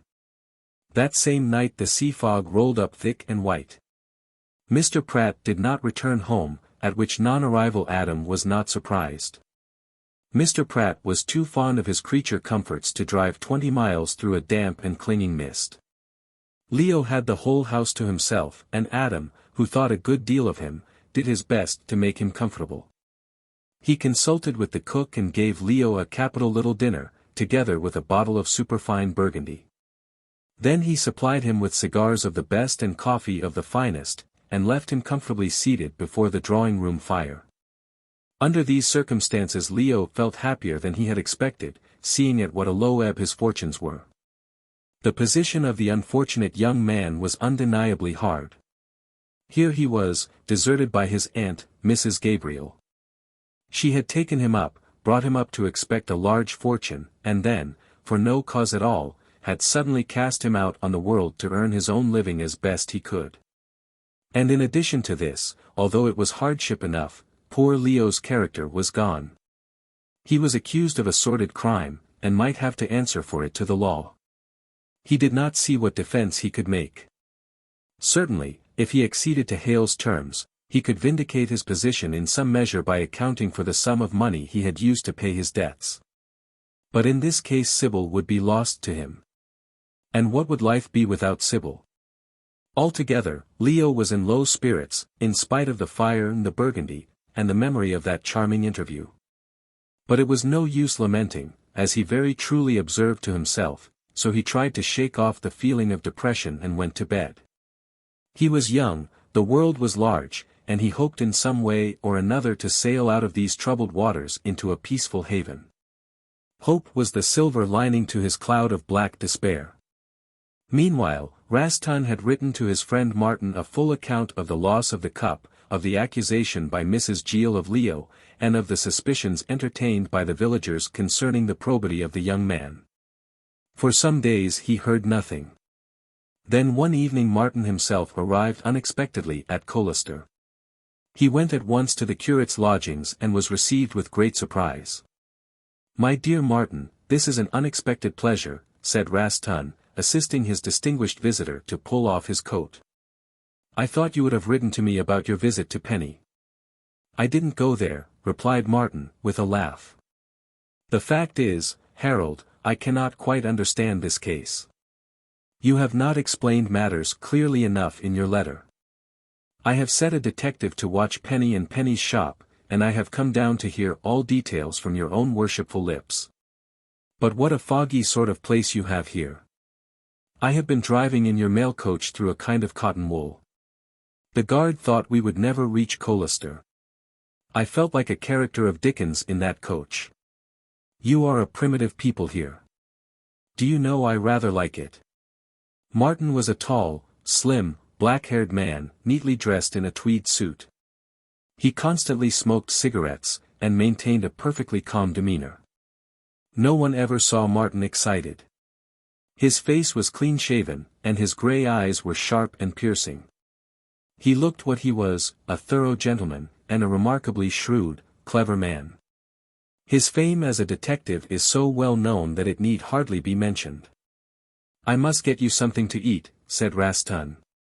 "No. I dined at Port Front before I left.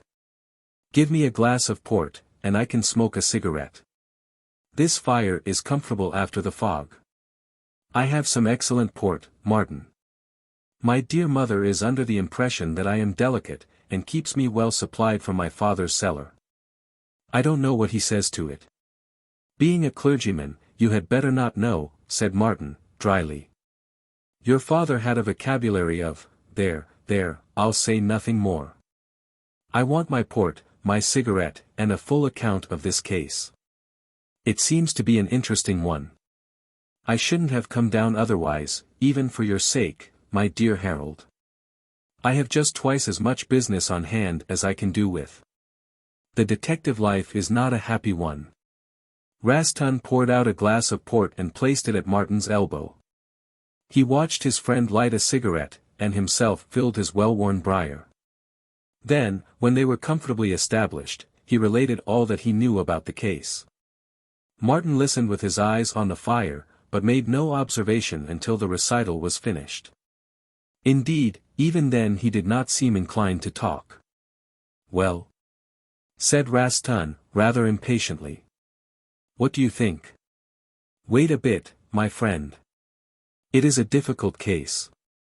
I am not prepared to give you an opinion straight away. I must ask something about the people concerned in it first. This Leo Haverleigh. What about him? He is a good man, and perfectly honest. I should as soon have suspected myself of stealing the cup as Leo. And I have known him for some time. Well, if anyone ought to know the truth about a man's character, I should think a clergyman was the person," said Martin. "Is it not Balzac who says the clergy are all in black because they see the worst side of human nature?" "Humph. Have you had to put on mourning for this Haverleigh?" "No. He has been a trifle wild, and has got into debt, but otherwise there is nothing wrong about him. Besides," added the curate, "Miss Tempest is in love with him, and they are engaged. She is a noble girl, and would not love a scoundrel." "Ah," said Martin, cynically, "I have seen a remark of that sort in novels, my good man. In real life, but that is neither here nor there. I should like to meet this young man. I can take you with me tonight. He is staying with Mr. Pratt at the nun's house. It is no very great distance away. I can wait till tomorrow, Harold. I have no very great desire to go out into this dense fog. By the way, who is this Mr. Pratt?" "A newcomer to Colester. He has been here off and on for the last few months, and has decided to settle here. He is well off, and has travelled a great deal. His house is beautifully furnished. Quite an acquisition to the neighbourhood," said Martin, drowsily. "I must make the acquaintance of your people here tomorrow. Just now I feel inclined to go to bed. But tell me your opinion of this case." "Well," said Martin, thoughtfully, "from all the evidence you give me it seems that Haverleigh is guilty." "No, Martin," replied the curate, "I'll never believe that. And you forget that he claims to have obtained the money from Sir Frank Hale. Well, then, his possession of £300 is easily proved. I shall see Sir Frank Hale and question him. With regard to this Mrs. Gill, her story seems credible enough. I don't suppose she has any enmity against Haverleigh. No. But she is a woman I neither like nor trust. A demure, cat-like creature, with a pair of wicked eyes. You make me long to see her," said Martin, waking up. "That is just the sort of person I like to meet. Do you think she may have stolen this cup herself, and have invented this wild story to account for the loss? I have heard of stranger and even more daring things. No. That is out of the question, Martin. On the night the cup was stolen Mrs. Gill was watching beside this sick girl, the mad creature I have told you about. She is innocent. Then I can only say that young Haverleigh seems to be the most likely person. Only, the evidence against him is so plain that I believe him to be guiltless. I always mistrust too plain evidence, Rastan. It shows signs of having been prepared. Well, I'll see this young man tomorrow, and have a chat. I go by the face a great deal. Have you a photograph of him? No, said the curate on the spur of the moment. Oh, yes, by the way. I took a group of our people at a picnic. It is not a bad picture, although small. You can see the whole lot at a glance. Rastan got out the photograph, and Martin went to the lamp to see it the more plainly. He glanced at first carelessly at it, then his eyes grew large, his attention became fixed. At that moment there was a ring at the door. Martin looked at the clock. You have a late visitor, he said. A call to see some sick woman probably. Why do you look so closely at that picture, Martin? There is a face here I know. Who is that? Rastan looked. That is the man with whom Haverleigh is staying. Pratt. Pratt, repeated Martin in a thoughtful tone. Has he a tattooed star on his cheek just under the cheekbone? Yes. And he is tattooed on the arm also, the right arm. I expect he had it done while he was a sailor. Oh, said Martin, dryly, he says he was a sailor. Not to my knowledge, but he has mentioned something of being an amateur one. Do you know him, Martin? If he is the man I think he is, I know him better than you do, Rastan. Then who is? Rastan had just got thus far, when the landlady opened the door to announce Mr. Pratt. Here is the man himself, Martin. Martin. Echoed Pratt, who was standing in the doorway. Yes, Mr. Angel, said Martin, looking straight at him. Pratt stood for just half a moment as though turned into stone. Then he turned on his heel, and went out of the door and down the stairs as swiftly as he was able. Without a word Martin darted after him. By the time he reached the street door Pratt had disappeared in the fog. Chapter 12. A surprise. Rastan was astonished when Pratt disappeared so suddenly, and Martin rushed out after him. He went to the door, but his friend was not to be seen. It was little use following, for he did not know which direction the man had taken, and the fog was so thick that he could hardly see the length of his hand before him. The whole of the spur upon which Colester was built was wrapped in a thick white mist, and those who were abroad in the streets ran every chance of being lost. The village was small, but the alleys and streets were tortuous, so there would be no great difficulty in mistaking the way. For over an hour the curate waited, yet Martin did not return. He could only suppose that the detective had followed Pratt, for what purpose he could not divine. Evidently Martin knew something not altogether to Pratt's advantage, and Pratt was aware of this, else he would hardly have disappeared so expeditiously. Moreover, Martin had addressed Pratt as Angel, which hinted that the American was masquerading under a false name. Still wondering at what was likely to be the outcome of this adventure, Rastan placed himself at the door and waited for the return of his friend. But, as time passed, he made sure that the detective, a stranger in the village, had lost his way. I can't leave him out of doors all night, soliloquized Rastan, peering into the fog, yet I do not know where to look for him. However, his own good sense must have told him not to go too far. It was now after 10 o'clock, and most of the villagers were in bed. Mr. Rastan then ventured upon a course of which he would have thought twice had the situation been less desperate. He placed his hands to his mouth and sent an Australian coo through the night. This accomplishment had been taught to him by an Australian cousin. As this especial cry carried further than most shouts, Rastan congratulated himself that he knew how to give it. It was the only way of getting into communication with Martin. After shouting once or twice, Rastan heard a faint cry in response. It came from the right. So the curate, feeling his way along the houses, started in that direction, shouting at intervals. Shortly the answering cry sounded close at hand, and after some difficulty and inarticulate conversation the two men met. With an ejaculation Martin grasped the hand of his friend. "Thank heaven you have found me," said the detective. "I have been going round in a circle." "Did you catch up with Pratt?" asked Rastan. "No. The rascal disappeared into the fog, and I lost myself in pursuit of him in about 3 minutes. "Why do you call him a rascal?" "Because he is one. I know all about him. But I never thought I should have stumbled on Mr. Angel in this locality. I feel like Saul, who went out to look for his asses and stumbled on a kingdom." "Is his name Angel?" "That is one of his names. He has at least a dozen. Why he should have chosen one that fitted him so badly I cannot say." By this time Rastan, holding on to Martin's coat sleeve, had guided the detective back to his lodgings.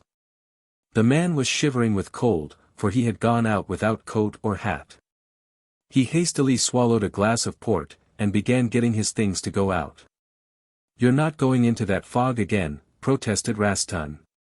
"You'll only get lost." "Not under your capable guidance," laughed the detective.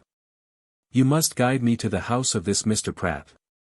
"I intend to arrest him." "Arrest him," echoed the curate, staring. "Dear me, what has he done?" "Ask me what he hasn't done," said Martin, with a curl of his lip, "and I'll be better able to tell you." "It's a long story, Rastan, and time is passing. I want to go to the man's house." "Is it far from here?" "Some little distance," replied the curate, wondering at this haste. "I can find my way to it by guiding myself along the walls." "But you can't arrest him, Martin, whatever he has done, unless you have a warrant." "I accept all responsibility on that score," replied Martin, grimly. "The police have wanted Mr. Angel, alias Pratt, for many a long day. Now the rascal knows that I am here, he will clear out of Colester in double-quick time. I want to act promptly and take him by surprise. Now don't ask questions, my dear fellow, but take me to the house. I'll tell you all about this man later on. By the way, he is the individual who gave your church this celebrated cup." "Yes. I really hope there is nothing wrong." "Everything is wrong. I expect the cup was stolen." "It is stolen."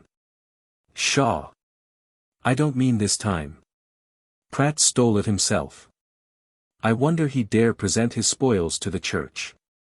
The fellow must have very little religion to think such an ill-gotten gift could be acceptable." "Stolen," murmured Rastan, putting on his coat. "But why? Who is Pratt?"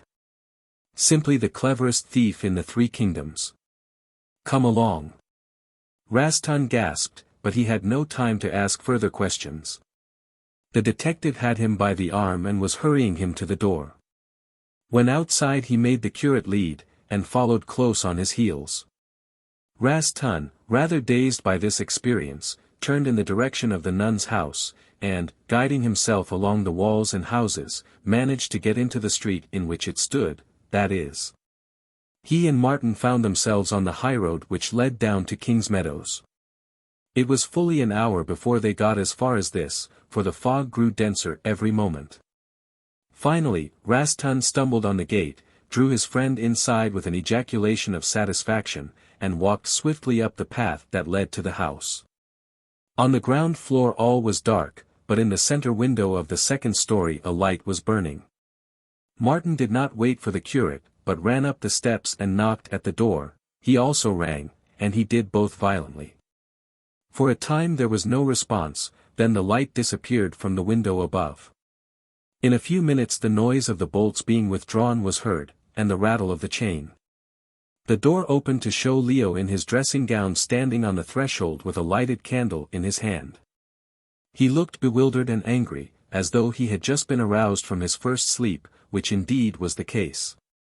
"What the devil is the matter?" he asked crossly, peering out into the night. "You make enough noise to wake the dead." "Who is it?" "It is I, and a friend, Haverleigh," said the curate, pushed forward by the detective. "Is Mr. Pratt within?" I suppose so, replied Leo, much astonished at this nocturnal visitation. He is no doubt in bed. I can't understand why he did not hear the noise you made. Has he left anything at your place, Rastan? Ah! You knew he was going to see Mr. Rastan, put in Martin, sharply. He left here over 2 hours ago, and I went to bed. Then I heard him come back just as I was falling asleep, but he did not come up to my room. If you will tell me what is the matter, I'll rouse him. Let us enter, Haverleigh, said the curate, who was shivering. We have much to tell you. Still much puzzled, Leo led the way to the library after shutting the door, and the two men followed him. He lighted the gas. Colester was not sufficiently civilized for electric light, and then turned to ask once more what was the matter. Rastan thought the best way to bring about an explanation was to introduce his friend, who was already looking keenly round the well-furnished room. This is Mr. Martin, he said. He is a London detective. With a bitter laugh Leo set down the candle on the table. What, he said, are you the man with the bowstring, Rastan? Scarcely worthy of your cloth. If you wanted to arrest me, you might have waited until morning. Who is this young gentleman? Asked Martin, suddenly. I am Leo Haverleigh, Mr. Detective, replied the young man, sharply, and I suppose you have come here at the instance of Mr. Tempest to arrest me. Martin snatched up the candle, and held it close to Leo's face. He was apparently quite satisfied, for he spoke in a more friendly tone. You need not be afraid, Mr. Haverleigh, he said soothingly. I have not come to arrest you, but to investigate the case. I don't think there is any chance of your being arrested. Your face is enough for me.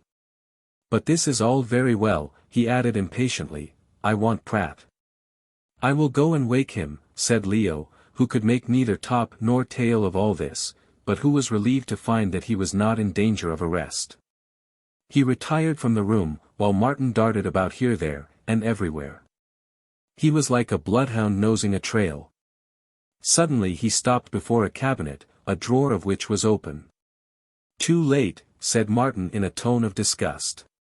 He's bolted. How could he bolt in this fog? Asked Rastan, dubiously. Oh, he'll find his way somehow. Tony Angel is the cleverest of men for getting out of a difficulty. He has evaded the police for years. See, my dear chap, this drawer is open. That means he has taken money or valuables from it, and is now on his way to heaven knows what hiding place. Can you be sure of that? The open drawer may be an accident. Besides, he would not think you would act so promptly. Indeed, that is just why he has bolted so expeditiously, said Martin, with something of admiration in his tones. Angel has experienced my promptitude before, and several times I have been on the point of capturing him. He has taken French leave within the last 2 hours. But for that infernal fog I should have stuck to him till I ran him down. Or, at all events, I might have disabled him with a shot. The curate looked at his friend aghast. A shot? He stammered. Martin produced a neat little revolver. I should have used that had I been able, he said quietly. It does not do to adopt half measures with our mutual friend. Besides, if hard pressed he would have returned the compliment. Your Haverleigh fellow is a long time. He'll be back soon. You can trust Leo. Surely, Martin, you do not think he knew anything of Pratt's doings? With such a face as that he knows precious little, retorted Martin. He is a good fellow, but not sharp. He did not steal that cup, nor did he help Pratt to get away. No, Rastan. Our criminal friend came back here while I was blundering in the fog, and after taking some money cleared out without loss of time. I shan't catch him now. I suppose the telegraph office is closed. Yes. It closes here at 9 o'clock. And even if you sent a wire, it would not be delivered at Portfront tonight. No, I suppose not. You are all so slow in these country places. It is clever of you to mention Portfront, Rastan. You think that Tony Angel will go there? How else can he get away? I don't know. You know the country better than I do. But I tell you what, our friend will not go to Port Front or anywhere near it. Why not? Asked the curate, bewildered. Because you expect him to go there. Angel always does the thing that is not expected. I wish I had caught him. I've been years trying to hunt him down. And the beast has made himself comfortable here, said Martin, with a glance round. I bet you, Raston, that the greater part of these things have been stolen. Stolen, Martin. How terrible. And the cup. He stole that also, replied Martin, promptly, lighting one of his cigarettes. Oh, he is a clever man, is Angel. Ah. Here is our young and enterprising friend. Well, Mr. Haverleigh, so Pratt has gone. Yes, said Leo, looking puzzled. I went to his room and found that his bed had not been slept in. The back door is open, although closed, that is, it has not been locked. How do you know Pratt has gone? I'll tell you later. Throw a few logs on that fire, Raston. It will soon burn up. Here is a bottle of whiskey, too, and some soda. I left that for Pratt, said Leo, somewhat surprised at the cool way in which this man was behaving. And Pratt was too clever to muddle his head when he needed all his wits about him.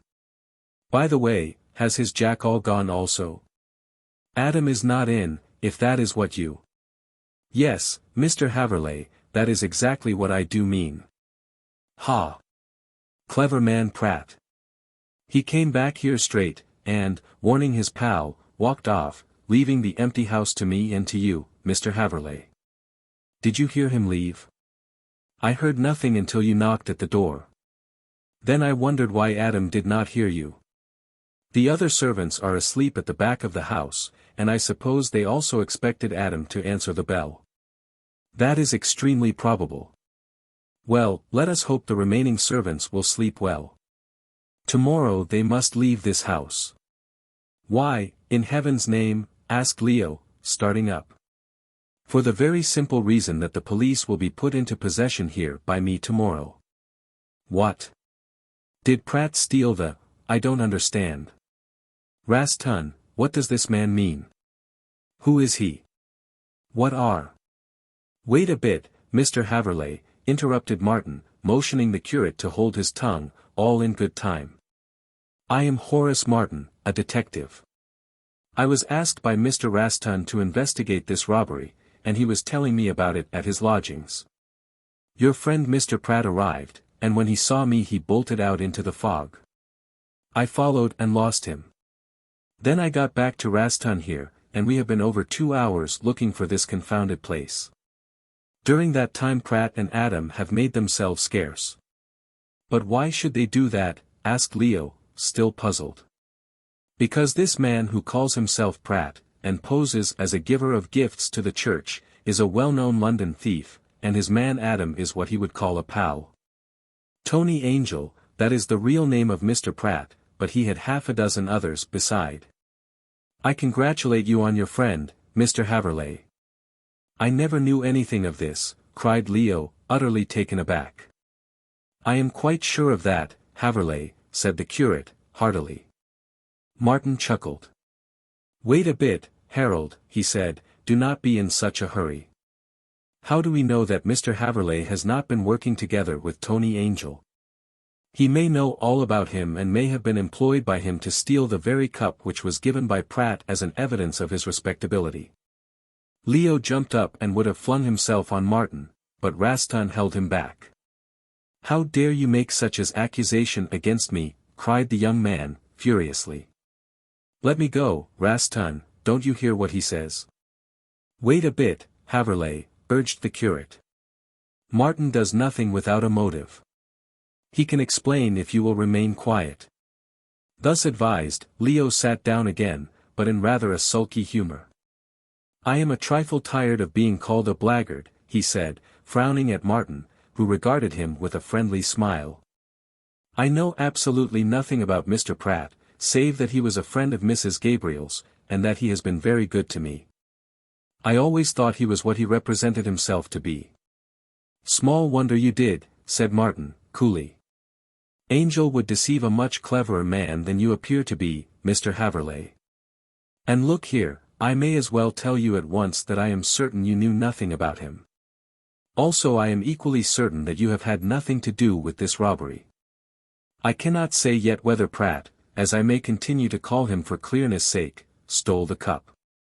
But you are innocent, Mr. Haverleigh, and I intend to do my best to get you out of your trouble. Shake hands.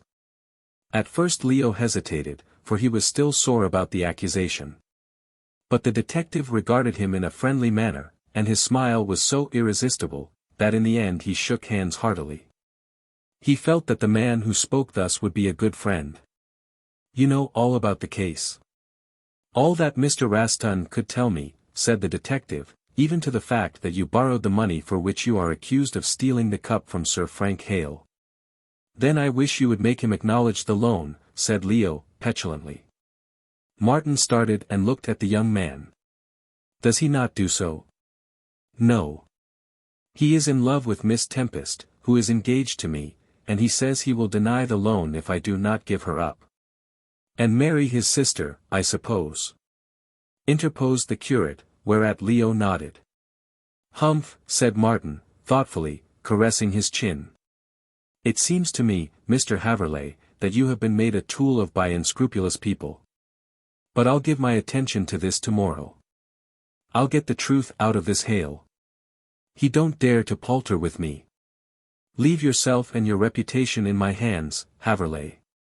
Very gladly, said Leo, heartily, but what about Pratt? Martin reflected, and took a sip of whiskey and water. He's gone. I do not think he will appear again in Colester. But he has left his house and all these beautiful things behind him, put in Raston, with a glance around. I see he has made himself comfortable, said Martin, with a shrug. It was always his way. This is not the first time he has furnished a house, settled down. He has been driven out of every borough, however. This time I discovered his hiding place by accident. Colester was about the best place in the whole of England he could have chosen. No one would have thought of looking for him here. I dare say he expected to settle down and die in the odor of sanctity, surrounded by his ill-gotten gains. But he has not gone empty-handed, Haverleigh. He is too clever for that, and is always prepared for an emergency.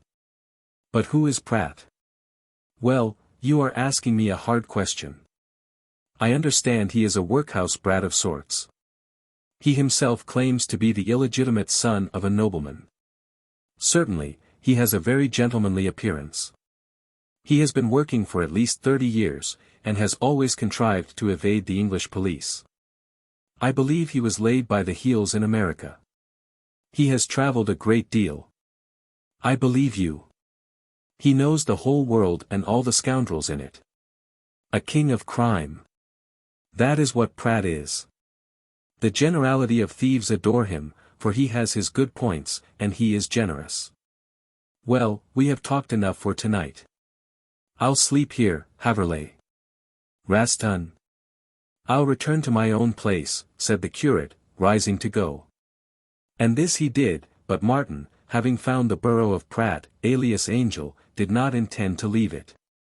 He was quite as clever as the man he was hunting. Chapter 13. An interesting document. Martin did not wish the identity of Pratt to be concealed. On the contrary, he gave it as wide a publicity as possible, hoping that it might lead to the man's capture. Everyone from Portfront to Colester knew the would-be country gentleman, so it was not unlikely that he might be caught. Considering that only a night had elapsed, it was impossible that he could have got far away, especially in a fog. And if Pratt escaped, there was always the off chance that Adam might be laid by the heels. An examination next morning showed Martin that the 2 bicycles were missing, so he judged that both men had gone off together. It was improbable in Martin's opinion that they had gone to Portfront, as they could not possibly leave before the steamer at 7 o'clock, and the police could be communicated with by telegraph before they could get clear of the place. At 6:30 Martin routed a telegraph operator out of his bed, and set him to work. He wired to the inspector at Port Front to arrest Pratt and his man forthwith, or, at all events, to detain them until the London police could be communicated with and a warrant for Pratt's manifold iniquities procured. But, to Martin's surprise, no answer was returned from Inspector German. Yet the inspector knew Pratt well, and, if the man set foot in Port Front, could easily seize him. Later on, somewhere about 9 o'clock, the reason that no answer had arrived became apparent. A messenger came from Port Front to say that the telegraph wire between that place and Port Front had been cut midway. There was only one line, so all communication had been broken off. The steamer had started, and, without doubt, the two men were on board. At once Martin started off to Port Front on the curate's bicycle. On his arrival he went to see German. The inspector was much astonished when he heard the story. He had not received the wire, and therefore had done nothing. In Martin's company he hurried to the office of the steamer. "You see the kind of man we have to deal with, German," said Martin, much vexed. "It was a clever dodge to cut the wire, and yet he gave himself away. I did not think he would go to Port Front, but the cutting of the wire proves he did. We'll wire to Worthing, and stop him there." An inquiry at the steamer office resulted in nothing. It seemed that Mr. Pratt had a season ticket, and therefore had not purchased one. Nor had Adam, so it might be that he was still in the town. The loafers on the pier said they had not seen Pratt go aboard. "Humph," said Martin, "he sneaked on in some disguise." "Is he clever at disguising himself?" asked German. "I should think so. His own mother would not know him. Still, he had no time to make up before he left Colester, so he may not be so carefully disguised. I dare say we can catch him at Worthing." A wire was sent to Worthing forthwith, and another to Scotland Yard, requesting that someone might be sent down to take charge of Pratt's house, and to identify the goods he had in it. There was a list of the houses Pratt had broken into, and a list of the stolen goods also, so it would be easy to have this brought down and compared with the contents of the nun's house. Having thus done all that he could under the circumstances, Martin returned to Colester, where he found the curate and Leo waiting for him. The latter had now taken up his quarters at the inn. But he kept within doors, as now that the identity of Pratt was known, Leo was credited with having been his confederate. There was tremendous excitement in Colester over the discovery that the village had entertained unawares a well-known London thief. Many of the villagers flattered themselves on the stern and noncommittal attitude they had adopted towards the too fascinating stranger. Mr. Pratt had never been very popular, but now he was spoken ill of on every hand. The whole village would have been delighted to have seen him in the power of the law. But Pratt was too clever for them all. The wire to Worthing produced no result. Neither Pratt nor Adam were on board. It then appeared that the steamer had put in at Bognor. Martin had omitted to advise the police there of the fugitives, so it was presumed that they had got off with the rest of the passengers. The captain did not know Adam by sight, and Pratt had evidently disguised himself well. At all events, in the crowd the two had passed unnoticed. Although the London stations were watched, no sight could be caught of them. "A clever man Pratt," said Martin, when informed of his ill success. "I am perfectly certain of the way in which he went about the matter. He and his servant got off at Bognor, and alighted at some station just outside the metropolis. They got to their own haunts by some back way." "Do you know of their haunts?" asked Leo, who was keenly interested in the matter, and could not help feeling relieved that Pratt had escaped. "Oh. They change them every now and then. Besides, Adam will keep out of sight, and Pratt will so disguise himself that there will be no recognizing him. He's got clean away this time. And I believe, Mr. Haverleigh," added Martin, with a laugh, "that you are rather pleased." "Well," said Leo, with some hesitation, "in spite of all you say, I can't bring myself to believe that Pratt is a bad sort of chap. He was very kind to me. He is kind to most people. He poses as a kind of modern Robin Hood, who robs the rich to give to the poor. I have known him to do many kind actions. But he is a scamp for all that, and if I could lay my hands on him I'd get him. Mrs. Gabriel was much annoyed to find that Pratt was so notorious a character. She determined to clear herself of complicity in his sordid crimes, although no one ever suspected that she had any knowledge of the man's true character. She sent for Martin, and had a long talk with him about Pratt. Incidentally a reference was made to Leo. "I have asked you to see me, Mr. Martin," she said, "because it was I who introduced Mr. Pratt to Colester. I have known him 10 years, and he always appeared to me to be a most respectable American." "He is not an American at all," said Martin. "But he could assume any nationality that suited him for the moment. He is a brilliantly clever man, Mrs. Gabriel, and I do not wonder he took you in." "He got no money out of me, at all events," said the lady, grimly. "Ah! Then you escaped easily. The wonder is he did not try and marry you. A rich widow is exactly the kind of victim he would like." "I am not the sort of woman to be anyone's victim, Mr. Martin."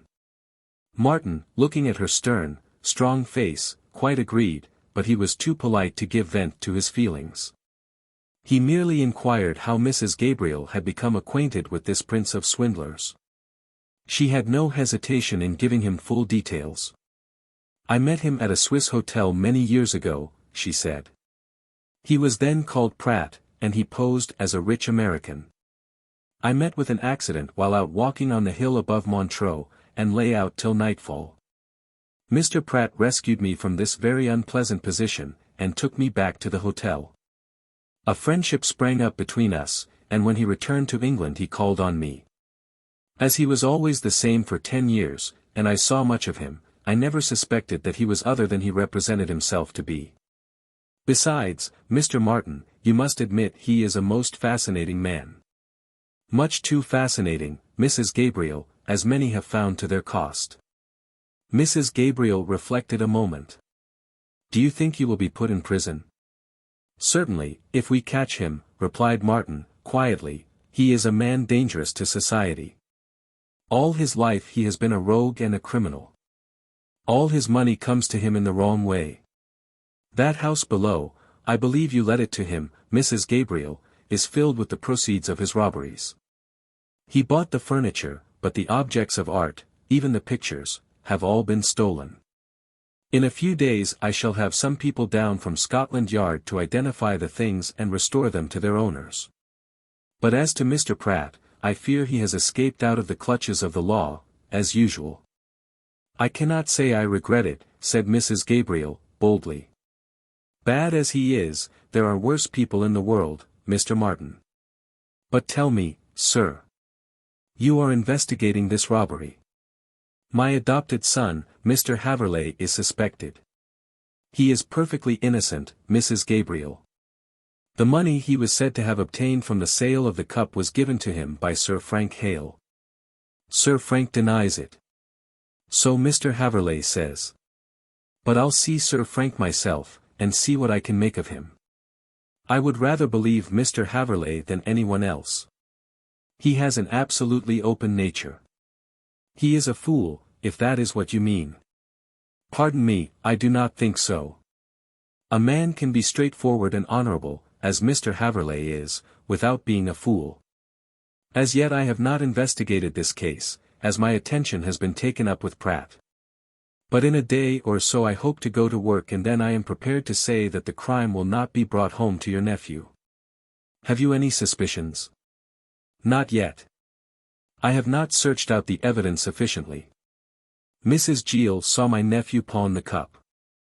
Ah! That is a mystery which I must fathom, Mrs. Gabriel. A person resembling Mr. Haverleigh pawned the cup, but I am sure it was not your nephew. There is a conspiracy against him, on whose part one am not prepared to say yet. But I shall find it out, clear his character, and punish those who have been concerned in it. And now, Mrs. Gabriel, I must bid you good day, as my time is fully occupied. Let me, however, inform you that there is no need to excuse your association with Mr. Pratt. I quite understand how he wriggled himself into your acquaintance, and you are in no way to blame. Once more, good day. Martin bowed himself out. But he had seen enough of Mrs. Gabriel to note the strong hatred she bore towards Leo, and he wondered what could be the reason. Also, he saw that for a moment she had flinched at the mention of conspiracy, which set him on the alert as to whether her detestation of her nephew had carried her so far as to plot against his good name. "If there is anything the matter, Hale is the man to know," murmured the detective. "He lent the money, and now declines to acknowledge the loan. I believe there is something bad at the back of all this. Poor Haverleigh seems to be the most harmless of men, yet he is being ruined in some underhand way. Well, I'll settle Pratt's matter, and then clear his name." But before Martin could do this, Providence took the task out of his hand. For the next 10 days he was busy consulting with those sent down from Scotland Yard about the numerous stolen articles found in the nun's house. The cabinet of antique coins was restored to a famous collector, who had lost them 5 years before. Many pictures were replaced in the galleries of country houses, and, in one way and another, by the time the nun's house was denuded of what belonged to other people, there remained very little but the furniture. And even some choice articles of furniture were found to be the property of other people. It was really wonderful the amount of stolen goods that Pratt had collected. He must have thieved for years to have got together such a collection. "But he will start no more burrows," said Martin, when all was at an end. "He never expected that I should find him here, and therefore collected all his treasures. His life is not long enough to enable him to bring together such a collection of things again. Besides, he has not the same wide field for his knaveries. The police are one too many for him now." Martin said this to the vicar, who was deeply shocked to hear of the wickedness of the man from whom he had accepted the cup. "Do you think that sacred vessel was stolen also, Mr. Martin?" asked the good man.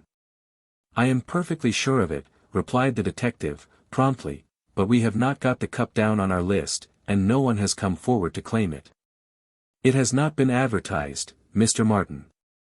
"Pardon me, sir, it has been advertised, and by someone in this place. I saw this notice in the Daily Telegraph, also in the Times. Can you tell me who St. is, Mr. Tempest?" The vicar took the newspaper handed to him and looked at it in a bewildered manner. He read the notice carefully, but it never struck him that the initials were those of his own daughter. "I really do not know who can have inserted this, Mr. Martin," he said. "It seems to be carefully worded, too, and a reward of £50 has been offered. Dear me! I have a rival who is investigating the case," said Martin, with a smile. "Is the description accurate, Vicar?" "Perfectly, even the inscription. If you will permit me to take this away, Mr. Martin, I will see if I can discover who has put it in. I am annoyed that the thing should have been taken out of your hands. But, Mr. Martin, before I leave you, let me state to you my conviction that my young friend Leo Haverleigh did not steal the cup." "Ah, indeed, Mr. Tempest," said Martin, eyeing the old man keenly. "And what has led you to such a happy conclusion?" "I have no grounds for it save my inward conviction. There is the story of Mrs. Gill, you know." Mr. Tempest looked troubled. "Most remarkable story," he said. "But we have heard of many cases of accidental resemblances, Mr. Martin. I fear I have been unjust to Leo, and I wish to withdraw any charge I may have made against him.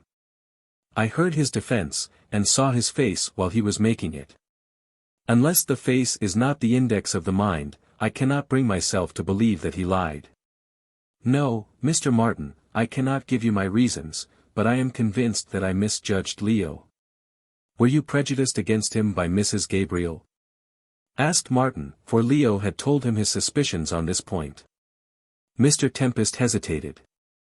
"I admit that I was," he said at length. "She said something to me which I am not at liberty to repeat." "Does it make Mr. Haverleigh out a villain?" "By no means," said the vicar, hastily. "What she told me is sad, but not wicked. More his misfortune than his fault. I can say no more.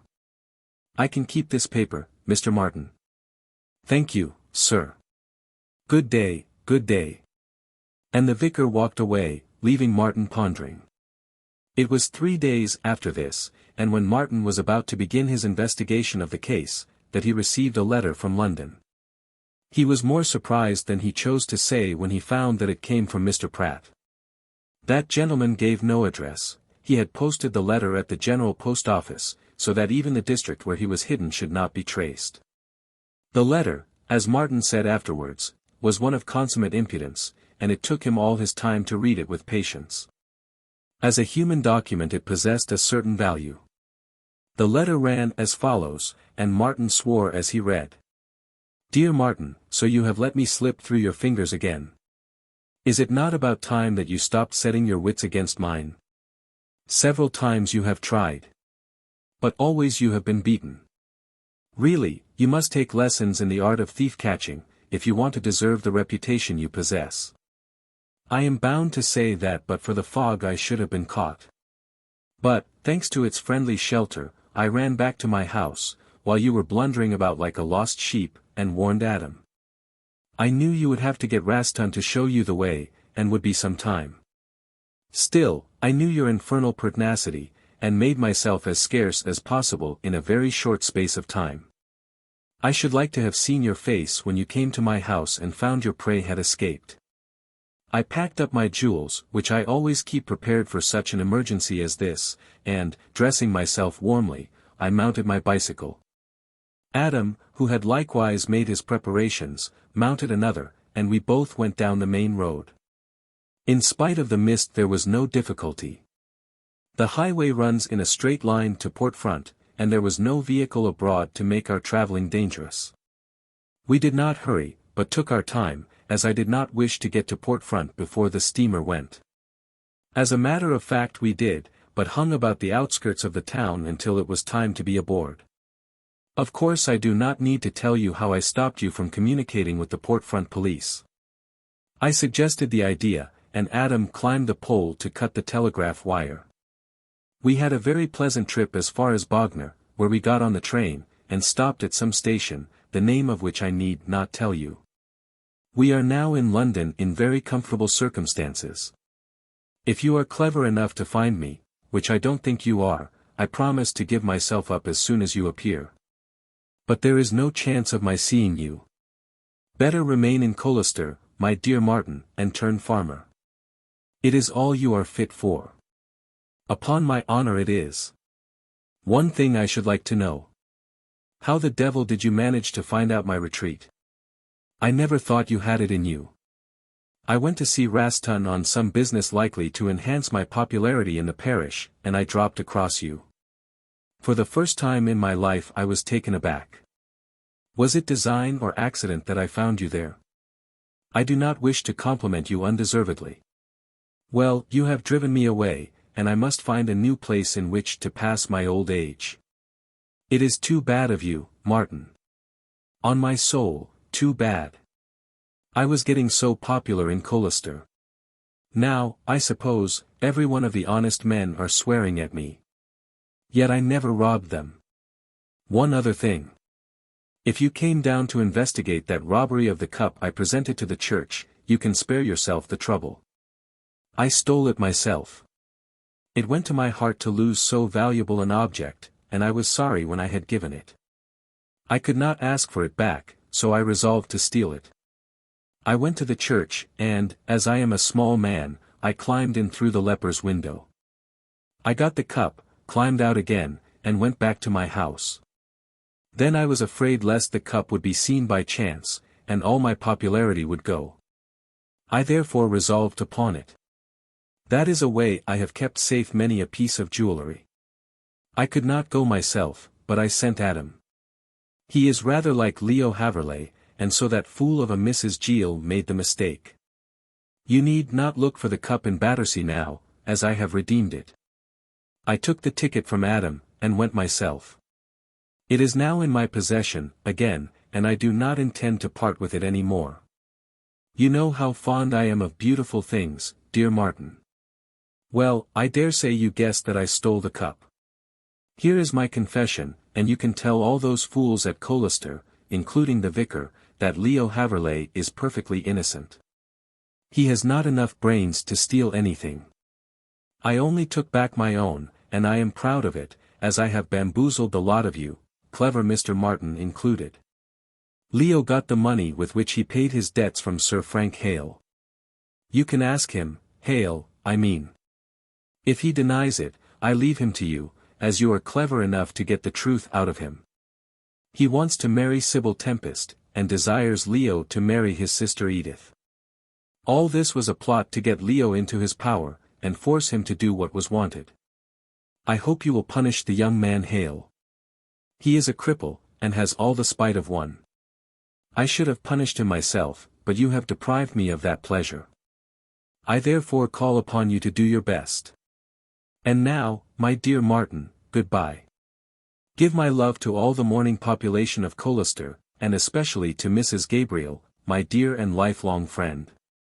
I am afraid she will not get her rent. Also I had the house redecorated at her expense. The bills will be sent in to her.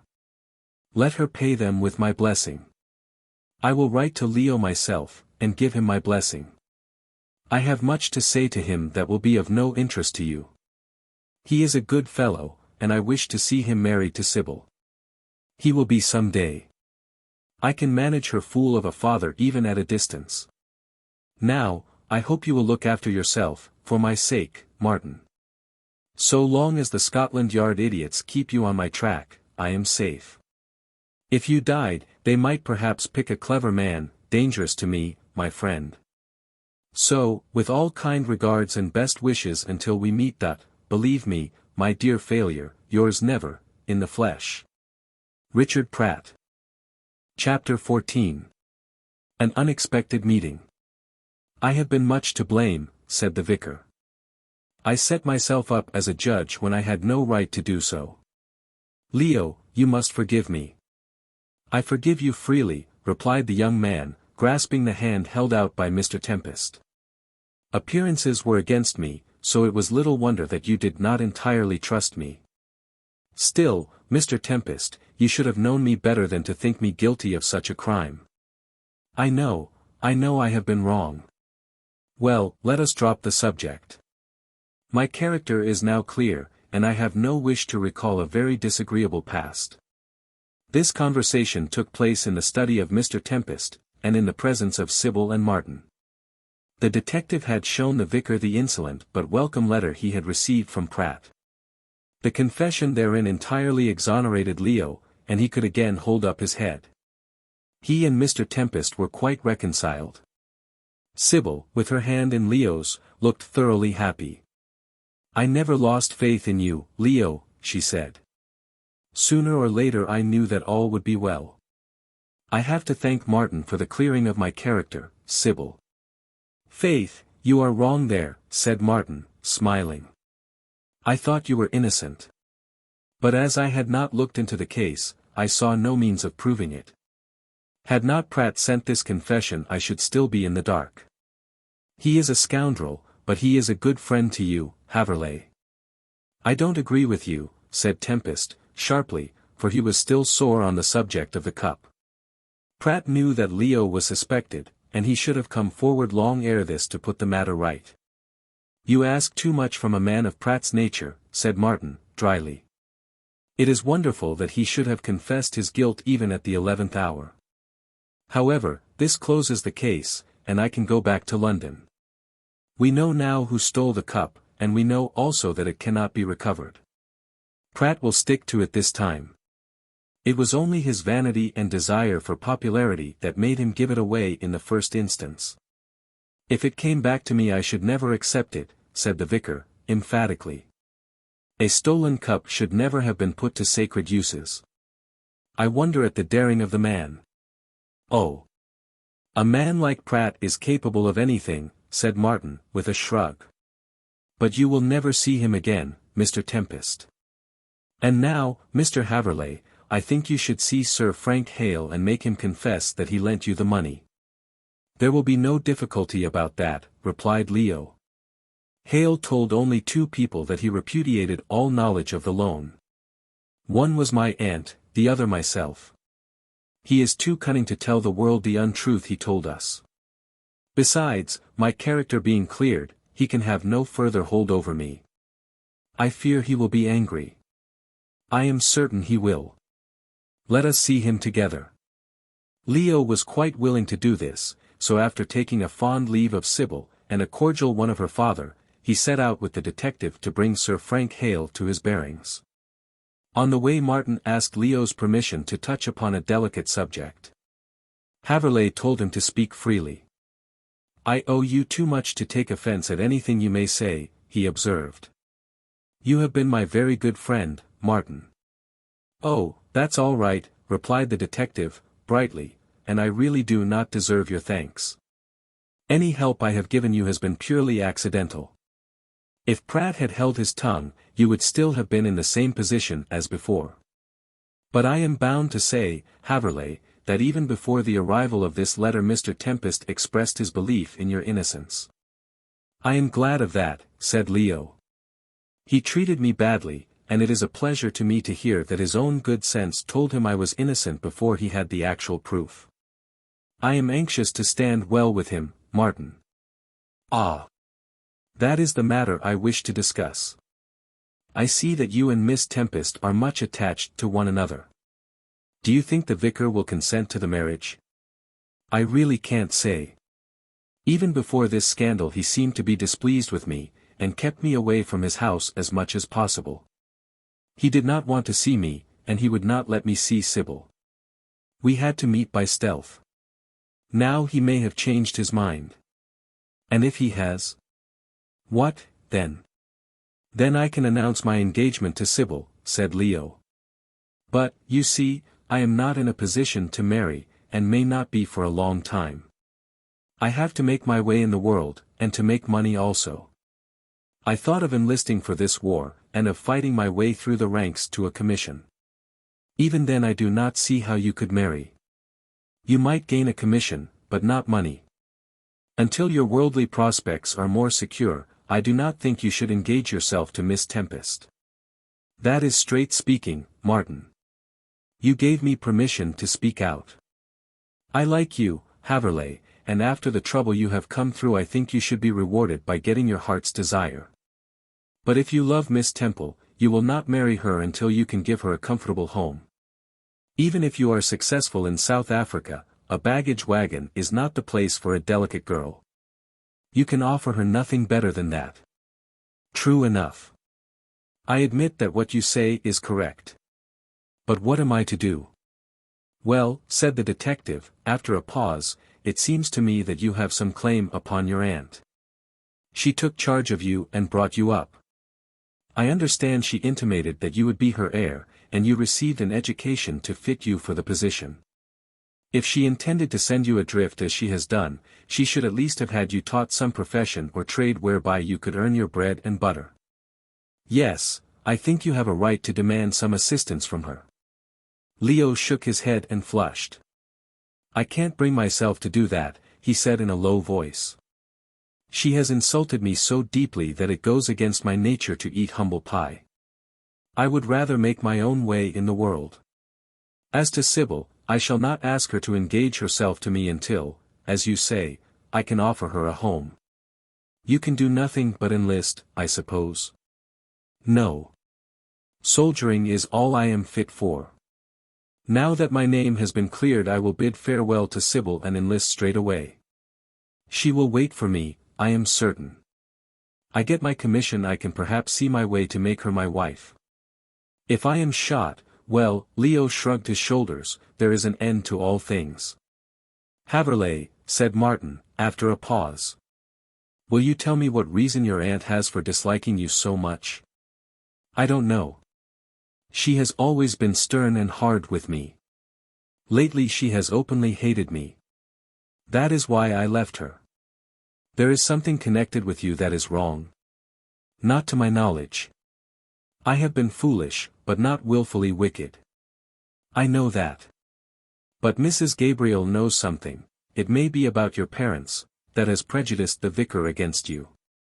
It was her influence that made him turn against you. He admitted as much to me. But he refused to say what she had told him." "I guessed all this," said Leo, quietly, "but what can I do?" "Insist upon knowing what has been said. You have a right to.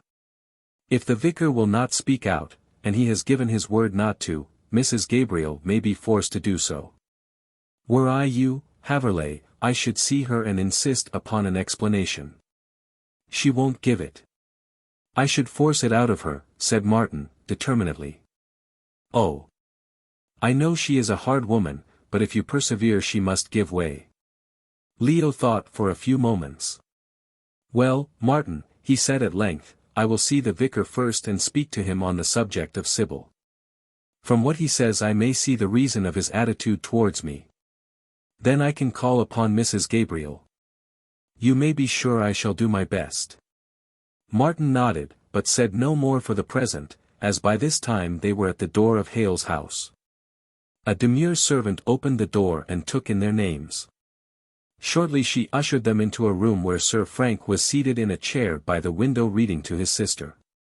Edith Hale looked pale and ill. She lay on a sofa, but started up and blushed rosy red when she saw Leo. There was no doubt that the poor girl was deeply in love with the young man. Leo, in the kindness of his heart, felt a pang. It seemed to him that he was treating her cruelly, although the position was none of his making. Good day, said Hale, without rising, and including Leo and Martin in one swift glance. I am surprised to see you, Haverleigh. I thought you did not care about keeping up my acquaintance.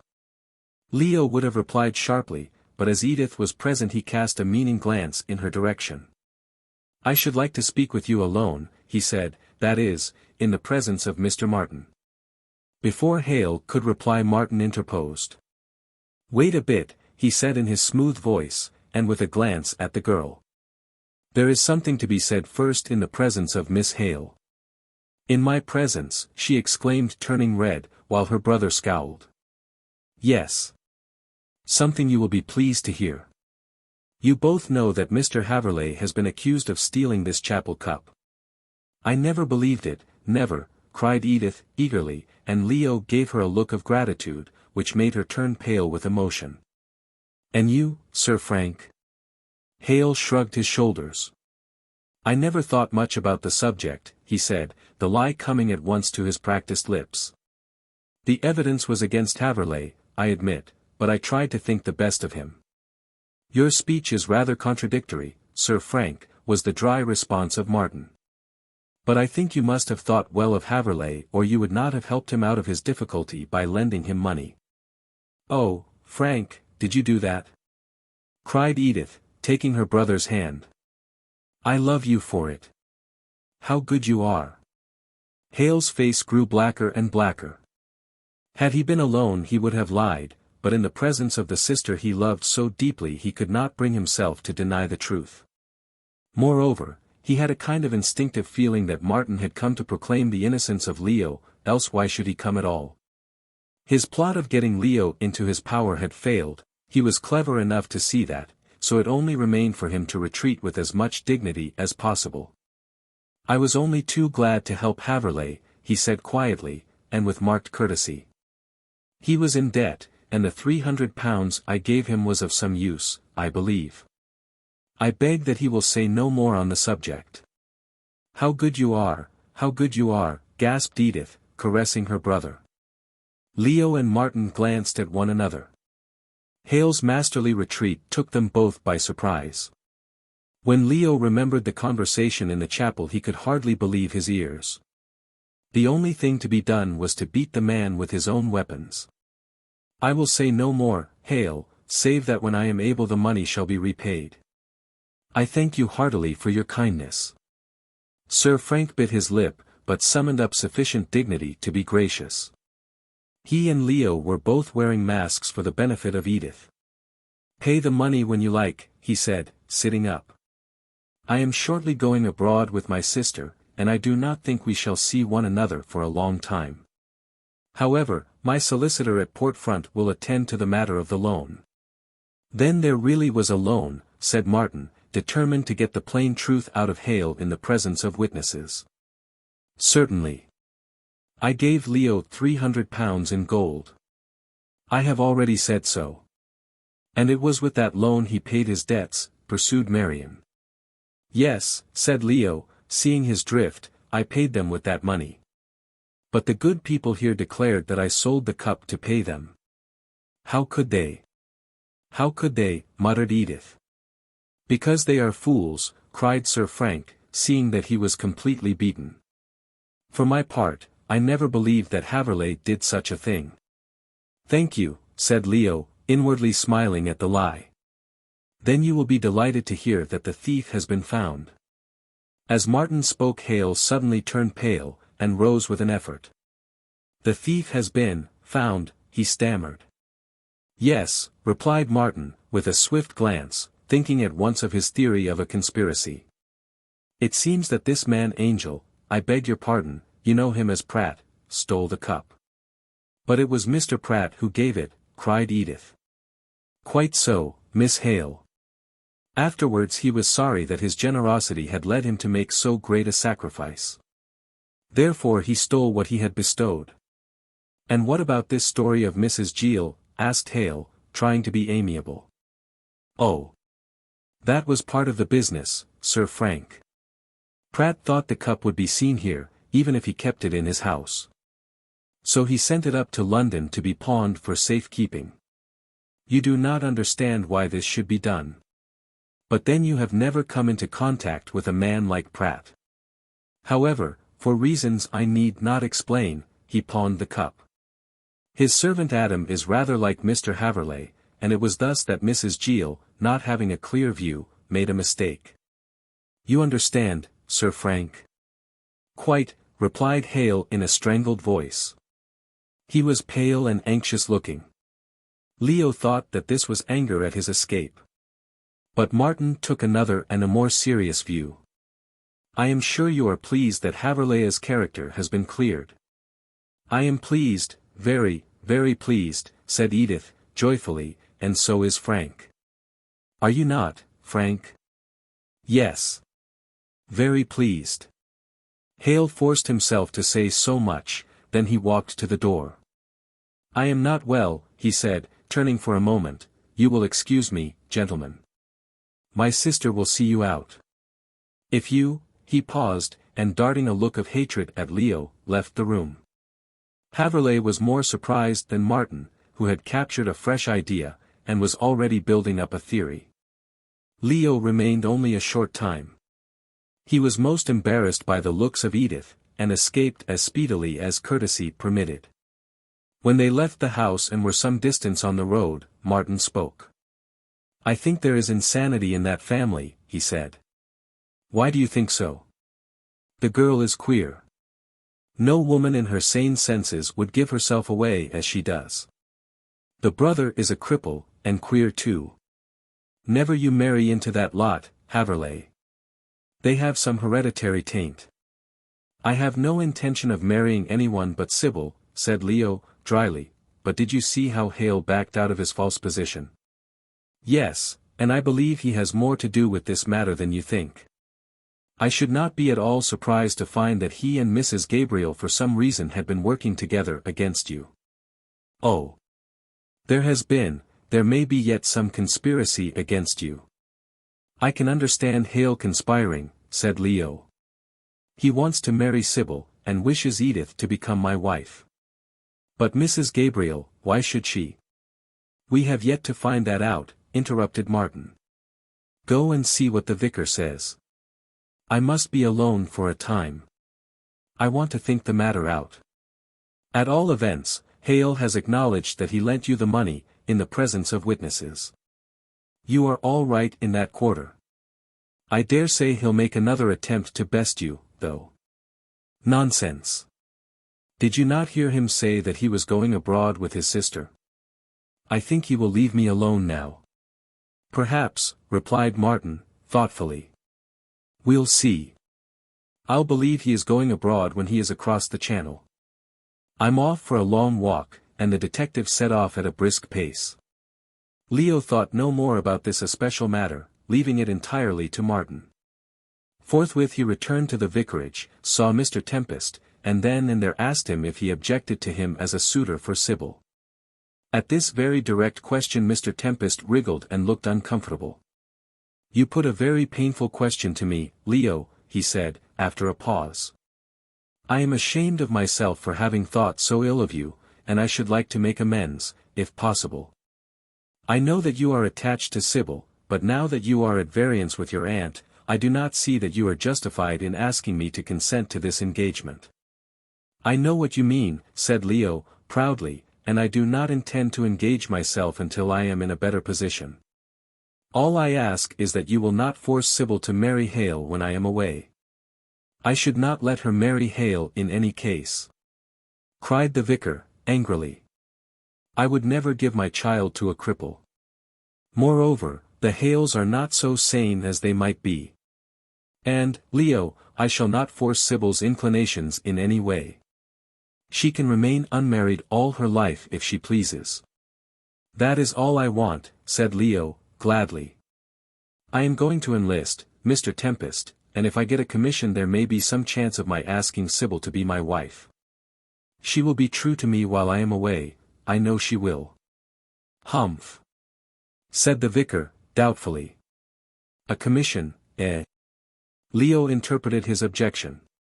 Then you have something against me personally, he said, and for this reason you do not want me to think of Sybil in any way.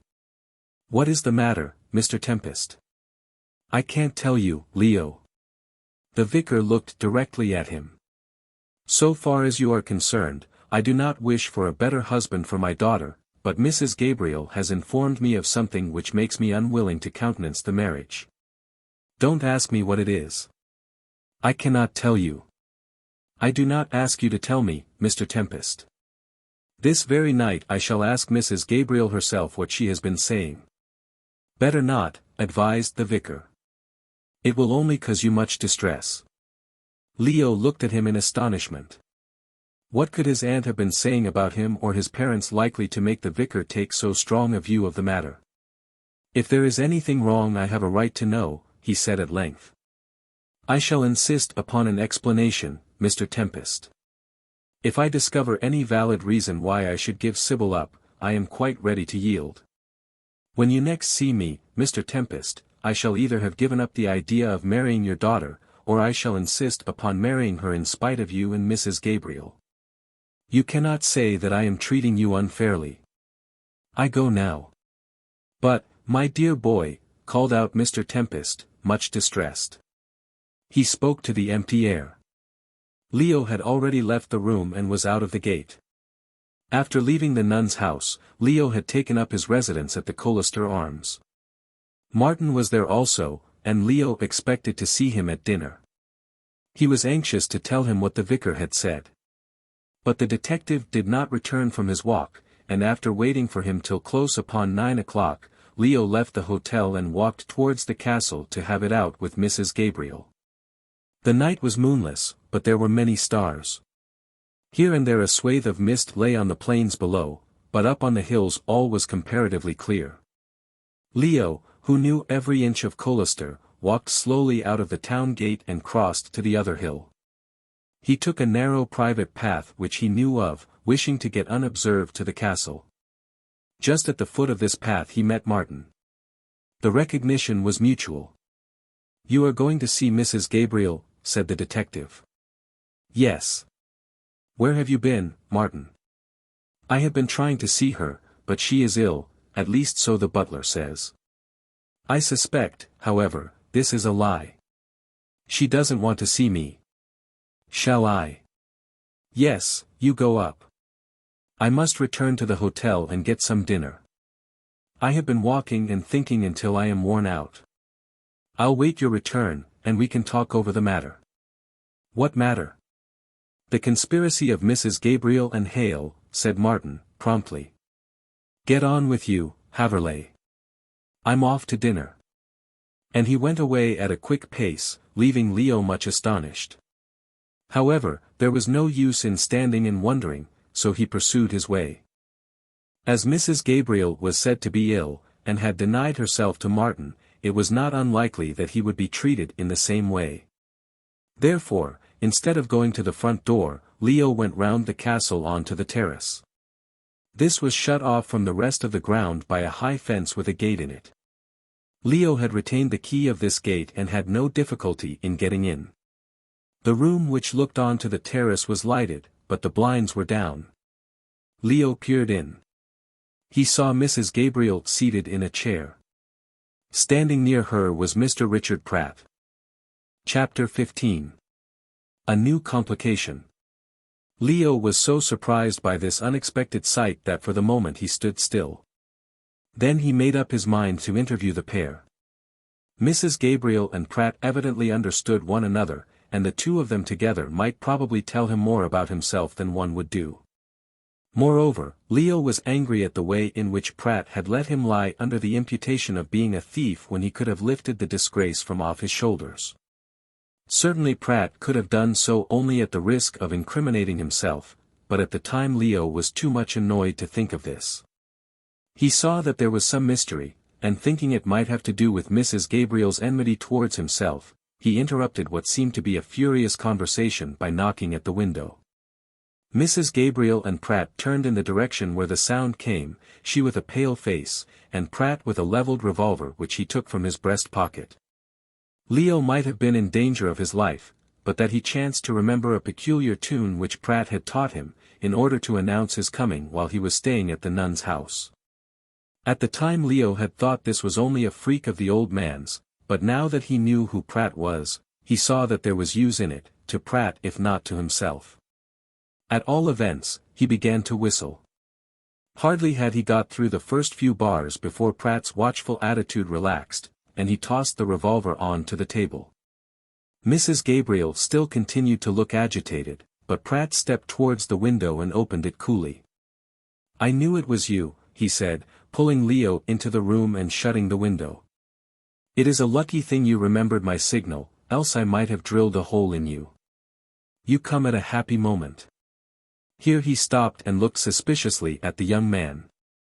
"Have you that infernal Martin with you?" he asked, with a glance at the window and a movement towards the revolver. "No, no," replied Leo, hastily. "I am all alone." "That's a good thing," said Pratt, grimly.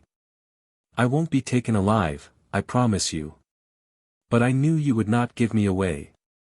I said so to Mrs. Gabriel. She said you would, speaking the worst of you as usual."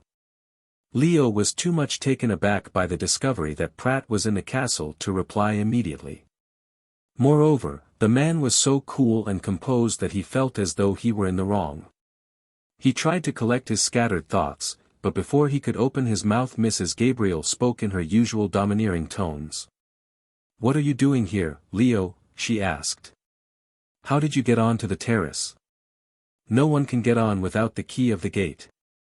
"I happen to have the key," said Leo, showing it. "You gave it to me yourself some years ago. When I left you I took it with me by mistake. It has come in useful tonight. You may thank your stars, both of you, that I did not bring Martin back with me. He left me at the foot of the hill with a story that you were ill, Mrs. Gabriel." "Leo," said Pratt in an agitated tone, "surely you would not have brought the man here to get me into trouble?" "I did not know you were here," said Haverleigh, carelessly, for he was still angered at the man. "I have been here ever since the night I fled from Raston's house. It was Adam who went on to London and cut the wire." "And the letter in which you said you had stolen the cup?" "I wrote that here and posted it to Adam that he might send it from London. Mrs. Gabriel helped me to hide. No one knows that I am in this house save herself, and now you are a sharer in our secret." "It must be difficult to keep your presence here a secret from the servants," said Leo, wondering how the man had forced Mrs. Gabriel to help. Here the lady herself interfered. "It is not difficult at all," she said in her most offensive tones. "You know nothing of what you are talking about.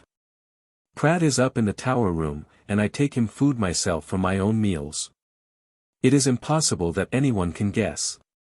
"Well, my dear aunt," said Haverleigh, emphatically, "I know that Pratt is here. I think, therefore, you had better behave towards me in a more civil manner." "Ha!" scoffed Mrs. Gabriel, folding her arms and looking defiant. "You would not dare to state the truth." "How do you know that?" said Leo, dryly. "Pratt is wanted by the law. He committed a theft here and allowed me to lie under suspicion. Why should I not give him up and accuse you of being an accessory to his concealment? Mrs. Gabriel frowned and her black eyes flashed, but Pratt, who had taken a seat, did not move. He merely laughed. I don't think you will give away, Leo, he said. I admit that Mrs. Gabriel is enough to irritate a saint. But if you punish her you punish me also. And you deserve punishment, retorted Leo. Probably I do, but I have my own opinion of the matter. All I ask you to do is to hold your tongue until such a time as I can get away. When are you going away? Soon, I hope, cried Mrs. Gabriel, spitefully. I am rather tired of having a jailbird in my house. Oh. You refer to that American affair, said Pratt, airily. I had quite forgotten it.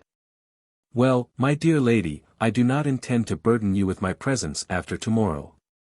By this time no one will be watching for me hereabouts, as I am supposed to be in London. I shall go tomorrow night and return to my London quarters, where Adam awaits me. By the way, Haverleigh, has that fool of a detective gone? He is going tomorrow, said Leo in a surly tone. All the better. We can travel to London together. Ah, you smile, my dear Leo, but I assure you that if I chose to travel with Martin I should do so.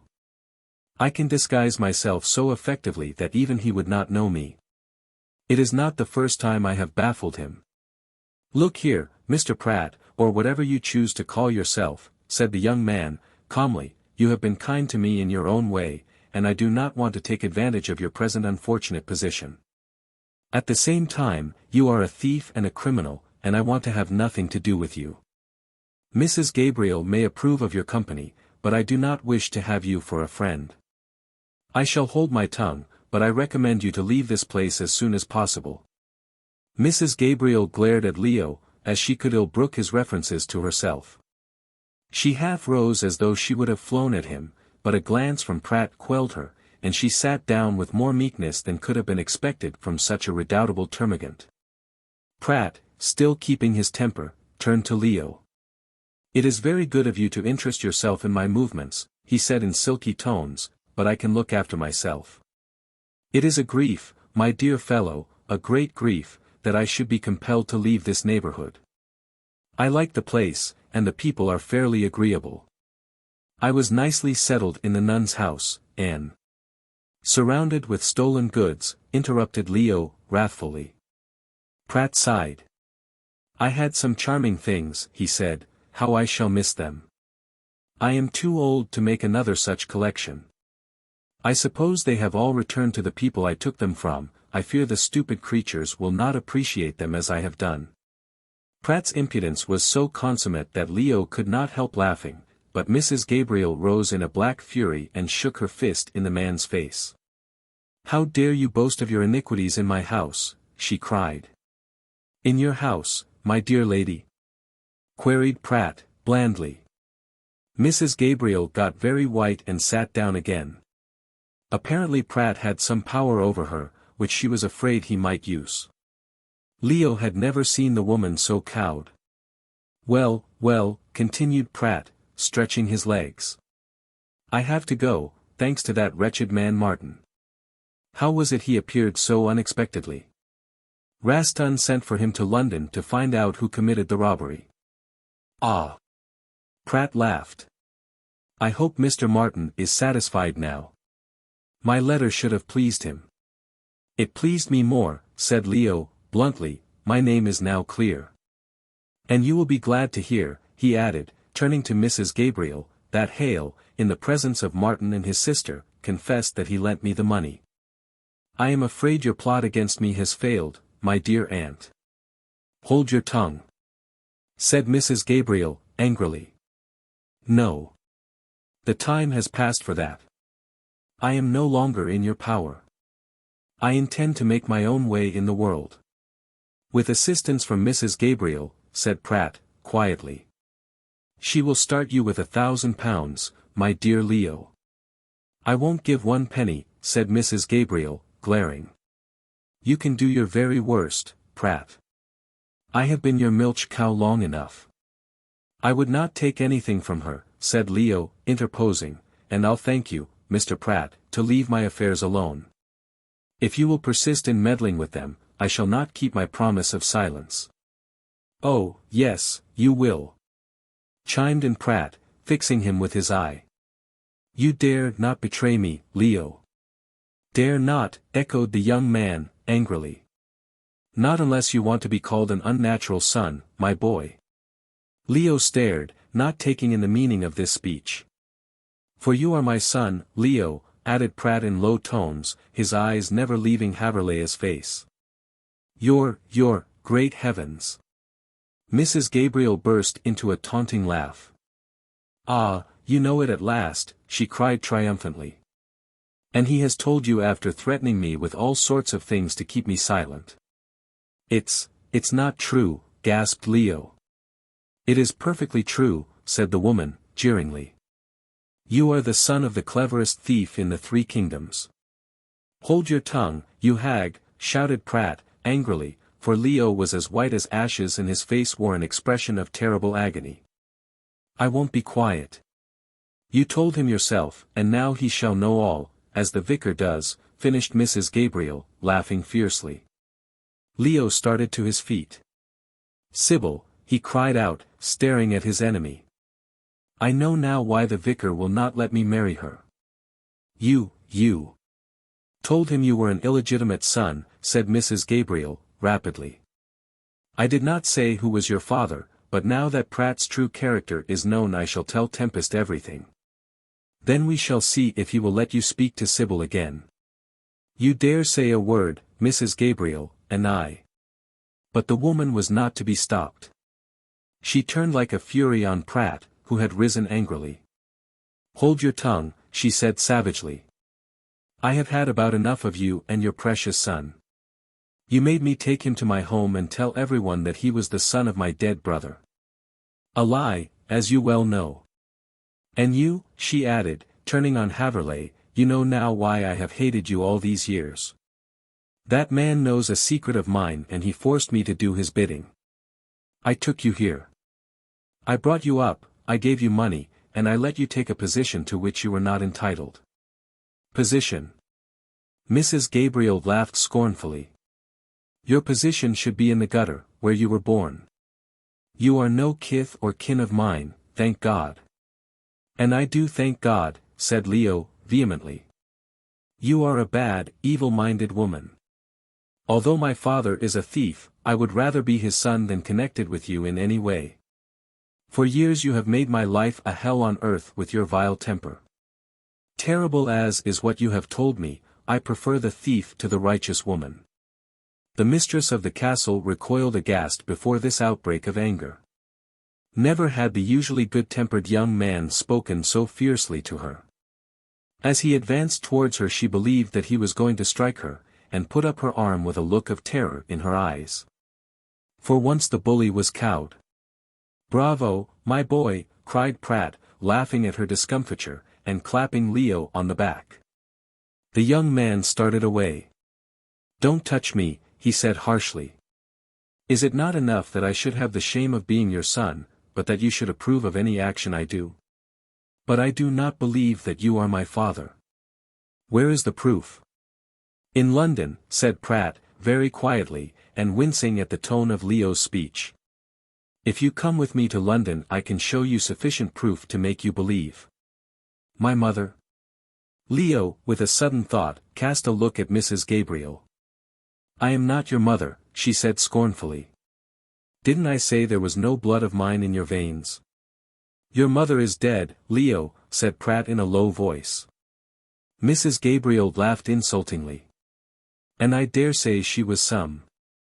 If you dare to say another word, growled Pratt, casting a bitter look at her, I'll give your secret to the world. I don't care if you do, retorted Mrs. Gabriel, but Leo saw that she quailed. What could she have done to give a man like Pratt, he could not call him father, a power over her?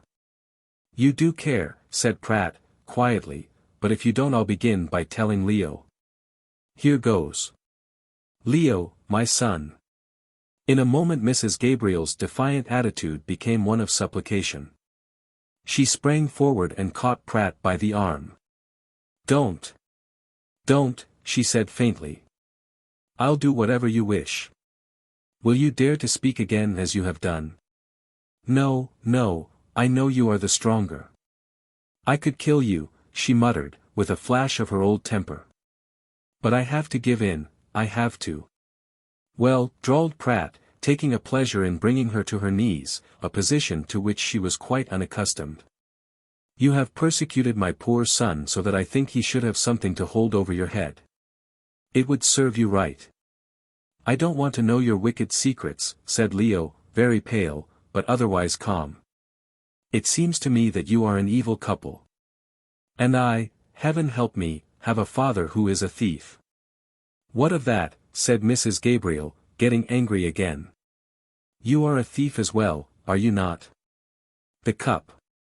I did not steal it, said Leo, proudly. You know as well as I do that this, he winced, father of mine took it away from the chapel. That is just where you are wrong. He did not. Mrs. Gabriel. Pratt's voice sounded dangerous. She was quiet at once, and looked at him in a frightened way. But Leo had heard enough to arouse his suspicions. He turned on Pratt and seized him by the arm. Have you been telling a lie? Muttered the unhappy young man. His father shook him off. It's no use telling another one, he said in a dogged way, now you know so much you may as well know all. I know nothing about the cup. But, to clear you, I took the blame on myself. You see, Leo, he said calmly, my character is already so bad that a robbery more or less does not matter. I did it for you, my boy, as I have done everything else. I wanted you to be a gentleman and marry the girl of your heart. Sybil loves you, and I thought when the vicar knew you were innocent that he would let you marry her. He might have done so, said Leo, sitting down in absolute despair. But since Mrs. Gabriel told him that I was illegitimate, he has never been the same. He is a proud man. Too proud to let the son of a thief marry his child, taunted the woman. He doesn't know that Leo is my son, said Pratt, fiercely. I intend to tell him as soon as you are away, she said. You will do nothing of the sort, said Pratt in a slow, venomous way which made her shrink back. By speaking to the vicar and telling a lie you have caused trouble enough. He must know no more. I did not tell a lie. You did. My son was born in lawful wedlock. Then why didn't you bring him up yourself, said Mrs. Gabriel, with a sneer. You gave him to me in London, and made me adopt him. I had to say that he was my nephew. Oh, how you have used me. And I have not done using you. Hold your tongue, or it will be the worse for you. You know the power I have. I will not scruple to use it if you dare to do anything against my orders. Now, you can go. I want to speak to my son alone. Mrs. Gabriel seemed inclined to dispute this order, but a look from her tyrant cowed her. With a defiant flinging up of the head she walked out of the room, and closed the door. She will tell the servants, said Leo. Oh, no, she won't, said Pratt coolly. You don't know the power I have over her. She will not dare. I don't want to know anything, said Leo, looking down on the ground, with folded arms. I know quite enough. Are you speaking truly? Pratt met his gaze in a perfectly composed manner. I am speaking the truth, he said, you are my son, and your mother died 2 years after you were born. I was then in some danger from well, no matter. To make a long story short, I wanted to procure a home for you where you would be brought up like a gentleman. Having a certain power over Mrs. Gabriel, I fixed upon her, and made her tell the story of your being her nephew. She did all I wished, but had I known how she treated you, he muttered, clenching his fist, I should soon have brought her to her bearings. And it was this power that made her introduce you into Colester society? Yes. I can do what I like with the woman. I know it is a terrible thing for you to find out what I am. But I took to bad courses early, Leo, and I went from bad to worse. It is a second nature for me to steal. Oh. Leo rose with a sickening sensation of disgust. Don't tell me any of your evil doings. I know that you are my father, that you are a thief. I want to know no more. You have ruined my life. I have not, said Pratt. How can you say such a thing? What you have heard tonight need go no further. I shall say nothing, and Mrs. Gabriel will be forced to hold her tongue. Your name is cleared of this theft. Did you not steal the cup? Broke in Leo, looking at his father. No, I did not. If I had stolen it I should say so. But I do not know who took it. I am going to London to find out. Old Penny, the pawnbroker, is a friend of mine. I know enough to get him into trouble as a receiver of stolen goods, so he will have to tell me who it was impersonated you. You said in your letter that Adam. Pratt interrupted impatiently. Adam had nothing to do with it, he said. I invented all that to throw dust in Martin's eyes. I suspect that Hale has something to do with the stealing of the cup. He may have taken it himself, for all I know. But old Penny will tell me. I'll get to the bottom of this, you may be sure. As to you, Leo, hold your tongue about being my son and come back to Mrs. Gabriel. She will be quite willing to receive you, and I can force her to make you her heir. Then you can marry Sybil. When you are rich and have an assured position, the vicar will overlook the stain on your birth. It is a lie, certainly, added Pratt, with a shrug, but to tell the truth would be to make matters worse, so we must leave things as they are. For once Mrs. Gabriel has got the better of me. But it won't occur again. You stay with her, and I promise you she will be as polite as possible to you. You will be master here. Leo listened to this long speech with his aching head between his hands. When Pratt had finished, he looked up quietly. It is good of you to take all this trouble, he said, but I cannot come back to Mrs. Gabriel. Even if she loved, instead of hating me, I could not come back on those terms. I can never marry Sybil either. Do you think that I would let her become my wife, knowing who I am? Your sins must be visited on me, Pratt. I can't call you father. You say you are my father, and you declare that you can prove it. When you are in London I expect you to do so. Let me know your address, and I'll come up. But for the moment I assume that you are speaking the truth. In that case there is nothing for me to do but to go to South Africa and seek a soldier's death. I would rather die than marry Sybil now. Don't talk like that, Leo, said Pratt, much moved, and wincing at the contempt of the young man. I am not so bad as you think. I have done many a kind action. I can. Oh, don't defend yourself, said Leo, rising to go. I must get away by the same way I came. I shall say nothing, but I hope you will be out of Colester by tomorrow night. Martin leaves in the morning, so the coast will be clear. I'm going now, and I hope to hear from you, so that you may give me proof of the truth of this story. You don't believe me? I do, in a way. It seems to be true. You say so, and Mrs. Gabriel also. I suppose I am your son. But I am hoping against hope that you may not be able to prove the truth.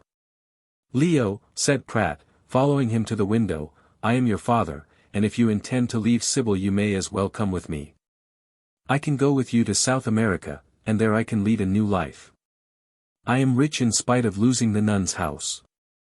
I have a belt of jewels, thousands of pounds of the most valuable. And all stolen, cried Leo, thrusting him back in disgust. For God's sake don't speak to me any more, or I shall forget that you are my father. If you only knew how I loathe myself for being your son. I never thought it would come to this. Let me go, and Leo, pulling his arm from the grasp of Pratt, rushed out onto the terrace. In another 10 minutes Mrs. Gabriel re-entered. She found Pratt with his head buried in his arms, sobbing like a child. At the sight she burst out laughing. Then she locked the window Leo had left open. Get to bed, Pratt, she said, contemptuously, and pleasant dreams to you. Chapter 16. Sybil's Visitor.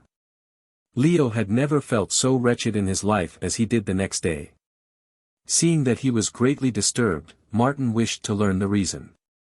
As Haverleigh had promised to keep secret the presence of his father at the castle, he was obliged to evade a direct answer. "I saw Mrs. Gabriel," he said quietly. "We had a long conversation, and she told me what she had said to the vicar." "Is it a serious matter?" asked the detective. "Serious enough to prevent my marriage," replied Leo, "but what it is I do not feel called upon to explain. It concerns myself and no one else. If you could help me, Martin, I should tell you, but you cannot, no one can. I don't think there is any more to be said." Seeing the young man thus determined, Martin said no more, as he did not wish to force Leo's confidence. The next morning he took his departure, assuring Haverleigh that he was always at his disposal when wanted. "Depend upon it," he said, as he took leave, "you are not yet done with Mrs. Gabriel. She will get you into more trouble. When she does, write to that address." "Thank you, Martin, should I require your assistance I will write." The two men parted, Martin to London, and Leo back to the inn. He was very miserable, the more so as he had to avoid the society of Sybil. Knowing what he did, it was impossible for him to talk of love to her. He felt that he had no right to do so, that he was gaining her affections wrongly. Sooner or later he would have to leave her, but he did not wish to break away abruptly. Little by little he hoped to withdraw himself from her presence, and thus the final separation would be more easy. All the next day he wandered alone on the moor, where there was no chance of meeting with Sybil. The morning afterwards he received a note from Mrs. Gabriel stating that a certain person had taken his departure. Leo was then in a fever of anxiety lest the person should be captured. However, he learned within 24 hours that there was no need to worry. An unsigned telegram came from London, intimating that the sender was in safety, and would communicate with him when the time was ripe. Leo took this to mean that Pratt could not easily get at the papers verifying his story, owing to the vigilance exercised by the police, who were on the lookout for him. Leo therefore possessed his soul in patience until such time as all should be made clear. Meantime, as he told Pratt, he was hoping against hope that the story was not true. Certainly Pratt had spoken in what appeared to be a most truthful way. He had exhibited an emotion he would scarcely have given way to had he been telling a falsehood. But Haverleigh knew what an actor the man was, and, until proof was forthcoming, still cherished a hope that a comedy had been acted for some reason best known to Pratt himself. That is, it was a comedy to Pratt. But to Leo Haverleigh it approached perilously near to tragedy. Afterwards, looking back on the agony of those few days, he wondered that he had not killed himself in sheer despair. But he could not remain in the same place with Sybil without feeling an overwhelming desire to tell her the whole story, and thus put an end to an impossible situation. Once she knew the truth, that he was the son of a criminal, she would see that a marriage was out of the question. Leo was quite certain that she would still love him, and, after all, he was not responsible for the sins of his father. But for the sake of Mr. Tempest, she could not marry him, nor, as he assured himself, would he ask her to do so. 2 or 3 times he was on the point of seeking her out and revealing all. But a feeling of the grief he would cause her made him change his determination. He resolved finally to leave her in a fool's paradise until he had proof from Pratt of the supposed paternity. But to be near her and not speak to her was unbearable. So he sent a note saying he was called away for a few days on business, and went to Portfront. Here he remained waiting to hear from Pratt. And no man could have been more miserable, a mood scarcely to be wondered at considering the provocation. Meantime, Colester society had been much exercised over the discovery of Leo's innocence and the supposed delinquency of Pratt. Certainly, as Haverleigh and Mrs. Gabriel knew, Pratt had generously taken on his own shoulders the blame which had wrongfully rested on those of the young man. But no one else knew this, and even if Pratt had come forward and told the truth, no one would have believed him. He had been so clearly proved to be a thief, and the scandal concerning the stolen goods in the nun's house was so great, that there was no ill deed with which the villagers and gentry of Colester were not prepared to credit him. Mrs. Bathurst was particularly virulent in her denunciations of the rascal. "But I always knew that he was a bad lot," said Mrs. Bathurst. "Did I not say it was incredible that a wealthy man should come down to pass his days in a dull place like Colester? How lucky it is that we found out his wickedness, thanks to that dear Mr. Martin, who is, I am sure, a perfect gentleman, in spite of his being a police officer. I shall always look upon him as having saved Peggy. The creature, so she always called her former favorite, wanted to marry Peggy. I saw it in his eye. Perhaps I might have yielded, and then what would have happened? I should have had a Jack the Ripper in the family." "Oh! Scarcely as bad as that, Mrs. Bathurst," said Raston, to whom she was speaking. "Pratt was never a murderer." "How do you know that, Mr. Raston?" "For my part, I believe he was capable of the most terrible crimes. If he had married Peggy. The very idea makes me shudder. But the dear child has escaped the snares of evil, and I hope to see her shortly the wife of a good man." Here Mrs. Bathurst cast a look on her companion. Raston smiled. He knew perfectly well what she meant. Failing the wealthy Pratt, who had been proved a scoundrel, the humble curate had a chance of becoming Mrs. Bathurst's son-in-law. And Raston was not unwilling. He loved Peggy and she loved him. They understood one another, and had done so for some time. Never would Peggy have married Pratt had he asked her a dozen times. But, as she had told Raston, the man had never intended to propose. Knowing this, Raston was glad to see that Mrs. Bathurst was not disinclined to accept him as a suitor for her daughter. He then and there struck the iron while it was hot. "I do not know if I am a very good man, Mrs. Bathurst," he said, still smiling, "but if you think me good enough for Peggy, I shall be more than satisfied. I have the curacy and 300 a year. My family you know all about, and I suppose you have formed your own conclusions as to the merits of my personality. I am not likely to turn out a criminal like Pratt, you know." "Really, Mr. Raston, you take my breath away," said Mrs. Bathurst, quite equal to the occasion. "I never suspected that you loved Peggy. Still, if such is the case, and she loves you, and you are prepared to insure your life in case you die unexpectedly, I do not mind your marrying her. She is a dear girl and will make you an excellent wife." "Thank you, Mrs. Bathurst. Then I may see Peggy now." "She is in the garden, Harold." Mrs. Bathurst had long since informed herself of the curate's Christian name, so as to be prepared for an emergency of this sort. "Go to her and take with you a mother's blessing."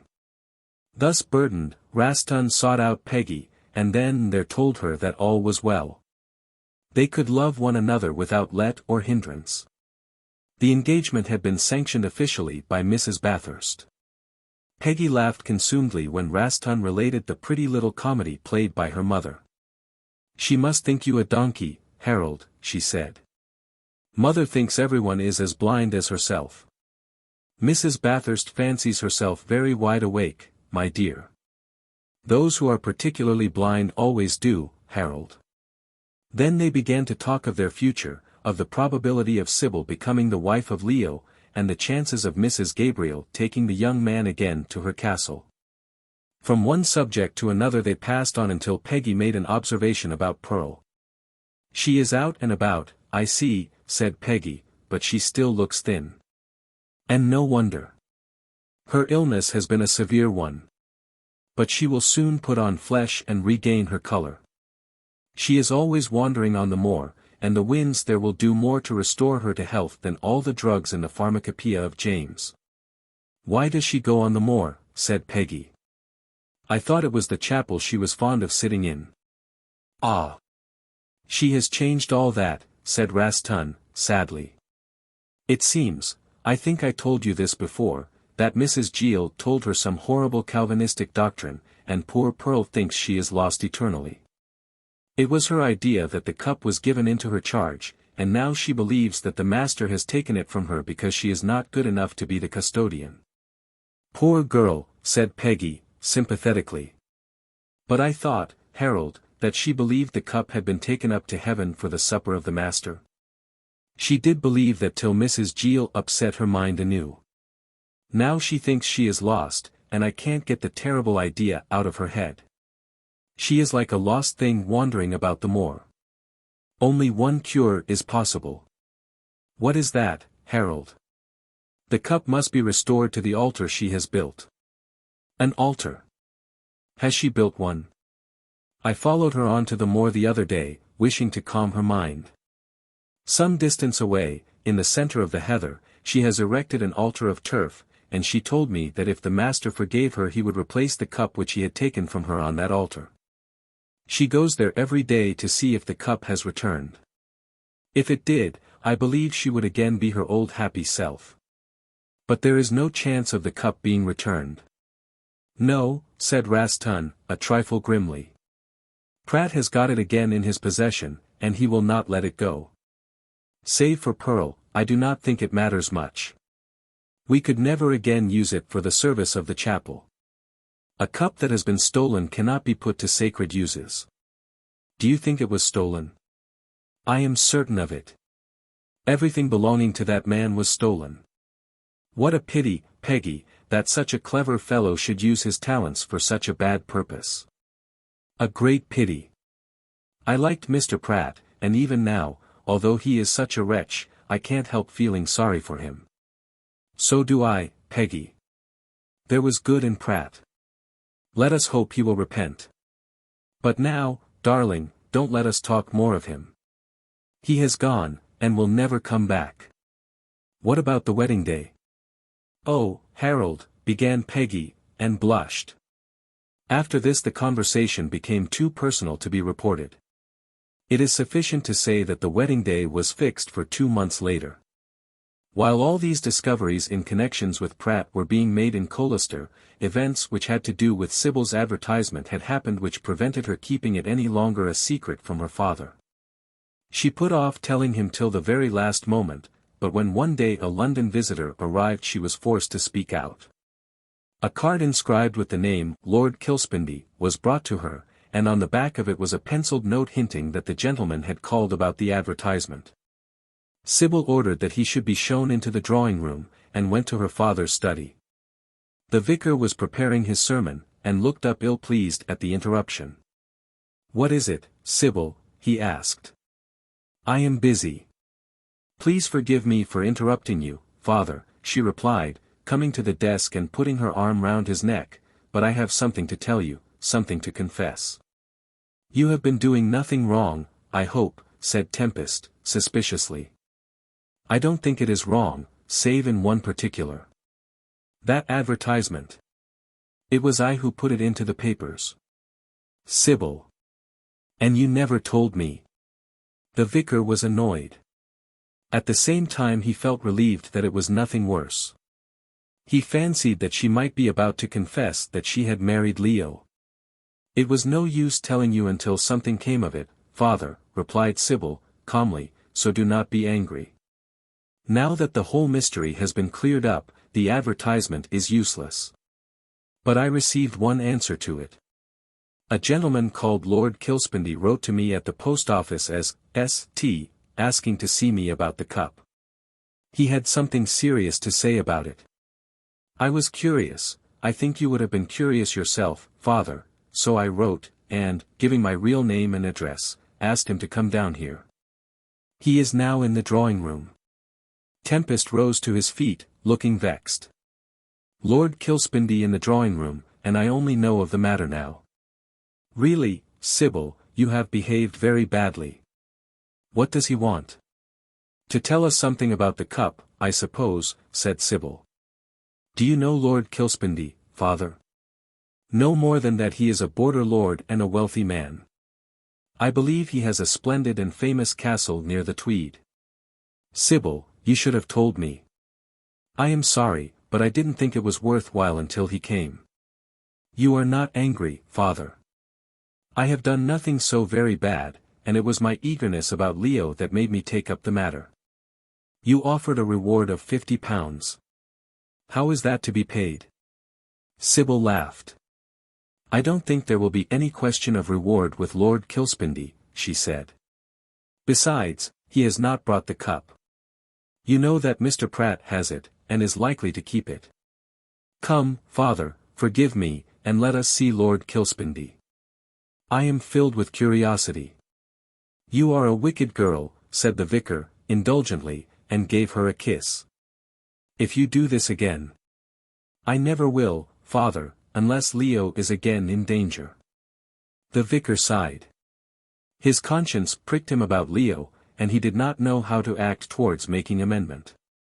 Certainly if he gave his consent to the marriage, Leo would be more than repaid for the ill thoughts entertained about him. But Tempest was filled with pride of race, and could not bring himself to give his beautiful daughter to a nameless man. However, he could not consider the matter now, since his illustrious visitor was waiting in the drawing-room, so with Sybil he went to greet him. Miss Tempest, said Lord Kilspindie, coming forward, with a look of admiration at the beautiful girl before him, and you, sir. Sybil allowed her father to speak, as was right and proper. I am the vicar of this place, Lord Kilspindie, said Tempest, politely, and this is my daughter. It was she who put the advertisement in the paper. I presume that it is to that we owe the pleasure of your company. That and nothing else, said Lord Kilspindie, taking the seat pointed out to him by the vicar. I have been looking for that cup for over 20 years. It is not in your possession. It was for a few weeks, replied the vicar, who was very curious. I had better tell you the whole story, and then you can judge for yourself. If you will be so kind, replied Lord Kilspindie, courteously. He listened attentively while Mr. Tempest narrated all the events in connection with the cup from the time Pratt had arrived in Colester. The story was a strange one, and the visitor was much interested. However, he did not offer one interruption. Sybil watched him the meanwhile. He was a tall, grey-haired man of over 60, but still vigorous and straight. His face was lined, however, as though he had undergone much trouble. He had a soldierly look about him, and all the time the vicar was speaking tugged at a long grey moustache, the only hair he wore on his face.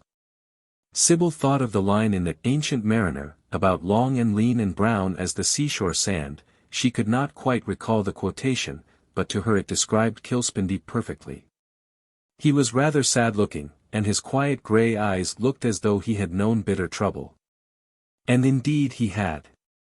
Sybil learned that later. A very interesting story, he said politely when Mr. Tempest had finished, but disappointing in its ending. You say this man Pratt has now the cup in his possession? He confessed as much, my lord, in a letter to the detective in charge of the case. It is a pity he has escaped with it. A great pity, responded the other. I suppose there is no chance of his being captured. From what Mr. Martin said I should think not, put in Sybil. He says that Pratt has baffled all the cleverest detectives in England for a great number of years. Kilspindie sighed. No chance of getting it back, he murmured. And the luck will still be bad. The luck, echoed Sybil, catching the word. You will think me superstitious, he said, with a smile, but the fact is that the cup is said to be a fairy gift, and has been in our family for generations. The luck of the family goes with the cup. Like the luck of Edenhall, said Sybil, remembering Longfellow's poem. Precisely, responded Kilspindie. The legend is a curious one. I must tell it to you some time.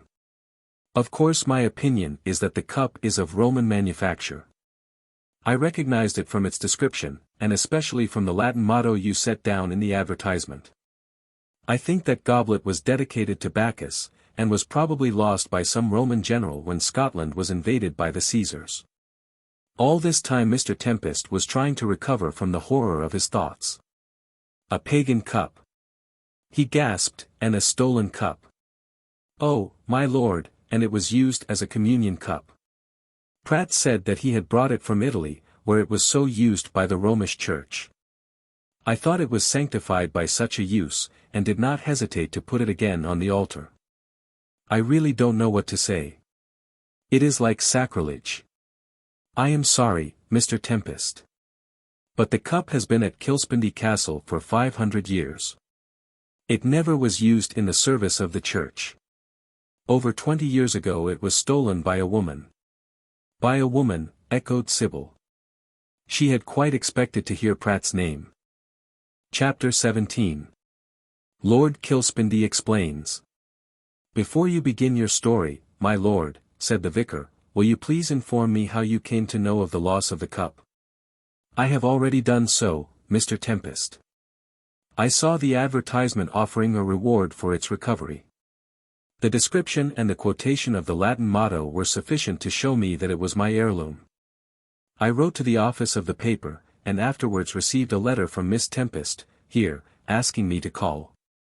I have taken up my abode at the inn, as I may stay here for a few days. I want to know all I can about the matter.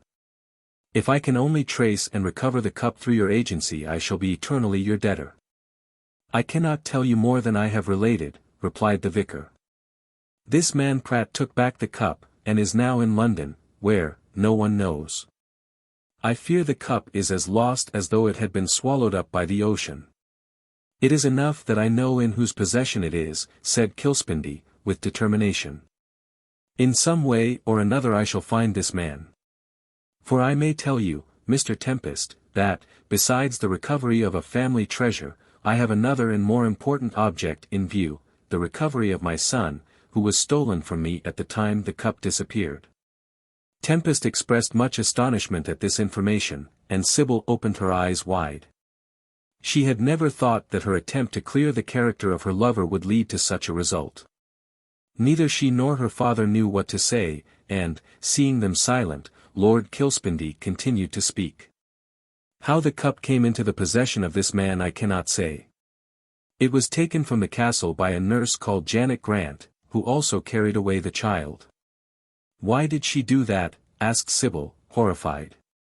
Out of revenge for a fancied slight she received from my wife, replied Kilspindie, with a sigh. But it is best I should tell you all from the beginning. First, you must know the legend of the cup, that you may understand the value we Grants attach to its possession. I am fond of folklore, murmured the vicar, settling himself down for a pleasant half-hour. Your family name is Grant, then, my lord? Yes. Our title is Kilspindie, an earldom.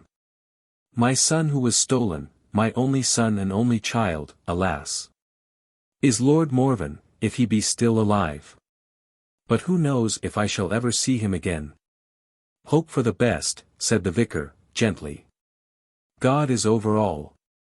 You are right, Mr. Tempest. But how many weary years have I waited, and have had to comfort myself in that fashion. Now, when I had lost all hope, the advertisement roused it again. If I find the cup I may discover my boy, or, at all events, I may find out if he is alive or dead. I am sure he is alive, said Sybil, impulsively. Dear Lord Kilspindie, if there was no chance of your finding him I should not have been guided to put in that advertisement. It was entirely my own doing, and had I consulted with my father it would never have appeared. It certainly would not, said the vicar, promptly. I had placed the matter in the hands of Mr. Martin, and I was angry when I saw the advertisement, very angry, indeed. You must not be angry any more, Mr. Tempest, said Kilspindie, with a smile, seeing that it may lead to the discovery of my son. I owe much to Miss Tempest's indiscretion, as you no doubt call it. No, said Sybil, resolutely. I am sure Papa does not call it that. I did it to help Leo, and I would do it again. But tell us the legend, Lord Kilspindie. The old man laughed. If you have not the imagination of the Celt you will think it but a poor thing, he said. In the days of Bruce, and on the border, Nigel Grant, the head of the clan, my ancestor, Mr. Tempest, was riding home from a foray against the English. He had been successful, and had collected a large mob of cattle, which were being driven to the castle by his followers. He was anxious to get home, for when he had left, 2 weeks previously, his wife was expected to give birth to a child. The chief eagerly desired that it might be a boy, for he had few relatives, and those he had were his bitterest enemies. What, said Tempest, and the Scotch so clannish? They are more clannish in the Highlands than on the border, replied the old lord. Many of the border families fought with one another. My clan did also for many a long day, although they are friendly enough now. However, you know the reason that Nigel Grant was so eager for an heir. Wouldn't a girl have done? Asked Sybil mischievously. By no means. The chief wanted a brave boy, to bestride a horse and wield a sword, and govern the unruly Grant clan with a strong hand. He had prayed to the Virgin to give him his heart's desire. They were all Roman Catholics in those days, remember. So you may guess he rode home at top speed, and as he neared the castle he was far in advance of his followers and alone. And then came the fairies. The fairies, echoed Sybil. This is interesting, and she laughed. We call them the good neighbors in Scotland, you know, because the fairies don't like to be talked about with disrespect. But to go on with my story. Nigel Grant was on a wide moor all alone, although the lances of his men-at-arms glittered on the verge of the horizon. Suddenly, from the viewless air, apparently, since there was no rock or tree or shelter of any kind, there appeared a small woman dressed in green, with a golden crown. At the sight of her the chief's horse stopped all at once, as though stricken into stone. The fairy queen, for it was she, the same, I suppose, who appeared to Thomas the Rhymer. Ah! She was mounted on a horse, said Sybil, half to herself. Indeed? Well, this queen was on foot, and in her arms she carried a child. Stopping before Nigel, she placed the child on his saddlebow, and told him to take it home for a year and a day. If it returns to us safe and sound, she continued, great good fortune will befall the Grants.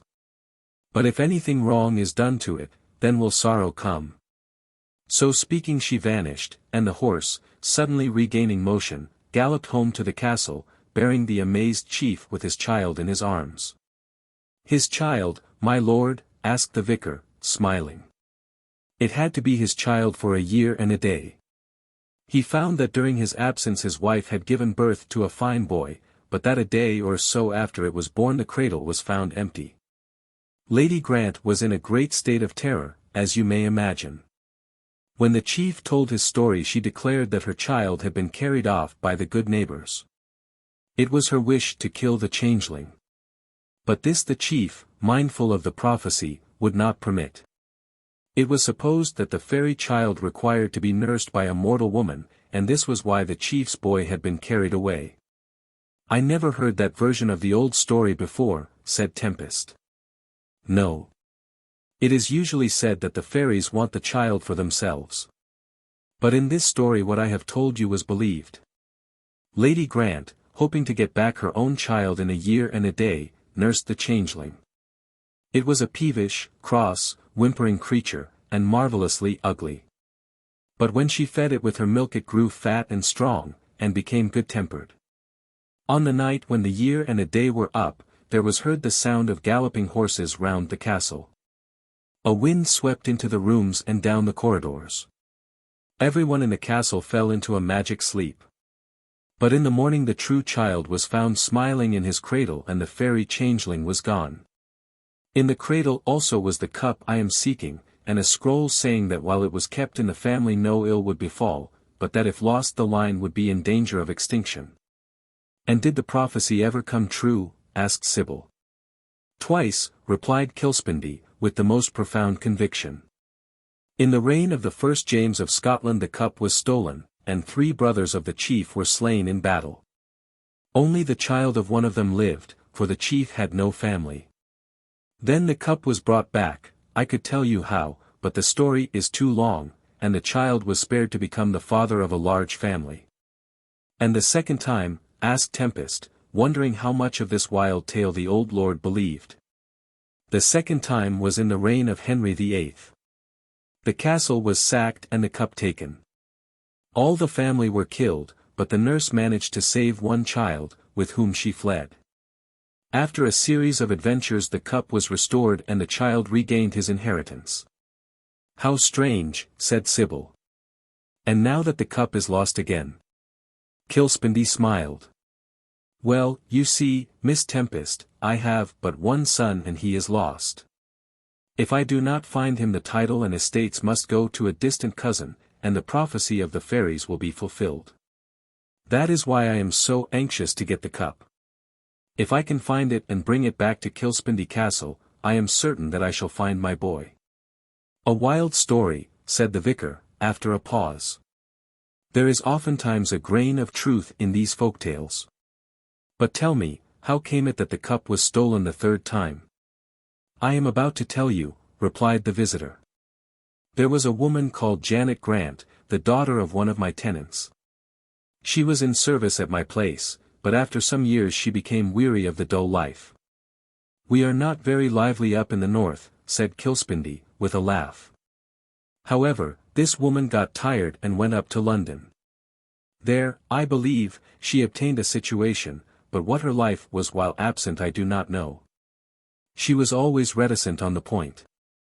After 6 years she returned. In the interval I had married, and at the time Janet returned, or a year before, my wife became a mother. I was the father of a splendid boy, my son and heir, Lord Morven. Janet was taken back into my service as an under-nurse, for she was a very capable woman." "Had she a good temper?" asked Sybil, guessing what was coming. "One of the worst tempers in the world. Also she was evil in her disposition. Had I known then what was told to me afterwards by the other servants, she should never have re-entered my service. But they were all afraid of Janet and her wicked ways, and therefore remained silent when it was their duty to speak out. When the boy was 2 years of age, or it may be a trifle over, the head nurse died. Janet expected to succeed, but my wife appointed another woman." "She did not trust Janet," hinted the vicar. "No. By this time Janet was not so careful in her behavior, and my wife began to suspect her true character. Janet was very angry at the slight, as she called it, and swore she would be revenged. Of course, she knew the legend of the cup, so it struck her, no doubt, that if she stole the cup the usual disaster would follow." "What superstition," murmured Mr. Tempest. "Well, I don't know, sir," said Kilspindie, quietly. "You see, Mr. Tempest, we had chapter and verse for what might happen. However, Janet, out of revenge, took away the child and stole the cup. She had no difficulty in doing either. The cup was placed in the picture gallery under a glass shade, for no one ever expected that it would be stolen. It was not guarded so carefully as it should have been. But who would have thought that any one of my faithful servants would steal? As to the child, Janet was one day sent out with him. The head nurse remained at home. I believe she then took the cup with her. At all events she never returned, and when a search was made both the child and the cup were missing." Here Lord Kilspindie stopped and shook his head. "What happened after that?" asked Sybil, curiously. "There is no more to tell, Miss Tempest. The woman vanished utterly with the child and the cup. My wife, poor soul, died of grief. I employed all manner of means to find the woman, but without result. I even offered a reward and a pardon if she would bring back what she had taken. But she gave no sign of her existence. Well," Kilspindie sighed, "that is all. I have been a lonely man for over 20 years, and things have gone wrong with me in every way. I am certain that prosperity will not return to me and mine until the cup is brought back. Then I may hope to recover my son. You can understand now how anxious I am to find this man Pratt. I would willingly pardon him all if he would give back the cup." "I wonder how he became possessed of it," said Tempest. "Ah," said Kilspindie, "that is what we must find out. He seems to be an accomplished thief, so it may be that he stole the cup.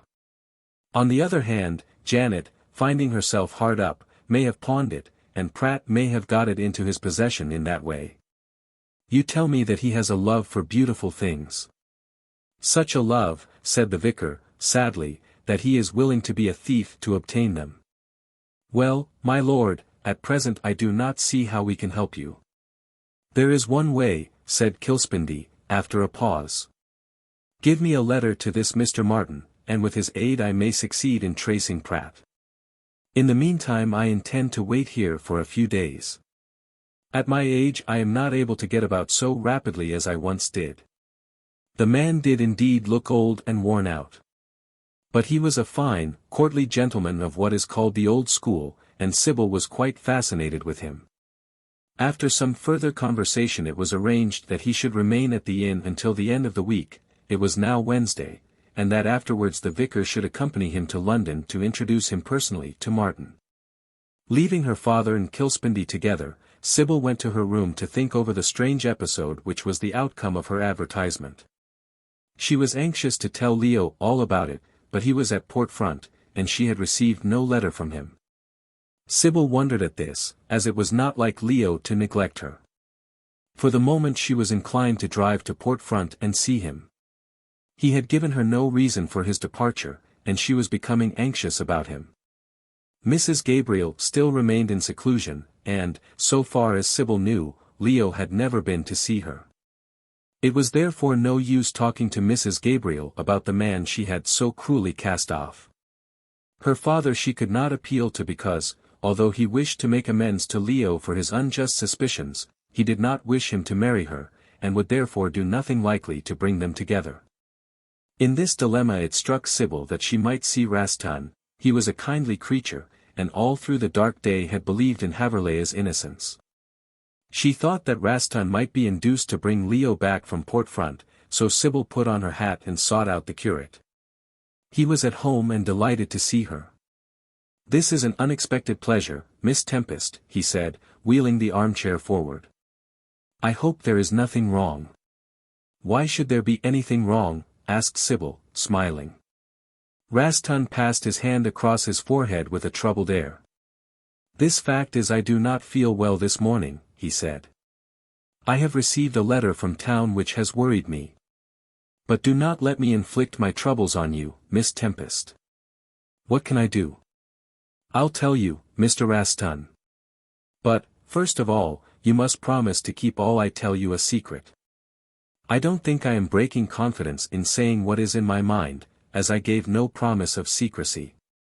But I must tell you all, as you are the only person who can advise me. I promise to keep your secret, whatever it may be, Miss Tempest." "Then listen to the latest information about the cup," said Sybil, and forthwith related to Rastan the news of Lord Kilspindie's arrival, and how he had been brought to Colester by means of the advertisement. Having made this preliminary explanation, she related the story which had been told to her father and herself. As no promise of secrecy had been given, Sybil did not think she was doing wrong. And, besides, it was necessary for Rastan to know all the details before he could help her to bring Leo back. Finally, she had the utmost confidence in the curate's silence. "It is a most extraordinary story," he said, when she had finished. "And more curious still," here he stopped short and considered. "I can tell you what is in my mind later," he said, "at present you must let me know in what way I can serve you." "I want you to help me with Leo," said Sybil, promptly. "For some reason he has gone to Port Front and is stopping there. I would go over myself and bring him back, but I am afraid of offending my father. I want Leo to be introduced to Lord Kilspindie." "For what reason, Miss Tempest?" Sybil looked at the ground, and began to draw diagrams with a dainty shoe. "Well, Mr. Rastan, you know that I want to marry Leo," she said, with a blush, "and at present there are so many obstacles to our engagement. My father is not so just towards Leo as he should be. I suppose this is because he is poor and has no prospects. If he enlists and goes to the war, I do not see how that will bring us together. Even if he gets a commission I cannot marry him. There will not be enough money. Now, I thought that as I had done something to bring Lord Kilspindie a chance of getting back the cup, he might be induced to do something for myself and Leo. Something might come of it, certainly, Miss Tempest. I am sure Lord Kilspindie is very kind," she said in a feminine way. "He looks kind. Leo has delightful manners, as you know, Mr. Rastan. He is clever in his own way and well educated. Lord Kilspindie might take a fancy to him and make him a secretary or something. At all events, he might put him in the way of earning money, for I am sure that Lord Kilspindie has power as well as wealth." "Then you want Leo to come back and meet him?" "Yes. You must tell him all I have told you, and say that if he loves me he must come back at once. I shall do what you say, Miss Tempest, and if I can induce Leo to return he certainly shall. I do not know why he went to Portfront. His name was cleared, and he need have had no hesitation in remaining at Colester. I'm sure I don't know what is the matter with him, said Sybil, with a sigh, he has been so strange lately. I am sure he is keeping something from me. But if I get him to myself I'll find out what it is. But you will go to Portfront, Mr. Raston? Yes. This afternoon.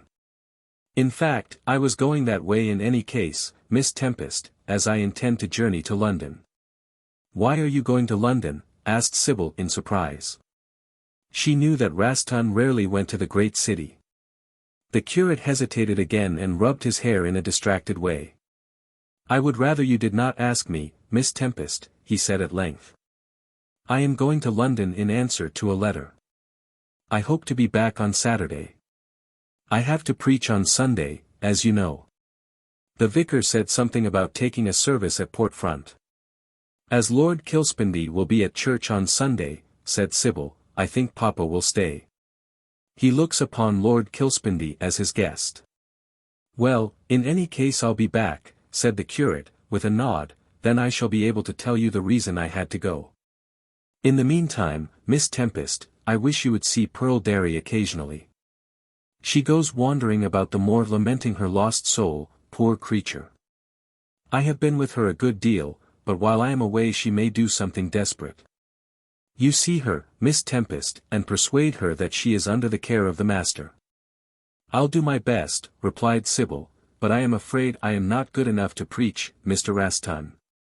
What a shame of Mrs. Gill to put these ideas into the girl's head. She knew that Pearl was not sane, and to make her think such things was downright dangerous. I know. Raston sighed. If we could only get back the cup, Pearl would be satisfied that the master is pleased with her and has taken her into favor again. Then she would recover her old faith in the goodness and love of God which Mrs. Gill, with the best intentions, no doubt, has destroyed. I cannot think Mrs. Gill is a good woman. I am sure she is a very bad one, said Sybil, emphatically. However, I'll do as you wish, Mr. Raston. Good day. A pleasant journey, and she departed. The curate took out a letter, glanced at it, shook his head. He was puzzled by the communication, and knew not what to make of it. Chapter 18. A miracle. That same afternoon Raston notified the vicar that he was going for a few days to London. On the understanding that the young man would be back for morning service on Sunday, the vicar readily consented that he should go. Raston forthwith packed his bag, and driving to Portfront stayed there the night. But for Sybil's message he would have waited until the next day, and have gone directly to London without pausing on the way. However, he wished to have a talk with Leo, both on account of Sybil's message and because he wanted to consult with the young man about the letter which worried him. This entailed a long conversation, so Raston put up at the hotel at which Leo was staying, and sent a message that he wanted to see Mr. Haverleigh. Leo made his appearance, looking haggard and worried, and very much unlike his usual self. He seemed nervous on seeing Raston, and hurriedly approached him as though he expected to hear bad news. The events of the last few weeks had shaken Leo's nerves, and he was prepared for any calamity, even to hear that Pratt had been arrested. Something of the sort he expected to hear now. "Hullo, Raston," he cried, with an affectation of brightness. "What brings you here?" "I am on my way to London," said Raston, shaking hands in a friendly fashion, "and I am staying here for the night, as I want to have a long talk with you." "Very glad," replied Leo, mechanically. Then after a pause he raised his head. "There is no bad news, I trust?" he asked anxiously. "By no means. My news is good." "Then it cannot concern me," said Leo, bitterly. "No good news ever comes my way now." "What is it?" "I'll tell you after dinner." "No, tell me now." "I can't wait. I am so anxious and worried that my mind cannot bear suspense." You brood too much on things, said Rastan. However, the matter is very simple. Miss Tempest wants you to return at once to Colester. What for? Has her father discovered anything bad about me? Rastan laughed. No. You are getting morbid on the subject, the result, I suppose, of your late experience of man's injustice. If you will sit down I will tell you what she asked me to say. It is a long story. An agreeable one, I hope, muttered Leo, dropping dejectedly into a chair. I really cannot bear much more worry without going to chuck myself into the water. Haverleigh, said the curate, severely, that is an ungrateful way to speak, after the mercy God has shown you. Has he not brought you through much tribulation, and set your feet on a rock of safety? Well, there are two answers to that, Rastan. However, I'll try and behave myself while you tell me what Sybil said. Rastan sighed. Not knowing Leo's worry, he was beginning to think him wrong to behave as he did. Still, this was not the time to preach, and, unlike most clergymen, Rastan knew where to stop. He sat down near Leo and related the whole story of Lord Kilspindie and his loss. Then he detailed Sybil's idea that Kilspindie might do something for the young man. And if your future is arranged you can then be married. I shall never be married, Rastan, said Leo, gloomily. If you knew, but I must keep my own counsel. What takes you to London? He asked suddenly. You are such a home bird that there must be some strong reason. The very strongest, replied the curate, drawing a letter out of his pocket. But first you must promise to hold your tongue about what I am going to tell you. Leo nodded.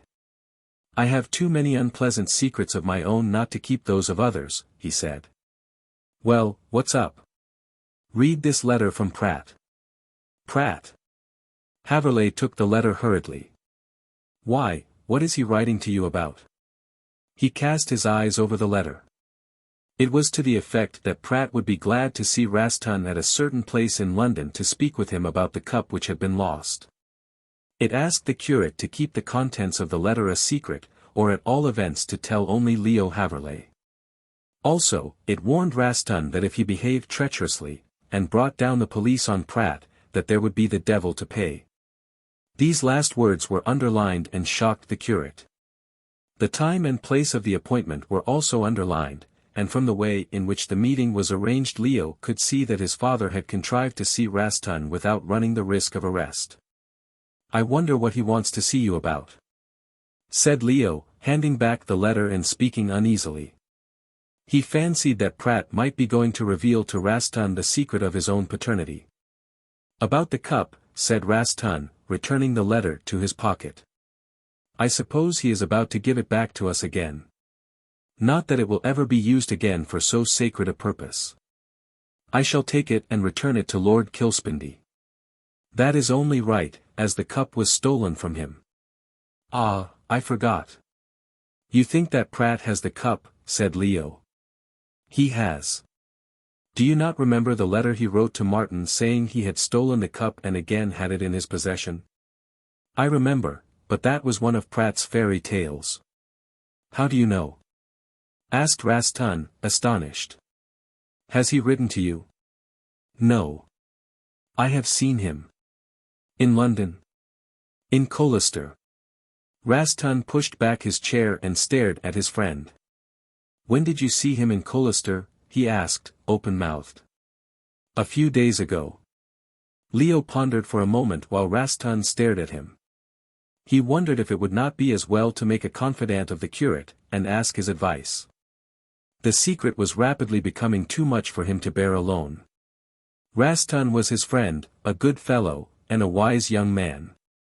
Certainly it would be well to confide in him. Leo made up his mind. I have to tell you something that will astonish you. I speak in confidence, Rastan. Anything you tell me will be sacred, replied the curate, with dignity. Leo nodded, quite satisfied with this assurance. Then he related all that had taken place in the castle on that night when he had discovered Mrs. Gabriel and Pratt in company. Rastan fairly gasped with surprise as the recital proceeded, and when Leo confessed that Pratt claimed him as a son he sprang from his seat. "I don't believe a word of it," he cried, bringing his fist down on the table. "The man is a vile liar. Whomsoever you may be, Leo, you are certainly not the son of this wretch. Can a bad tree bear good fruit? No. But he can give me proofs. He has not done so yet. Let me speak to him, Leo. I may be able to get more out of him than you. I am your friend, you know that. So if you will place the matter in my hands, I promise to find out the truth somehow." "Well," said Leo, with some hesitation, "I rather thought of coming with you to London. Pratt expects me." "He has not written to that effect," said Rastan. "I tell you, Leo, the man is dangerous and unscrupulous. The fact that he claims you as his son will prevent you dealing freely with him. I can manage him better myself. You go back to Colester and Miss Tempest. It is but right that you should do what she wishes, as she has held by you in your time of trouble. Besides, I quite approve of her wish to introduce you to Lord Kilspindie. And if, oh." Rastan stopped short. "What's the matter, Rastan? Suppose you should be the long-lost son of Lord Kilspindie?" "Ridiculous," said Leo, shaking his head and flushing. "It is no more ridiculous than that you should be the son of a thief, or, rather, believe yourself to be so. Why should you believe the bad and doubt the good? See here, Leo." Rastan was much excited. "The cup was lost along with the child. Pratt has the cup, why should you not be the child? The woman who stole both might have died and passed them on to Pratt. For his own purposes he says that he is your father." "I can't believe it, Rastan," said Leo, shaking his head. "Well, disbelieve it if you choose. If the thing is so, what you think will not alter it. All I ask is that you should let me represent you at this interview. I have to see Pratt on my own account. Let me see him on yours." "Very good, Rastan. You can do what you like. I am greatly obliged to you for the trouble you are taking." "Indeed, it is only right, Leo," protested the curate. "I begin to see that you have been wronged. I may not be right in my surmise about your being the son of Kilspindie. But I am sure that I am correct in saying you are not the son of that scoundrel. Now, go back to Colester, hold your tongue, and wait till I come back on Saturday." "I'll do as you wish," said Leo, sadly, "but indeed I have no hope." "I have," said the curate, emphatically, and the conversation ended. The next day Rastan departed by the steamer to London, via Worthing, and Leo returned to his old quarters at the Colester Arms. His meeting with the curate had done him good, and although he did not adhere to Rastan's theory about his noble paternity, yet he felt more cheerful and hopeful. He was particular as to his toilet, which, in his despair, he had rather neglected of late, and went to the vicarage. Sybil was away with Pearl on the moor, the servant said. Leo would have followed, but Mr. Tempest caught sight of him, and insisted that he should enter and be introduced to Lord Kilspindie. Leo willingly obeyed, as he was anxious to see his supposed father according to Rastan. He could not help smiling when he was presented. Kilspindie was taken by that smile. He saw before him a singularly splendid young man, with a graceful, slender figure and a handsome face, but best of all was the kindly look in the eyes. Kilspindie shook hands heartily with Leo, and sighed as he thought that his lost son might be just such another. Had he known of what Rastan and the young man before him had talked about on the previous night, he might have been more particular in his inquiries, and might perchance have been brought to think as Rastan did. However, he knew nothing, Leo said nothing, and the conversation resolved itself into the commonplace. Tempest was kind to Leo, Kilspindie was friendly, and the three got on very well. Meanwhile, Sybil and Pearl were walking across the moor. After a time they stopped at the turf altar erected by the mad girl, and she explained to her companion the reason she had made such a place. "The master is angry with poor Pearl now," she said sadly, "and he has taken the sacred cup from her. She is not good enough to keep it. But when the master is pleased, and will save Pearl from the pit," she shuddered, he will place the cup on this altar, and Pearl will bring it back to the chapel. Then she will be saved and happy. But, Pearl, you must not think of God in this way. He is your father, and he loves you. He did love Pearl, but he made her ill, and Mrs. Gill told Pearl that she was wicked and in danger of the worm. Pearl. Pearl. Do not believe that. Mrs. Gill is wrong. God loves you. Why, then, did he make Pearl ill if he loved her? And why did he take away the Holy Grail which Pearl watched over so carefully? He did not take it away, said Sybil, hardly knowing what reply to make. Yes, he did, persisted the poor, mad creature. Pearl was not good enough to keep it. But when she is good the cup will come down to earth again. Do you think it is in heaven now, Pearl? I am sure it is. No roof here to stop the cup from floating up to the New Jerusalem. In the chapel it would have stayed, because the bad roof kept it down, but here it went up and up and up to the sky. Sybil did not know what to make of this talk. She soothed the girl as much as she could and tried to bring her back to that old happy state of mind which Mrs. Gill had destroyed with her gloomy Calvinistic creed. But it was all of no use. Only the restoration of the cup would make Pearl believe that she was good again. However, Sybil induced her to talk of other things, of birds and flowers, and the poor creature was in a quieter state of mind when Sybil brought her back to the cottage. I go every morning to the altar, said Pearl, as she went inside. The cup will come back when the master is sorry for Pearl. At this moment Mrs. Gill pulled her into the house and scolded her for being away. When she saw Sybil she became more civil, but still behaved in a covertly insolent manner. Sybil grew angry. You have behaved very wickedly in putting these ideas into Pearl's head, Mrs. Gill, she said severely. The poor creature is not responsible. She does not understand. She understands more than you give her credit for, miss, retorted Mrs. Gill, coolly, and she is not fit to be left alone. But when I go away I shall put her in an asylum. Indeed, you will do nothing of the sort, cried Miss Tempest, indignantly. The poor thing would die. Liberty is all in all to her. When are you going away? I go with Sir Frank Hale, miss. I am going to be the maid of his sister. I heard Sir Frank was leaving Colester, said Sybil, coldly, and I think it is the best thing he can do. When does he go, Mrs. Gill? In a week, miss. I have got a good situation, miss, and I do not want to be burdened with Pearl.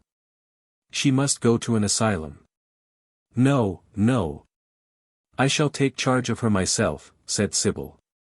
You leave her to me, Mrs. Gill, and I'll look after her. Well, I might, miss, I'll see. Then, after a pause, Mrs. Gill asked, about that gentleman at your place, miss, will he stay long? Only till the end of the week. I suppose you mean Lord Kilspindie. Mrs. Gill's wicked eyes blazed. Yes, I mean him, she said, and gave an unpleasant laugh. Oh. So he goes at the end of the week. Well, miss, before I take up my situation with Miss Hale, I'll come and see you about Pearl. If you could take her I should be glad, but you'll find her a nuisance. I don't think so, said Sybil, coldly. When will you call? After the departure of Lord Kilspindie, said Mrs. Gill, with another wicked look, and went into the house. Sybil departed, wondering why the woman had asked about Lord Kilspindie, and why she seemed afraid to meet him. Had she been clever enough, she might have guessed the truth. As it was the matter passed out of her mind. After this there were some very pleasant evenings at the vicarage. Leo felt almost happy, in spite of his troubles. He could not as yet bring himself to tell Sybil that he could never marry her. Besides, he was hoping against hope that Raston would bring back some good news from London. Not, indeed, that he, Leo Haverleigh, was the lost son of Lord Kilspindie, that such good fortune should be his never entered Leo's head, but that Pratt was not his father. Leo felt that he would rather be proved to be illegitimate, as Mrs. Gabriel had told the vicar he was, than have such a father as the criminal, Pratt. Yet, at times he felt sorry for the man. It was certain that he had in him some good qualities. But whenever Leo thought of him as his father, he became enraged against him. The thing was too horrible. Lord Kilspindie took wonderfully to Leo, and this the vicar was pleased to see. Owing to Leo's want of an honest name, he could not bring himself to consent to the marriage, so he hoped that the Scotch lord might take a fancy to the young man and carry him off. Thus Sybil would be safe, and Leo would be provided for. Mr. Tempest had evidently forgotten his own youth, or he would have remembered that loving hearts are not so easily severed. Leo and Sybil loved one another too well for aught to come between them. On Saturday night Raston returned. It was so late that Leo had not expected him, so they did not meet until the next morning. Then it was on the way to church. "Well," Leo asked eagerly, "and what does Pratt say?" "I'll tell you after service," said Raston, hastily. "At present I can't think of these things." "But one word, Raston," urged Leo. "Is Pratt my father?" "No," replied the curate, emphatically, "he is not." And before Leo could ask another question he ran off. Filled with joy at the intelligence, but much bewildered, Leo went to church to offer up thanks. Kilspindie was also in church, and with Sybil, in the vicar's pew. Mr. Tempest allowed Raston to preach, as had been arranged, and took a very minor part in the service. Indeed, he did little else but read the lessons. The church was filled, as everyone was anxious to see Lord Kilspindie. Mrs. Bathurst was there, wondering if his lordship could be induced to marry Peggy. She quite forgot that she had promised her daughter's hand to the curate, and was already scheming to get at the old nobleman. That he was old did not matter to Mrs. Bathurst. She would have sold her daughter to anyone, provided the match was a good one. And, curious to say, she would have considered that she had done her duty as a mother. Her moral nature was decidedly warped. The service was almost over, and the churchwardens were handing round the bags for the collection when a sweet voice was heard singing in the distance. Everyone recognized the voice, it was Pearl's, and the vicar, kneeling at the communion table, looked rather disturbed. He knew the eccentric ways of the girl, and he feared lest she might come in and distract the attention of the congregation. And his fears were fulfilled. Pearl, still singing, entered the church. The scandalized churchwardens would have kept her out, but that she bore something which made them open their eyes. The congregation also became aware of Pearl's burden, and a gasp of astonishment went round. Still singing some wild, vague melody, the mad girl walked slowly up the aisle, bearing the sacred cup. Lord Kilspindie did not see her until she was almost at the chancel steps. He then gave a cry of astonishment, in spite of the building and the occasion. Surely he might have been pardoned, for the fairy cup upon which depended the fortunes of the Grants glittered before his eyes. There was a dead silence. Everyone was too astonished to speak or move. The vicar himself was staring from the communion table at this miracle. But Raston, who had come down to receive the collection, stood quietly waiting till the girl reached him. She came up singing, placed the great gold cup in his hand and fell on her knees. "The Master has forgiven Pearl," she said in a voice which could be heard all over the church. "She is saved and the cup will be here to watch over for ever and ever. Amen. Amen." And she bowed her face in her hands. Raston paused for a moment in hesitation and glanced at the vicar, then at Lord Kilspindie. Then he made up his mind, and walking up to the altar, placed the cup in its old position. And there it glittered, all gold and gems, with the sunlight striking down on it, until it became almost too glorious to look upon. Lord Kilspindie stared, with tears in his eyes. The cup would be his again and he would soon have his son. He never doubted but that the restoration of the one was the prelude to the discovery of the other. Raston pronounced the benediction and the organ broke forth into jubilant music. Shortly the congregation streamed out. Everyone was much excited. The old nobleman came out with Sybil, and they waited at the porch for the vicar. Leo also was with them. Suddenly a woman broke through the crowd in the churchyard. It was Mrs. Gill, and she was seeking Pearl. In her haste she never noticed Lord Kilspindie, until she almost ran into his arms. Suddenly he saw her face, started, and made one stride forward to clutch her by the arm. "The cup and then the air," he said loudly, while all looked on amazed. "Janet Grant, where is my son, Lord Morven?" Chapter 19. A Story of the Past. Half an hour later and Lord Kilspindie was back in the vicarage library with Janet Grant, or, as it may be more convenient to call her, Mrs. Gill. Mr. Tempest was present, together with Leo and Mr. Raston, and they had assembled to force the truth out of Mrs. Gill. This was no easy matter. All the evil in the woman was uppermost, and with her shawl wrapped round her tightly she sat there and defied them all. "You may burn me, you may put me in prison," said Mrs. Gill, savagely, "but I won't open my mouth." "I'll have you arrested unless you tell the truth," said Lord Kilspindie. "Arrest me, then," snarled Mrs. Gill. "There's a policeman handy, my lord."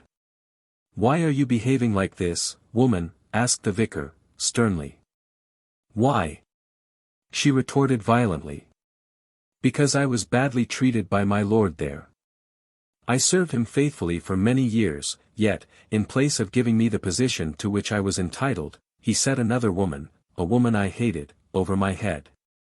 But I paid him out," she said revengefully. "Oh! Many a sad hour you have had, my lord. And many more you will have. I know where your son is, but I won't tell. You have got back the cup, but the son, my Lord Morven," she sneered, "will remain in the humble position in which I have placed him." "Something is gained," said Kilspindie. "You have revealed that my son is alive and well. I'll get the rest out of you." "Never." Mrs. Gill shut her mouth with a snap and shook herself.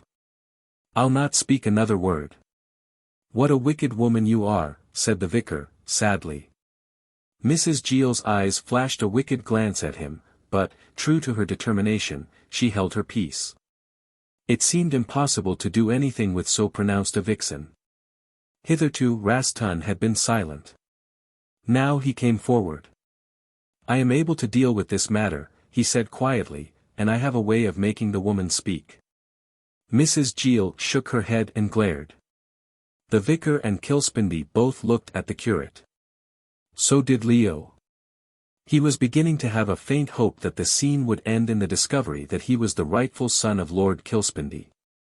With an anxious face he sat in the corner and drank in eagerly every word which fell from Raston's lips. Mrs. Gill maintained her self-imposed silence. "Mr. Tempest," said Raston, "when I asked you if I might go to London, I did not tell you my errand. I tell it to you now. It was to see the man known as Pratt." "What?" exclaimed the vicar. "You saw that man 2 days ago. He wrote asking me to see him, hinting that he had something to tell about the cup." "Which he stole," said Kilspindie. "No, my lord. Pratt did not steal the cup. He took the blame upon himself, so as to clear the name of my friend Haverleigh." Both the old men looked at Leo, who winced. "Are you sure of that?" asked the vicar. "Pratt wrote to Martin, remember. To take the blame upon himself." "Quite so. But he was not guilty for all that. His record was so black when Martin unmasked him that he thought a crime more or less would not matter." "But why should he shield Haverleigh?" asked Mr. Tempest. Leo started forward. He saw that the time had come for him to speak out. "I can answer that," he said. "Pratt told me that I was his son." Tempest uttered an exclamation. "You must be mistaken," he said. "Mrs. Gabriel informed me that you were illegitimate." "That would not have made any difference," said Leo, bitterly. "I might as well be the illegitimate son of Pratt as of anyone else. As a matter of fact, however, he told me that I was born in wedlock. His wife, my mother, died, and he placed me with Mrs. Gabriel to bring up. She believed that I was a nameless orphan, and what she told you, Mr. Tempest, was true so far as she knew. Her telling was none the less spiteful, however. It was that which made you unwilling that I should marry Sybil. Yes, said the vicar, with a flush. I did not like to think that a daughter of mine should marry a nameless man. And you visit the sins of the parents on the head of their innocent offspring, said Leo. You have not treated me well, Mr. Tempest. You thought me guilty of theft, scorned me because I was nameless. Is this the conduct of a minister of the gospel? The grey head of the vicar drooped. I admit that I have been wrong, Leo, he said in a faltering tone. You have vindicated your character. I ask your pardon. And more, said he, when Leo grasped his hand, even although there is a stain on your birth. No, said Leo, I don't want you to bind yourself to anything. Wait till this mystery is cleared up. At present, so far as I know, I am the son of a criminal. If that is true, I should refuse to marry Sybil. Here Mrs. Gill burst out into a taunting laugh. Lord Kilspindie frowned upon her, and took Leo's disengaged hand. The vicar held the other. You are a good man, Haverleigh, said his lordship, far from suspecting the truth. I wish I had you for a son, and Mrs. Gill laughed again. When quiet was restored, Rastan went on with his story. First, he said, I must tell you how I recovered the cup. I went up and met Pratt. As I promised not to deliver him into the hands of the law, much as he deserved punishment, he spoke to me freely and I was with him 3 hours. I do not know if I was right in letting such a dangerous criminal escape, said the curate, looking round, but if I had given information to the police I should never have heard the truth about Leo, nor should I have secured the cup. Then I am not his son, cried Leo, eagerly. No. Pratt gave me his word for that. Who you are you shall hear presently. Here Rastan gave a glance at Mrs. Gill, who was moving her hands restlessly and seemed to be ill at ease. Meantime I must go on with the story of the cup. It seemed that Pratt knew the pawnbroker Penny, and having learnt from Mrs. Gill's story that he had the cup, he went to get it back and to learn who had pawned it. And who did? Asked the vicar, sharply. Rastan gave the answer he least expected. Mrs. Gill pawned it, said he. The woman sprang to her feet and found her tongue. It is a lie, she shouted, furious with rage, then she made a rush for the door. Lord Kilspindie put his hand on her shoulder and forced her back into the chair. I am beginning to suspect the truth, he said sternly. Sit still or I will have you punished. She scowled and relapsed into a dogged silence. Rastan went on to tell how the cup had been stolen. It seems that when Pearl Derry was ill, he said, this woman watched by her bed. The poor, mad creature was delirious and raved about the cup. Mrs. Gill persuaded her that she would be eternally punished, what for heaven only knows. She is a child of sin, groaned Mrs. Gill. She is as pure and good as an angel, cried the curate, frowning. It is you who are the evil-doer, Mrs. Gill. Well, Mr. Tempest, the girl thought in her half-delirious state that she would test the goodness of God. She proposed to take the cup out of the chapel and place it on an altar of turf which she had prepared on the moor. It was her idea that if God wished to save her, he would take the cup up to heaven, and then replace it at a later date on the altar. She, therefore, while Mrs. Gill was absent, dressed herself and ran out of the house. She went to the house of old Barker the sexton. His door was not locked, he told a lie about that to save himself, and she knew where the key of the church hung. It was in her hand in a moment, and she went to the church sometime about 10 o'clock. She entered and took the cup. Then she replaced the key on its nail after relocking the door. One moment, interrupted Mr. Tempest, those scratches on the leper's window, we thought, if you remember, that the robber had entered that way. I shrewdly suspect that old Barker made those scratches to save his own skin, said Rastan. You had better ask him. And it may here be mentioned that the vicar did, and learned that what Rastan said was true. The old sexton, finding the cup gone, feared lest he might be accused of the robbery, and so conceived the idea of making marks as though someone had entered at a window which his fat body could not possibly have squeezed through. It was a clever idea and misled all. But old Barker was punished by being sent to Port Front after he had confessed. It was when Pearl left Barker's cottage with the cup that Mrs. Gill met her, went on the curate. She had missed her out of bed, and thinking that the mad girl had gone to the chapel, followed. She met her at the door of the cottage and saw that she had the cup. It was then that the idea came into her wicked head to steal the cup. "It's a lie," cried Mrs. Gill again. "It is what you told old Penny, anyhow, as he is prepared to swear in court," said the curate, coolly. "He would not give you what you asked for the cup until you told him where you got it. For a wonder, you told the truth. Yes, Mrs. Gill, you followed Pearl onto the moor and saw her set the cup on the turf altar. Waiting till she got back to your cottage, you took the cup and concealed it under your shawl. You took it home, and found the girl back again in bed, very ill from the effects of exposure. For a time you nursed her while the hue and cry was being made about the cup. Then you made the excuse that your father was ill and went to London. You have no father, Mrs. Gill, and old Penny, in answer to a letter of yours, sent the wire. You told him you had something for him, and so he aided you with your plot. You took the cup to London, pawned it to old Penny after telling him the story, and got £500 for it. I did not. Mrs. Gill tried again to rise, and again had to remain. Lord Kilspindie kept his heavy grip on her shoulder.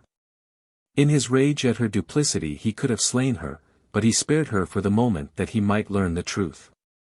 After many years of darkness dawn was breaking. Mrs. Gill saw that the end was in sight and began to sob. Then, continued Raston, you banked the money and came down to tell that wicked lie about Leo Haverleigh. You know that he was never near the place, that he was innocent and that you were guilty. However, Pratt got all this out of old Penny, and then gave him the £500 for the cup. He took it to his own place, and when I was with him he handed it to me. Come, said Kilspindie, there is some good in the man. He has to make reparation to you, my lord, said Raston, solemnly, for he is this woman's husband, and it was by his direction that your son was stolen. Yes, here the curate pointed to Leo, and there is your son. Leo rose slowly, as pale as a corpse. He had expected this, yet when it came the thing was too much for him. He could only look at his newly found father in silence. Lord Kilspindie gasped and he too turned pale. Then he made one stride forward, and grasping Leo's hands stared into his face. Yes, he muttered, I believe. You have her, he turned on Mrs. Gill. Woman, is this true? He demanded. But Mrs. Gill, with a cruel smile on her fat, puffy face, still sat silent. I could strangle you, muttered Lord Kilspindie, exasperated by her obstinacy. I can make her speak, said Raston, taking an envelope out of his pocket, and here is the means of doing so. Still holding Leo's hand, Lord Kilspindie looked at the curate. Mrs. Gill remained quiet, a contemptuous smile on her lips and her eyes on the floor. Tempest, much interested in this strange scene, sat waiting for the end. It would seem that the result was in Raston's hands. After I had received the cup and had heard its story, the curate continued, I began to question Pratt about Leo. At Port Front Leo had already told me of the claim Pratt had made to being his father. I did not believe it, for I know Haverleigh's upright nature and could not think that he was the child of such a bad man. At first Pratt insisted that he was the father. I then appealed to his better instincts and told him how Leo had made up his mind to give up Miss Tempest rather than make her the wife of a man with such antecedents as his. I think Pratt really loves you, Leo, for after a time he yielded to my entreaties and told the truth. I am sure he likes me, said Haverleigh, quietly, he was always very kind to me. Bad as he is, I at least have no reason to complain of his treatment. But what did he say? Asked Lord Kilspindie, anxiously. I shall leave Mrs. Gill to tell. She can repeat to you the story Pratt told me. I'll not say a word, muttered the woman, resolutely. I can compel you, replied Raston, sternly. Try, was Mrs. Giel's disdainful retort. The curate turned towards Kilspindie. Pratt's story had a great deal to do with his wife, my lord, and on several points he referred me to her. I told him that she would never speak, for I well know how obstinate she is. Pratt then agreed to help me, for Leo's sake, he said. He wrote out something and placed what he had written in this envelope. I did not see what it was and I do not know now. The envelope is sealed as you see. Now, added the curate, looking at Mrs. Giel, who was beginning to show signs of uneasiness, if you tell the story of how you stole the child and prove that Mr. Haverleigh is really Lord Morven, I will hand this letter to you with the seal unbroken. If you refuse, I will open the envelope now and act on the contents. Pratt assured me that what is contained herein would cost you much more than your liberty. The three men looked at the woman. Her face was livid, and the perspiration beaded her forehead. Twice she tried to speak, but her mouth opened and shut without a sound. Will you speak? Asked Raston, quietly. Give it to me, she muttered in a husky tone, and stretching out her hand for the envelope Raston withdrew it beyond her reach. Not until you have told us the story, he said. If I do, will you give me the letter? Yes, with the seal unbroken. I do not know what iniquity you have been guilty of, but we are all willing not to know so long as you inform us of your minor fault.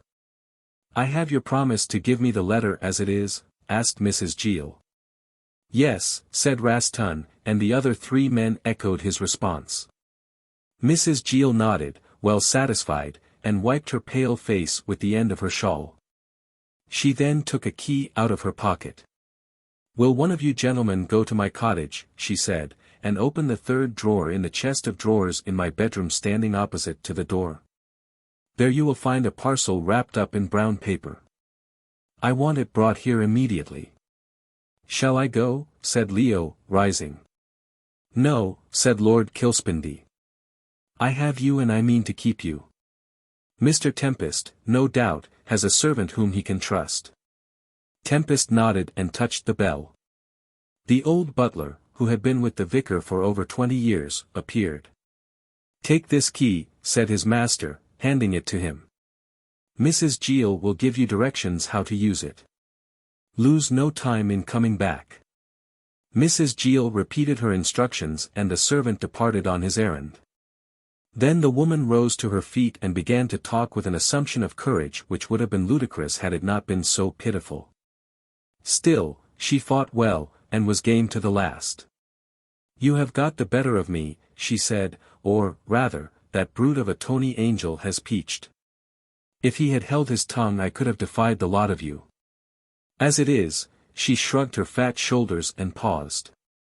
Ask me what questions you like, she said, I am in your power. I must reply. Is this my son? Asked Kilspindie, his hand on Leo's shoulder. Yes. That is Lord Morven. Leo uttered a cry and looked at his father with moist eyes. The revulsion of feeling was too much for Kilspindie, and he sank down into a chair. Leo held his hand, and there was silence for a few moments. I am thankful to God that he has spared me to see my son again, said Kilspindie, solemnly, and the vicar added a solemn amen. And thank God that I have a father and an unsullied name, said Leo, almost too moved to speak. Nor was this emotion unmanly on the part of father and son. The least sentimental person must grant this much. Kilspindie remained seated in his chair and holding the hand of his newly recovered son. Both men fixed their eyes on Mrs. Giel, who in a cold and unemotional way continued her confession. I was brought up on your estate, my lord, she said, and there I met with Pratt, or, rather, with Tony Angel. He came on a visit to the village to get away from the police. He was a handsome and fascinating man and I fell in love with him. Whether he loved me or not I cannot say. At all events, he pretended to. I left your service and married him. We went to London, and then I discovered that my husband was a thief. At first I was horrified. In those days, my lord, I was not the hardened sinner you see me now. But after a time Pratt, as I may call him, made me as bad as himself. He taught me to love fine things and comfort, and as he always made plenty of money by stealing I had a gay life. Oh!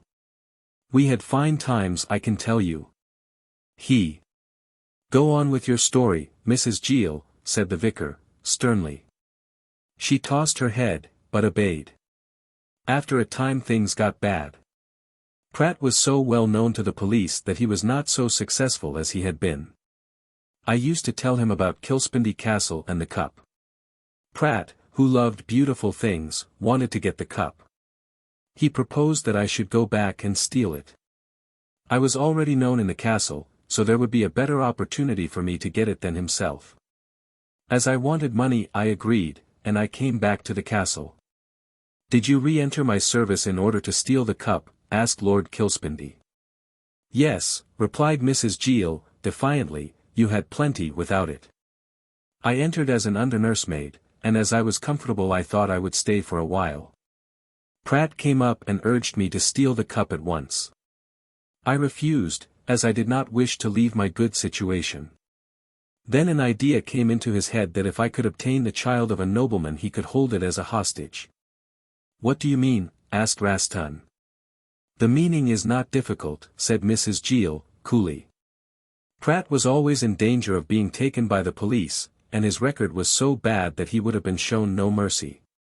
He thought if he had Lord Kilspindie's son, that when he got into trouble he could promise to restore the child on condition that he was set free. A clever idea, muttered the vicar. And a very wild one, said his lordship. What influence could I bring to bear towards helping a criminal? What, indeed, sneered Mrs. Gill. I assured Pratt that your lordship had no power. But the idea of getting the child as a hostage fascinated him, and he commanded me to steal the boy. For a time I refused. Then the head nurse died and another woman was set over my head. My lady treated me badly, she insulted me. She showed that she mistrusted me. I was angry and I determined to be revenged. I was revenged by obeying Pratt. I took the cup and the child and went away. How I know how you stole both the child and the cup, said Lord Kilspindie. Very good, my lord. Well, I went to London with Pratt. He pawned the cup, and on the money we lived for a time. Then he insisted that, as he might some day have to restore the child, we called him Leo, said Mrs. Gill, with a glance at the young man, it was necessary that he should be brought up as a gentleman. He knew Mrs. Gabriel, whom he had met abroad. He had some power over her. And what is the power? Asked Leo. Mrs. Gill shook her head. That has nothing to do with you or with the restoration of your rights, Lord Morven, she said. I keep that secret to myself. Pratt had a power over her and used it. He brought the child to her and said he was a natural child. He insisted that she should bring him up as the son of her brother who had just died abroad. How Pratt knew this I do not know. But then he knew everything. Well, it was done, and Leo was established at the castle. Mrs. Gabriel brought him up. Yes, said Leo, bitterly, she brought me up. And he looked back on the long life of petty worry and contemptible tyranny that had been his. I know all this. But yourself, Mrs. Gill? I remained with Pratt. I was only too glad to get rid of you. I hated you for your mother's sake. Stop that, cried Lord Kilspindie, and Mrs. Gill dropped a mocking curtsy. At your lordship's service. However, I found out that Pratt was treating me badly. He went about with other women. He even struck me. I made up my mind to leave him, and I did. I went from one place to another, and finally I came to settle in Colester. Why did you come here? Asked the vicar. Oh, your reverence can understand that I wanted to keep an eye on the young lord, said Mrs. Gill, obsequiously. He was my property as well as Pratt's, and when the day came to give him up to his father I wanted my share of the spoil. You shall have nothing, said Lord Kilspindie, sternly. You ought to be glad that I do not hand you over to the police. She scowled and would have become vituperative, but Rastan moved the hand which held the envelope significantly. At once a frightened look came over her face, and she sat down. I stayed here, she continued feebly, all the strength having gone out of her, and saved Pearl Derry from her father. When Pratt came I was afraid, I was always afraid of Pratt. No one knows but myself what a devil he is. He told me to hold my tongue, and I was too frightened of him to disobey. Now I'll go away from here with the Hales, since Miss Sybil has promised to look after Pearl. I want to put the seas between myself and that man. He terrifies me, and I am not a woman easily terrified. Why did you tell that lie about my having pawned the cup? Asked Leo. Mrs. Gill shook her head.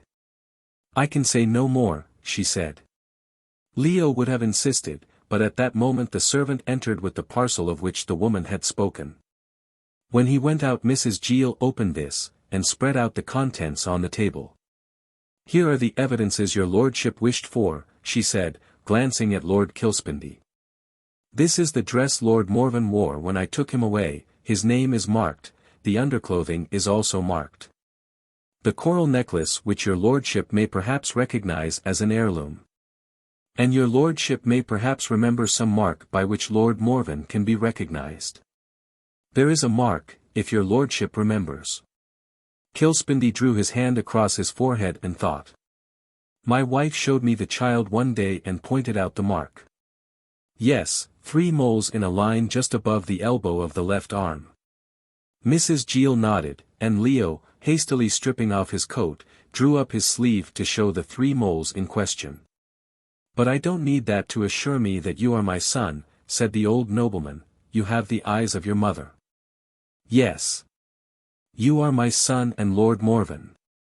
I congratulate you, Leo, said Rastan, shaking his friend's hand. And I have to thank you with all my heart, said the new Lord Morven, for if it had not been for you this would never have been discovered. I should like to know, however, how it was that Pratt claimed me as a son. That was Mrs. Gabriel's fault, said Rastan. She told him that you intended to denounce him to the police.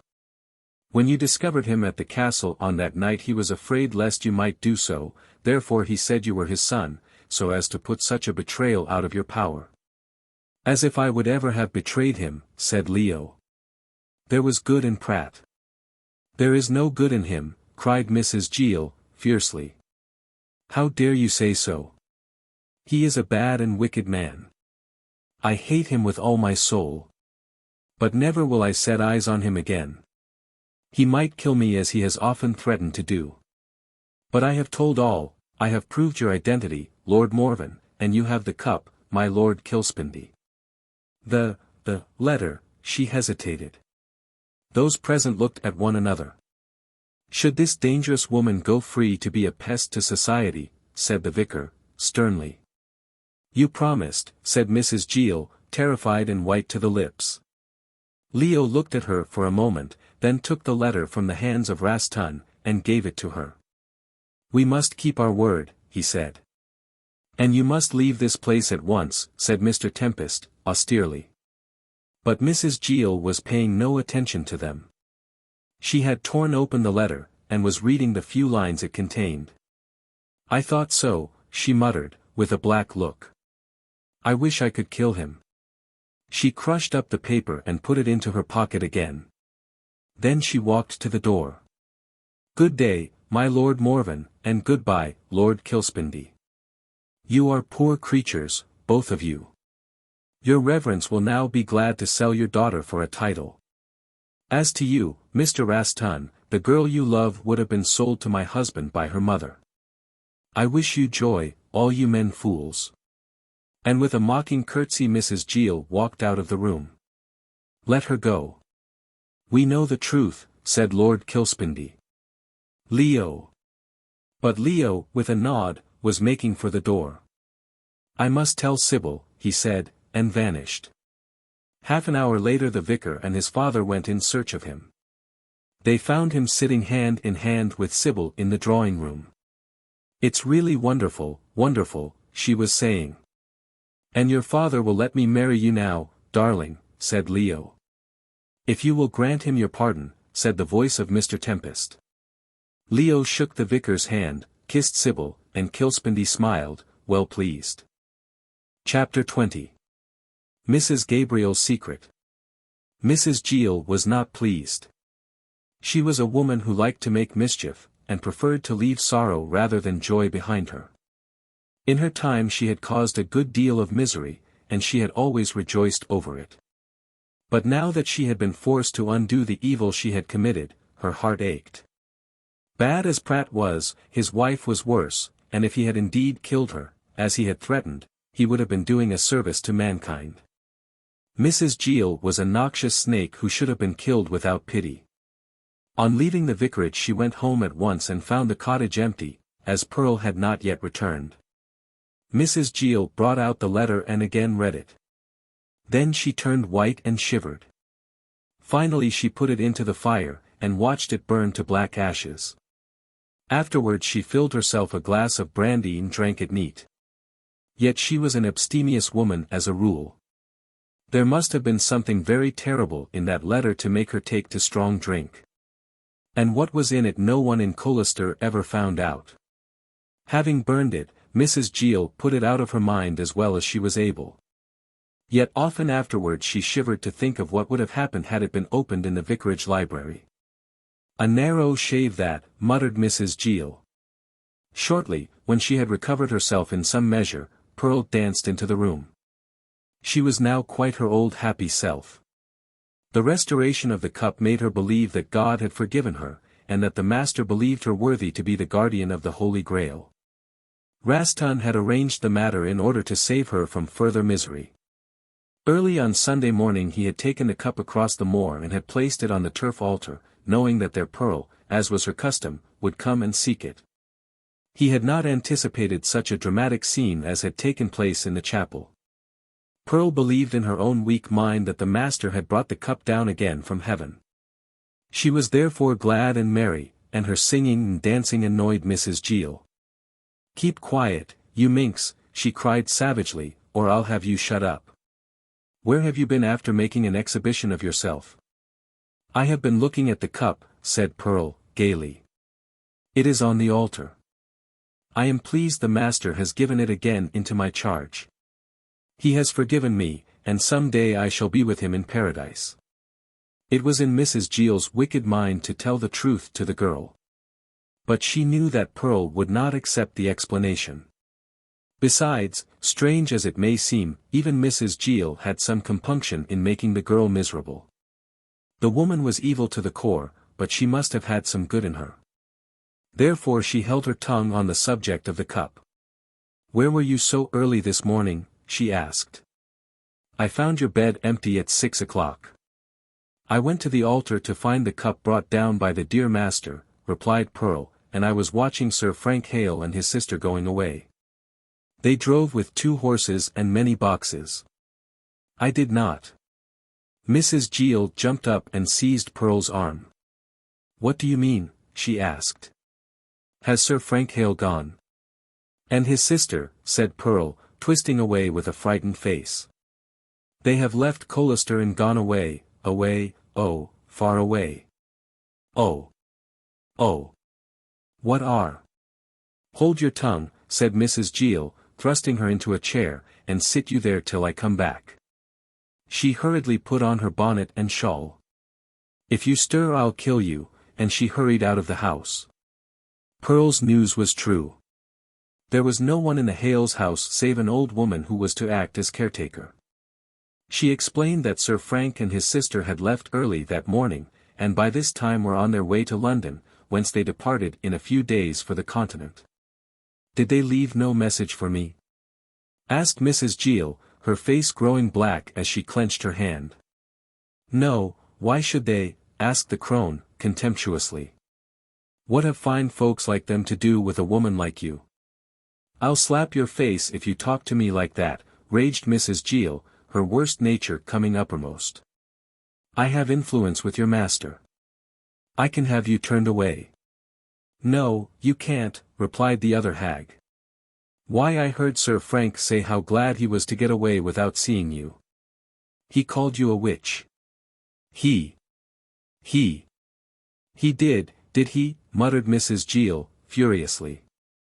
"Now just you," she was going on to threaten the caretaker when she found the door banged in her face and heard the mocking laughter of the old woman behind it. Treated thus scornfully, Mrs. Gill stamped and raged like one possessed. "Not a penny," she muttered, "and he promised, ugh, the miser, the beast. I'll be even with him. There's the money for the cup. I can follow. I can, but I want more. Now that I have given up my secret," her face grew dark as she thought of the burnt letter, "I shall be poor.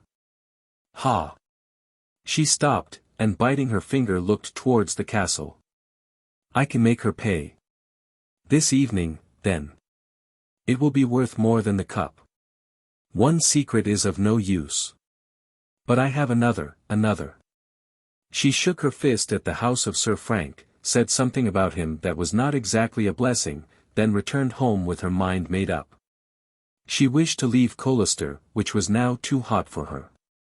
As Sybil would look after Pearl, there would be no difficulty in that quarter. She had saved money, and with what she had got from pawning the cup she was fairly well off for her station in life. But Mrs. Gill was greedy and wanted more. Mrs. Gabriel was to be the milch cow this time. Thus it came about that Mrs. Gabriel was informed that evening that Mrs. Gill wished to see her at once on important business.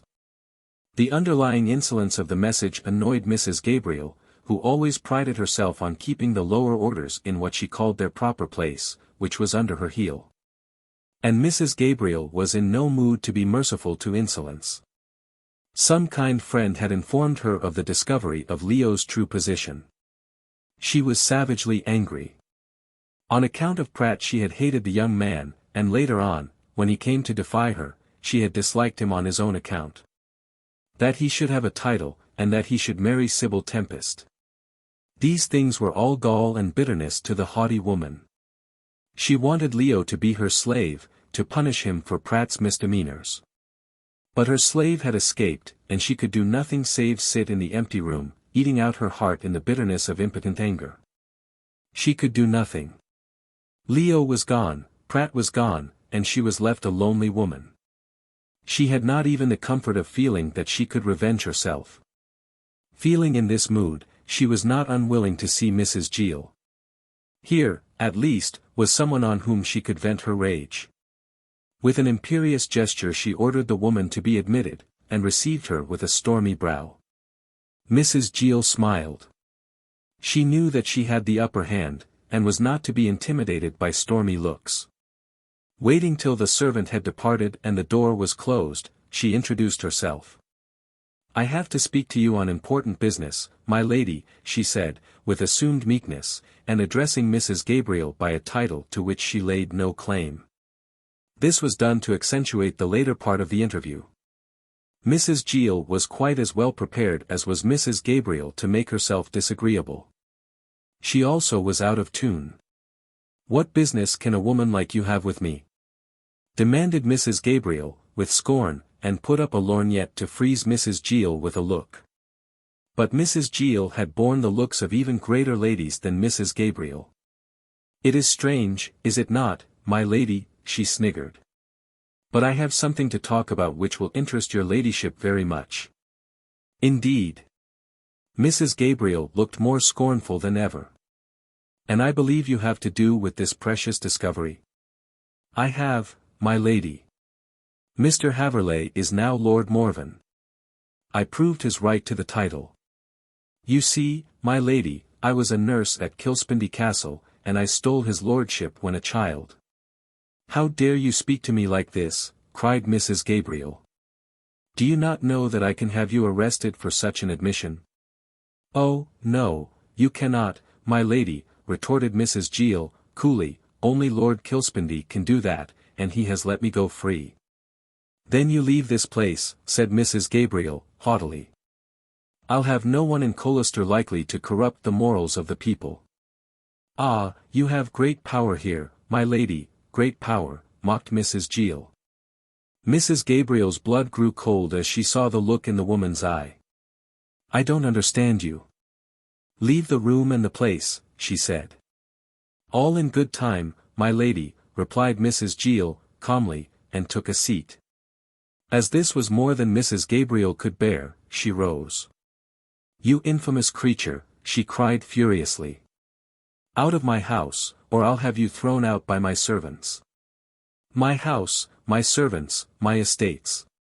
Sneered Mrs. Gill, keeping an eye on her victim.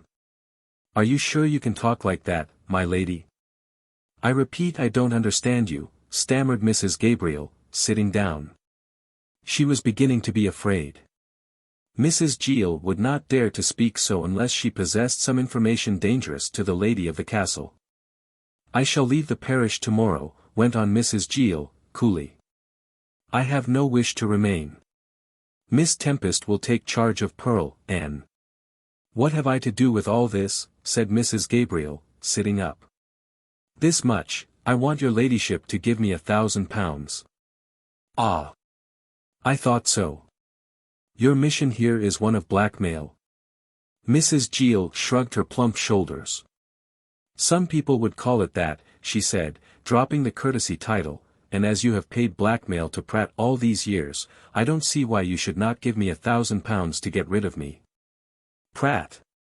Mrs. Gabriel could hardly speak. What do you know? I know that Pratt was married to you in Switzerland when you were Miss Haverleigh, and that you afterwards married Mr. Gabriel.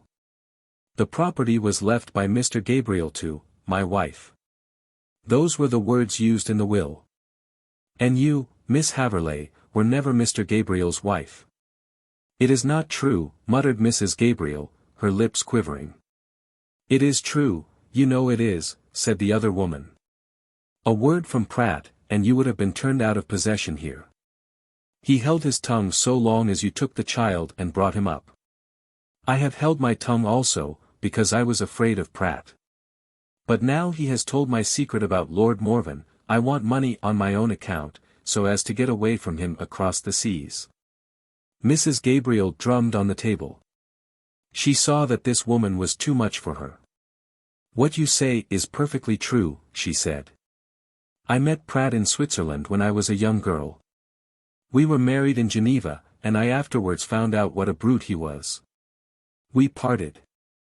Afterwards I heard that he was dead, and regarded myself as free to marry Gabriel. Oh, that was one of Pratt's jokes, said Mrs. Gill, easily. He was always a merry sort of brute. But, you see, I can turn you out. Not without Pratt's aid, said Mrs. Gabriel, fiercely. I won't give up the property to go to the crown. I love power, and I intend to keep what I have. Pratt made me take that child, and lie about him. He made me introduce him to Colester society, and for years he has taken money from me. After doing all this, do you think I'll give it up? No, I'll fight. Mrs. Gill laughed unpleasantly. I can put a weapon into your hand to fight with, she said. That is, if you give me £1,000. What do you mean, panted Mrs. Gabriel, throwing herself forward and seizing Mrs. Gill by the shoulders. Can you, will you? If you give me £1,000, replied the other woman, quite unmoved, and looking up with her wicked eyes into Mrs. Gabriel's agitated face. What do you know? Quick, tell me. Mrs. Gabriel shook her.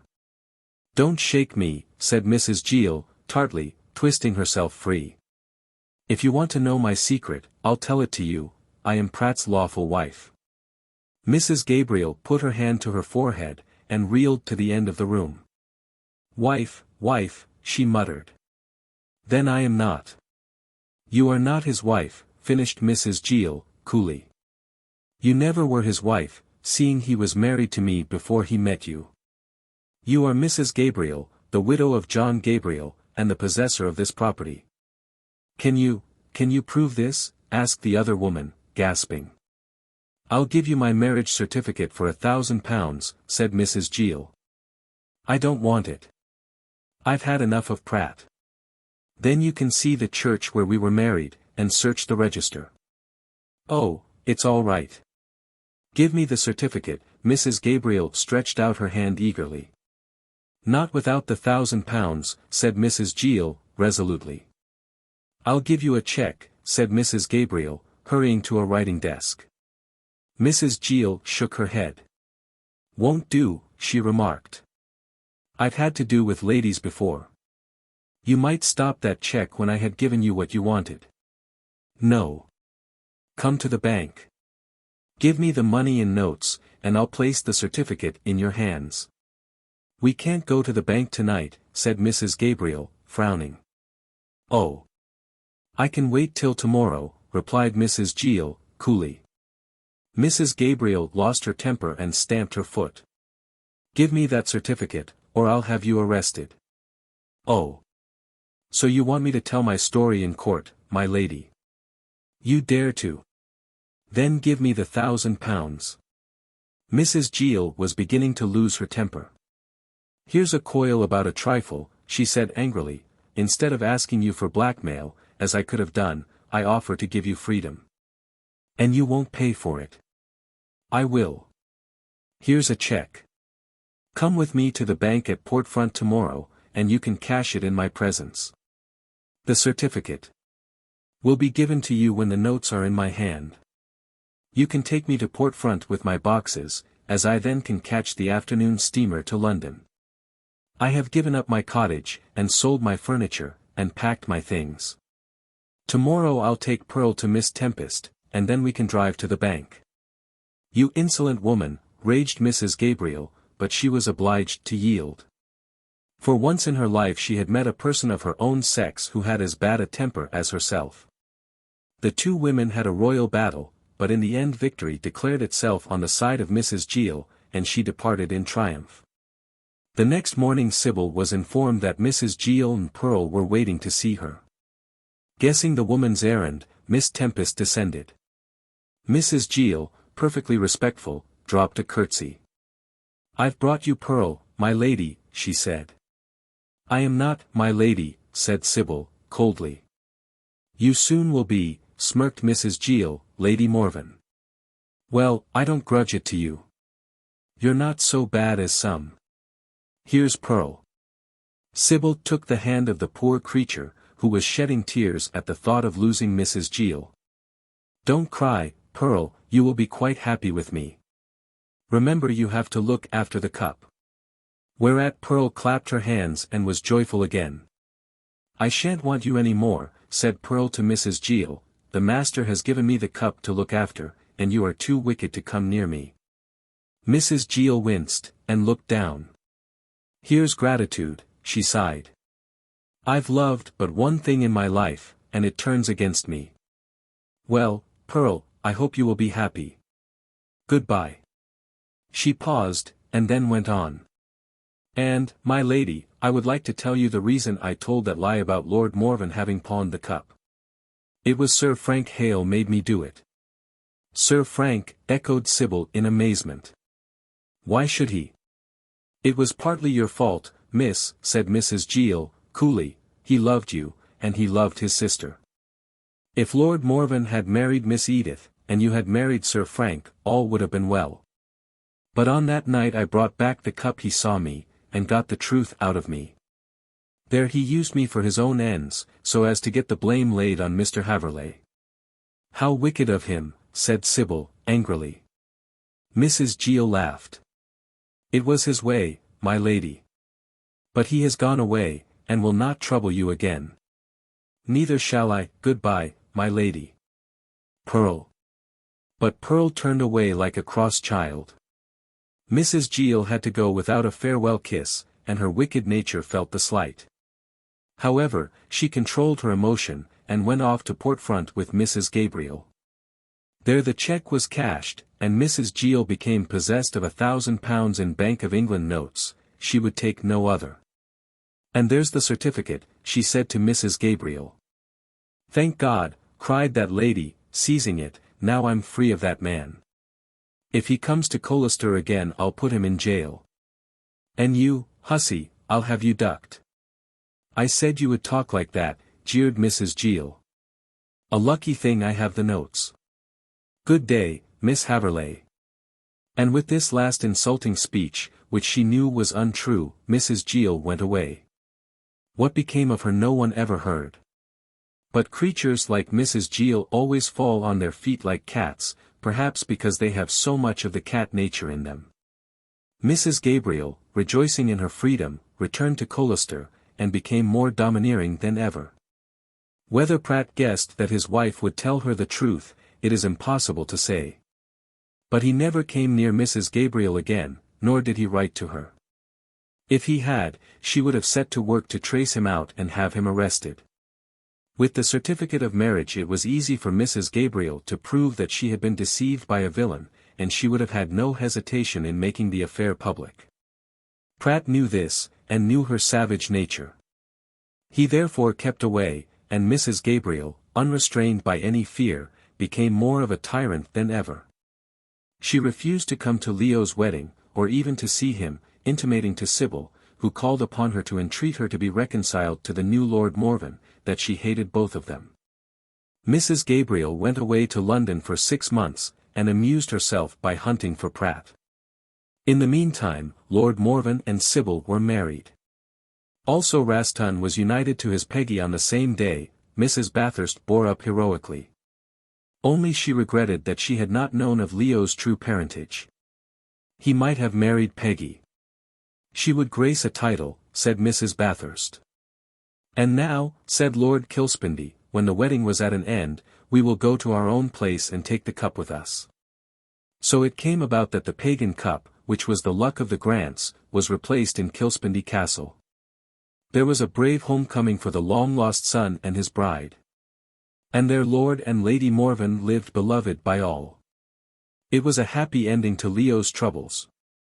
After a time Mr. Tempest found that he could not live without his daughter, so he took up his residence in Kilspindie Castle as a kind of chaplain. Pearl was already established at the castle, and constituted herself the guardian of the cup, which in her mad fancy she still called the Holy Grail. No one tried to undeceive her. But there is no danger of the cup being lost again while Pearl looks after it. And that is a good thing for the Grants, since their luck is wound up in its possession. And who would doubt the truth of the tradition? Said Kilspindie, seeing that 3 times the legend has come true. Raston succeeded Mr. Tempest as Vicar of Colester, as Mrs. Gabriel rather approved of him. Thus it was that Mrs. Bathurst came to think herself entitled to interfere in parish affairs as the mother-in-law of the vicar. She and Mrs. Gabriel fought bitterly, and still fight over the affairs of the kingdom. Raston and Peggy take no notice. They are perfectly happy. Pratt wrote one letter to Lord Morven telling him that he was going to lead a new and decent life in South America, and asking the young man not to think too badly of him. As he gave no address, Leo could not answer the letter, so he burnt it and said nothing about it save to his father. There was some good in Pratt, said Lord Morven. Well, yes, assented Kilspindie, he was a thief, a liar, and a rogue in grain. Nevertheless, I believe he had a sincere affection for you, my dear boy. He certainly did a kind act when he restored to me my son and my cup. And a daughter, said Sybil, who entered at the moment. Who is the light of my eyes, said Morven, kissing her. We are happy now, father. After the storm comes the calm. Therefore, remember to give thanks, said Mr. Tempest, pointing to the cup. I think we can make use of the line on that goblet, and he read out in English the inscription, to the great God who mocketh the heart joyful. The God of Israel, said Mr. Tempest, solemnly. Amen, and amen.